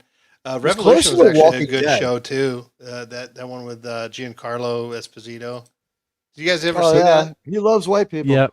But the way that the show was run, or the ship was run, I'm like, this is a definite Star Trek vibe to it. So, and that explains it. Yeah. Now, that was a great show. That was an impressive thing to see on his resume. I don't remember The Last Ship that well, but I think we'll probably will be revisiting it, obviously. And Linda made contact with Mr. Sussman for us. I thought that was, we led with our strongest hand the moment we knew it was him. Right? Play your strongest card first, man. It's like, well, I happen to have a wild card. Let's play it. Yeah. Sean, thank you for that. I can never thank you enough for having that to greet Sussman with. He was very cool. And you know what? If he does end up being the Star Trek showrunner, he has a sense of Star Trek history. He's created and written and wrote for great original Star Trek characters. All he had with Jonathan Archer was a name. I consider that a blank slate. He had a name. Okay, they took a name. It was no different than having a new Enterprise with another letter. It was just a name. So that character was his from the bottom up, or whatever was theirs from the bottom up. Not to mention whoever else he might have created or helped create. It looked like collaboration was strong on that show. It was really came out of that was the smoothest launch of any Star Trek show except TOS. That was the best first episode they ever put out there. Season 1 is still the hottest streaming show. And I think it's time to reflect and let life happen while Mr. Sussman considers whether or not to get back to us, because he's pushing every lever that he can. And, obviously he can DM me tomorrow and be on this show like now, or he can DM me now and be on this show in 2 minutes. But you know what? He can DM me and be on this show anytime that I can meet up with him during the week or any other time, obviously. But if he wanted to come on our Star Trek show, that's one guest we would have. We would have the creator. But for a guy who would be filling the shoes of Gene Roddenberry, we've heard him speak. He's not stigmatizing. He is not going to make a show for the right people. He doesn't have a really strong agenda. He has an observational political take. He has refrained from talking about politics for 10 years at one con after another with a blueski and with an X and probably with a Facebook. And he has stayed out of making any political statements. I grokked it a couple of times. I chat GPT'd it. If there's something out there, it's from more than 10 years ago. I'm saying no matter what he said more than 10 years ago, unless it was like, I want to burn the flag on the 4th of July while fucking shooting, while firing rounds out of a pistol at veterans, and, who cares? People are allowed to have it. This is the United States. Unless it's Mam Danny-esque, I don't care. I don't, there's very little he could have said 10 years ago that would apply to today anyway. And even if it did, it was 10 years ago, lots happened. He seems to have read the room well about how people feel about writers and gotten it a good long time before anyone else. So if we did disagree with what he said before 10 years ago, he seems to have read the room. There's no evidence of political bias in the 70 episodes he's part of at all. What is the political bias? That an orderly society where everyone does well because they succeed on their own merit is good. In the first episode of Star Trek Enterprise, we decide that the Vulculans aren't going to make the call, and we pass over Captain Gardner for Captain Archer, even though they don't like him, kind of because they don't like him, and mostly because the situation caught the Starfleet with Archer on the spot, ready to go. But the way circumstance and chance swept Jonathan Archer in there, I would say much like, many other problems, there were problems all over the place. A man from New York with a singular vision fixed them. Jonathan Archer, a man from New York, can unite the Federation. And we need to get out there and retweet it after every Admiral Teague show. And after every time when you turn on Doomcock, think, I can do my part to save Star Trek right now. I can fucking just tweet to Paramount Plus, tweet right at Paramount Plus. Star Trek fans want Scott Bakula. They'll know what you mean. Star Trek fans want Star Trek United. Put Star Trek United hashtag Bakula. Put both of them in there, man. Like, Scott Bakula is bigger than Star Trek, thanks to Alex Kurtzman. He's also could save this show. I know that a West Wing like Star Trek sounds crazy with his family involved, but these writers could handle it, and I think they would understand that some action was important. I do not think that they would go. Would they really go political procedural only West Wing and or style? They may go Star political Trek? Intrigue with some action in there, he did describe it. He said that his plans were that you'd have Archer as president, and he'd have a couple kids out there. One of them, I think he said, a daughter with Starfleet, basically CIA type of. 2 sons and a daughter, different moms. I'm liking that one, is what I think I read. Oh, is that what it was? Okay. I know he has. Yeah, one of them is CIA or there's 2 operative, proposals covert. for his son. Yeah, one of them's covert ops, one of them's on a ship. And he's having to make some decisions knowing that his kids are in danger. I mean, it was all really good stuff, but he was keeping a lot of stuff close to the vest. He should. It was really good. It was really good stuff. He's not crowdfunding a comic where he's going to release a little bit of the story every week. And you know what? The firm, bold strokes. The one thing that this project has going for it, aside from Admiral Teague, is 100% on board, is that this guy that we've met is a master of publicity on his own. He sees the initiative. He is always struck with massive effectiveness, and always during a new Trek show. He sniffed out 100% correctly that Alex Kurtzman is a terrible Star Trek storyteller, and that regard for Star Trek plummeting during the shows was the time to introduce hope. And he did.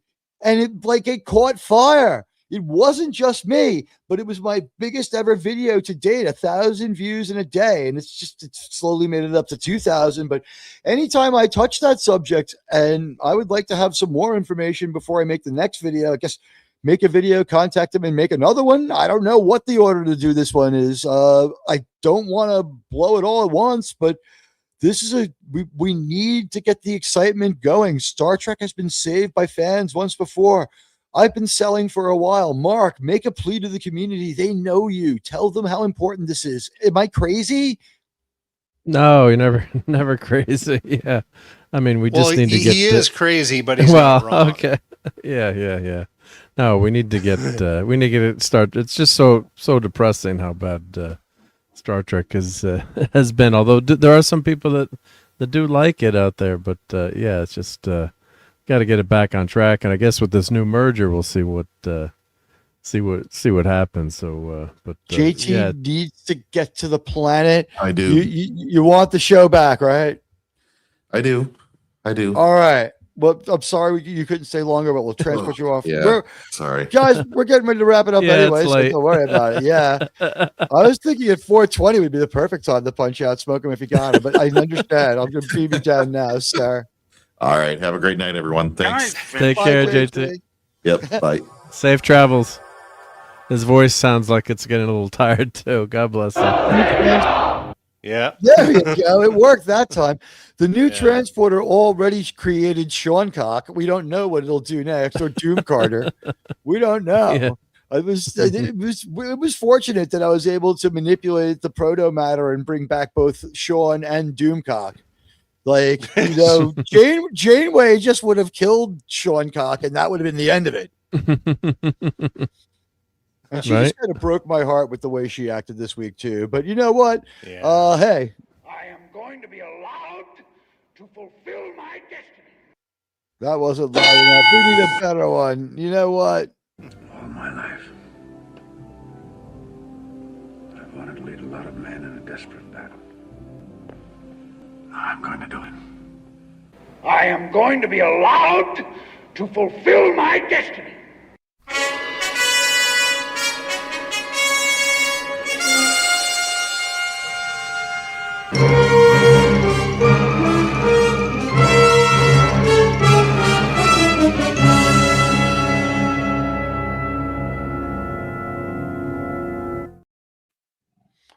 Today's episode of Saving Star Trek has been brought to you by the letter F. The number F, Sean. The number F. Yeah, I gotta fix. Don't try to put one by me. And the letter 8. You know what? We love all of you guys, and I want to thank you for coming by. What's going on your channels?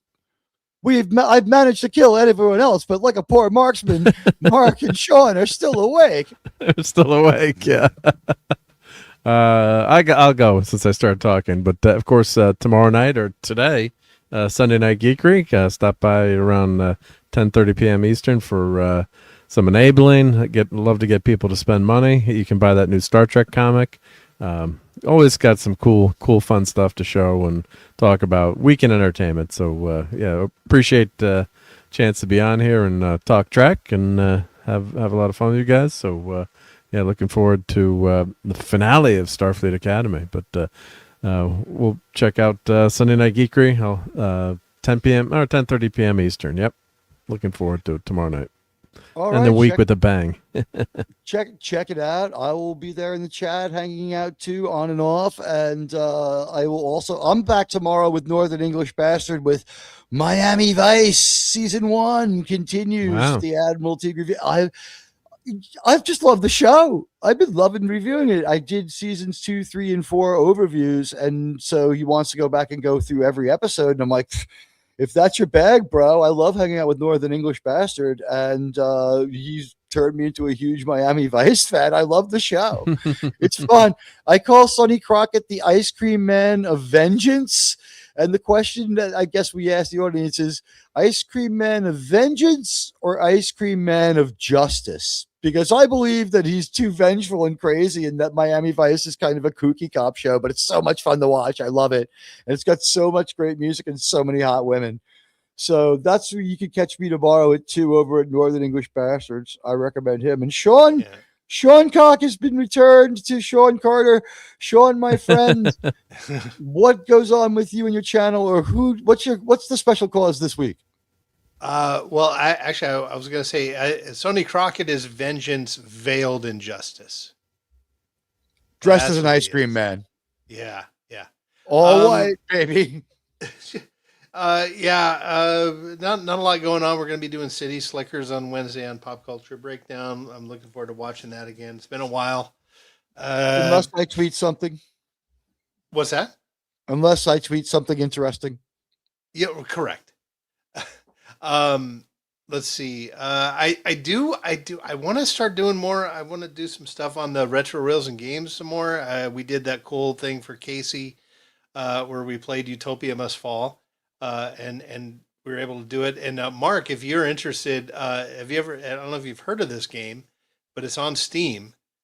It's like $6.99. It's a real fun. I'd buy that for $1. Yeah. It's fun. It's What's a lot called? of fun. Utopia Must Fall. I'll show Utopia you when Must Fall. Oh, okay, yep. Yeah, I'll check bring it up when we end the show. I'll show you. Okay, yep. I'll share it. It's so a lot much of fun. A lot of fun, Cool. and if you have OBS, we could all be playing at once. It's just a you'll see. Okay. I gotta get out. I gotta get out and do my models. Oh my god, I'm so behind on it. I've got like 4 videos ready to upload, and I just haven't put them together. But I'm working. Takes a while. It's always tough finishing up those videos, right? No, the videos only take me about 40 minutes, but I want to finish the build before I put it out there, so I can release like 4 weeks in a row. It's the 12 hours that leads up to the 40 minutes that stretched out over 2 weeks. I think I showed you guys last week. Where here, I'll show you. I mean, the Voyager's almost done. Yeah. Like all the lighting's done. I just got to do the detailed painting. I just haven't brought my ass out to the garage to do it. Get your ass to the garage. I'm hearing the theme song. Get your ass to the garage. Maybe if we get to the garage. Yeah. Code name for Sean's garage is now officially Mars. And I do got to finish the rap video. I did write a rap for Kurtzman Trek, and I shared it with you guys. Mark, I don't know if you saw it. Yep. I think we played it after one of the shows, right? Did we? Or I can't remember now. My brain gets scrambled. I don't know if you were. I can't remember now. Channel. But it's a lot of fun. I got to just put the video to it, and we do have the Moppet Admiral Teague will make an appearance. it's really good. People love Muppet Admiral Teague. He's a criminal crack dealer who hangs out behind Mr. Hooper's store. He's got plenty of problems, and he's a real weird guy. It's a very Eminem style West Coast meets Eminem rap. Suno did a good job with it, but I did write all the lyrics, so it came out pretty good. We had the producer song last week. We have a Muppet song coming up next week. We can't say we don't have it all covered, and we'll figure out how the hell we're going to bring you next week's New Trek show. It seems like it might have to start at 10. Might be. I think so, because I'm going to be late. 10-year anniversary, everyone. Congratulations! Congrats! Yeah. That's the thing is you might have to launch the show no matter what time it starts. So who knows? But we will be here to document it. It'll be late because I don't want to miss. This is the ultimate, the final episode. I think we can all do our final rant, our final. For a moment there, I forgot you segued back to Star Trek. I thought you meant your anniversary. It's like, this is the final anniversary. I've had enough. No, I hope not. Yeah, that's the way that I wanted to make sure you had a chance to correct yourself in case your wife listens to the stream. Nah, no chance of that. All right. Mark's probably in the same camp with me, right? Like, does she watch watch? No, we try to find some shows that like we can find common ground, but no, my better half like the shows that you appear on. Is she like, just go have fun and then. Yeah, or like she was out tonight with her girlfriend. So yeah, that's how we figure it out. Yeah. But certain Saturdays, I got to be with the lady. My wife's watched a few times, and she's like, "I'm just not interested, babe." I'm like, "It's okay." Like we all need to have our friends separate. From you got your own hobbies and Yeah, but I mean, she supports it, and she's like, I'm going on, babe. Star Trek show tonight. She goes, okay. But you just gotta plan it out, and you gotta let people know, hey, I'm doing X, Y, Z, and you gotta make sure you're like, I fixed some plumbing today, so I got my Star Trek time as a reward, right? Yeah, changed some faucet cartridges. I had to call Scotty up and and figure it out. Get the right tools. Yep. How do I put this? My girlfriend turns on the Star Trek episode for me. Right, baby. Yeah. Alexa, turn on the TV. Everyone's TV just went on. I hate Alexa now. Does anyone have Alexa? What did you change the new voice? Did you change to the new voice? But she's also laggy as hell now. Like much laggier because she has an AI starting to integrate. Yeah, don't use her name anymore. I wouldn't mind having a conversation with it. Call her the Big River device because we don't want everyone's going off. Yeah, I mean, I wouldn't. My mom calls it the bitch in the corner when she references her because it's on the echo in the corner of her. She says, "Yeah, the bitch in the corner." No, it's laggy. Like I'll say, "Hey, set a timer." It has been more laggy. Yeah. Yeah, set a timer for 10 minutes, and then like 10 seconds go by, and it goes, "Good evening, Sean." 10-minute timer. Do you know you can name the timers? Oh, you can. Yeah, you can say bitch timer. yeah. Well, like she doesn't like when you swear, but like I said, start a 10-minute timer called "Stupid Friggin' Eggs," and she'll go 10-minute timer, "Stupid Friggin' Eggs," set. That's awesome. And you can ask her to fire torpedoes and beam you up and stuff too. It's kind of fun. Yeah, and if you ask her to open the pod bay doors, she gives the response from the movie. Oh, really? Yeah. That's cool. But I think Does she say, "I'm sorry, I can't do that"? Yeah, but there's a key under the mat. I'm sorry, Sean, I can't do that. Yeah.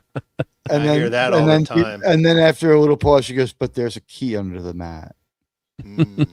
So a little twist, if I remember correctly. But will she sing Daisy for you? See, you got Sean. You triggered head cases Alexia or Echo device. Oh, did I? Yeah, you can't say that word. Not to use the. That's why after a minute I was like, we've said it like 4 times now. Someone's must have gone off. Oh, mine just triggered. Mine just triggered too. She said, "Is that for me?" No, it's not, dear. The problem with that is once you trigger it for like the next 2 or 3 minutes, you have to like either try to maintain your silence or you have to trigger it to shut up because turn her off.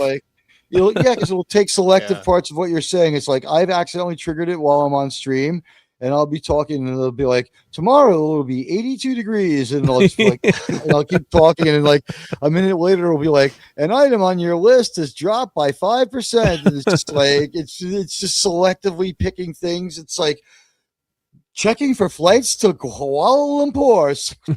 Fuck, so like Warp Core coming online, sir. But we love you all. It's been a marathon night, so you know what? We'll find a way to get this down to 3 hours again once we finally get the new track under control and out of the way. But you know what? Thank you all so much. It's been another wild week. And like this week, I just don't know what's going on. It has been so iced up and crazy in New York and so hard to get around that with the rain, everything turned to ice.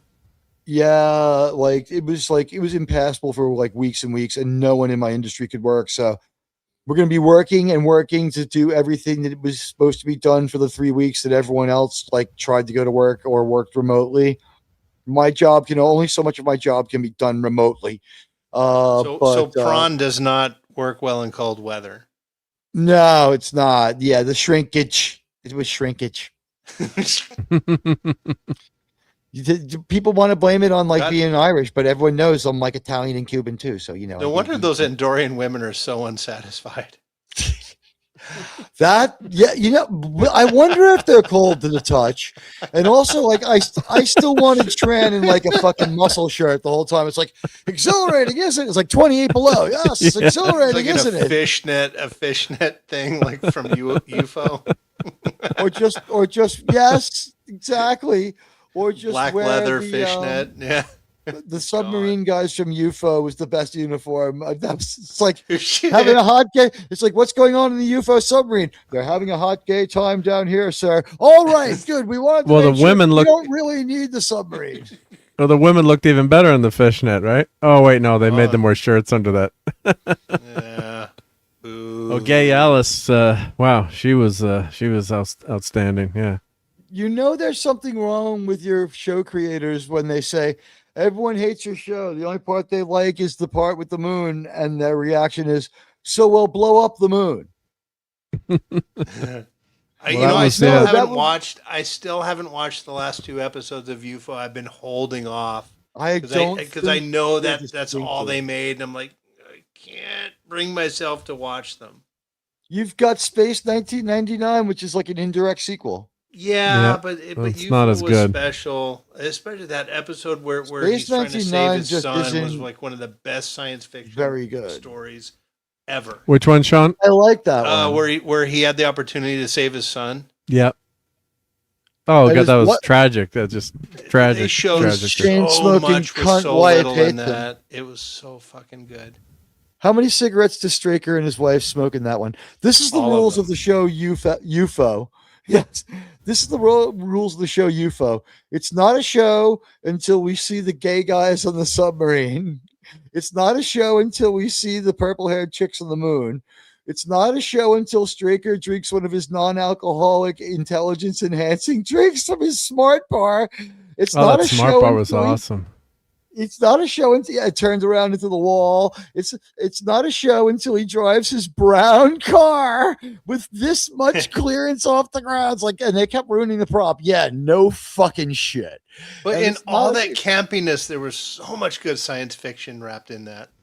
Yeah, it's yes, and also, but here's the last rule: it's not UFO unless like there's something totally out of left field stupid thrown in there too while they play the UFO music, because it's like, no, honey, I'm working late tonight making a movie. And it's like, yeah, okay. Like, these movies have ruined your life, Straker. I don't understand. It's like, your own son's been kidnapped by aliens. It's time to tell your wife and save your marriage, Straker. And then like one of the last ever exchange I had with Clobby, RIP, about this one was I said, one of my favorite things about this show is how fake and ridiculous Straker's wig is. And Clobby, like, in all seriousness, he was just like not overly like he was like, no, he wore he didn't wear a wig. He was extremely dedicated to the role, and he bleached his hair several times. Hey, critically thinking and drinking. He bleached his hair a couple of times a week to keep it from ever being, an issue. And it was just, so it's like, wow. So he had doll hair. No, but then his hair started to fall out. So then he had to go to the wig, if memory serves. There's definitely was a wig. One does not. I think his hair. I think it was wrecking. I think it was wrecking his hair. So just it started falling out. So I think that's what happened. His hair was like dead doll hair in the middle of the season, and then it's equally weird looking, but like, and it's the same. Like they got him a wig that matched his hair, but it's wrong. Yeah, it's a wig at some points too. So but one does not contradict Clobby. He read my super chat. I was happy enough. So it's good to know that even he could be wrong, because like God knows Admiral's made enough mistakes. But like it didn't ruin the show. It didn't ruin the show. No. But the best part was when Straker would drink the intelligence enhancing drink and smoke the tiny little cigarette. Yep. And it was like, does the cigarette also make him smarter? Like, does the like, and then it's just like, sir, we have some UFOs coming in. And it's like, oh, let's call our ridiculous moon base with the elevators. It's like, and like the interceptors take off, and like we bloat the runtime with that. Like, I think the reason that I kind of find UFO it's good science fiction, but I get some great laughs out of how campy it is, because when they debuted the Sci-Fi Channel, I sat in my dorm room and they had a UFO marathon. They showed the entire thing, and I think that I maybe did something that kept me from sleeping while I drank a lot and continuously smoked pot, and I watched all of UFO from Friday till Sunday night. Well, that could fry your brain. I was like, this is the greatest fucking bad show ever. I love it. My friends were like, You never talk about Brandon anymore. What happened is like I found a show that is so much more fucked up than Brandon. It's called UFO. You've got to see it. And they're like, when's it on? I'm like, I'm not too sure. It's on the new Sci-Fi channel. It's like when we finally figured it out, it's like ripping bombs in my room for like a half an hour before it came on. And they're like, that was every bit as fucked up and weird as you said. I was like, the guys in the submarine, and like, yeah, that was like going to the fucking to the Palladium, sir. And I'm like, yeah, exactly, sirs. But you know what, sirs and madams, thank you so much for being here. I want to thank everybody who's out there in our chat. We had a lot of people. We had Desert Coliseum, Darren M., Roman of the Empire, my good friend Jacob Ironside, the Peter Vinkman Fan Club, Critically Thinking and Drinking, Resolute Germ, Jonathan Davis. We had Reverend Burnfried Axwielder, PBE 777, Lombardi 1969, R. Arded, the Trek Reviewer, Trucker Martin, Mr. House Party 6. Mark is here with us. Sean is here with us. Radioactive Actual will probably be around to talk about some Yellowstone stuff tomorrow. If not, we'll just have a Teague talk show, I think. We'll figure it out. We also have Miami Vice tomorrow. Gavin Blackburn will be watching Miami Vice. RRTNZ will be too. The Real Head Case was here. JT Kirk was here. Crimwan was here. He'll be probably talking on the Teague Talk Show tomorrow. The Dead Man and Buddy Hepburn. You guys are all the best. I love you very much. Saving Star Trek is brought to you by the genius of, hey, we can say this week, Mike Sussman, and also the generosity of Star Trek fans like the Dead Man, Jacob Ironside, and I missed that one. Oh, good. You're watching You're not watching Star Trek Idiocracy. I'm sorry I missed the member chat. A member for 8 months. Yes. RRTNZ, The Real Head Case, and Crimwan. Let me see if I can find and just highlight for a moment Jacob's member chat, because he has been with us for a good long time, a good friend. He has a great Star Trek show of his own. I'm usually pretty good with the shout outs. We wanted to get this one done in under 5 hours. We almost managed. Yeah, I missed that one. I'm sorry. It happens. You know what? I apologize to Jacob, but you know what? He's my personal friend, so I'll just call him up. And that was the best thing about Casey Ostrowski, was when we did the Casey thing, I put the link in the chat, but like I could just call Tony up and be like, I'm going to send you some fucking money because he already knows my name. Yeah. But thank you all so much. And hey, who knows? Maybe there'll be some con energy, and I don't mean Wrath of Khan.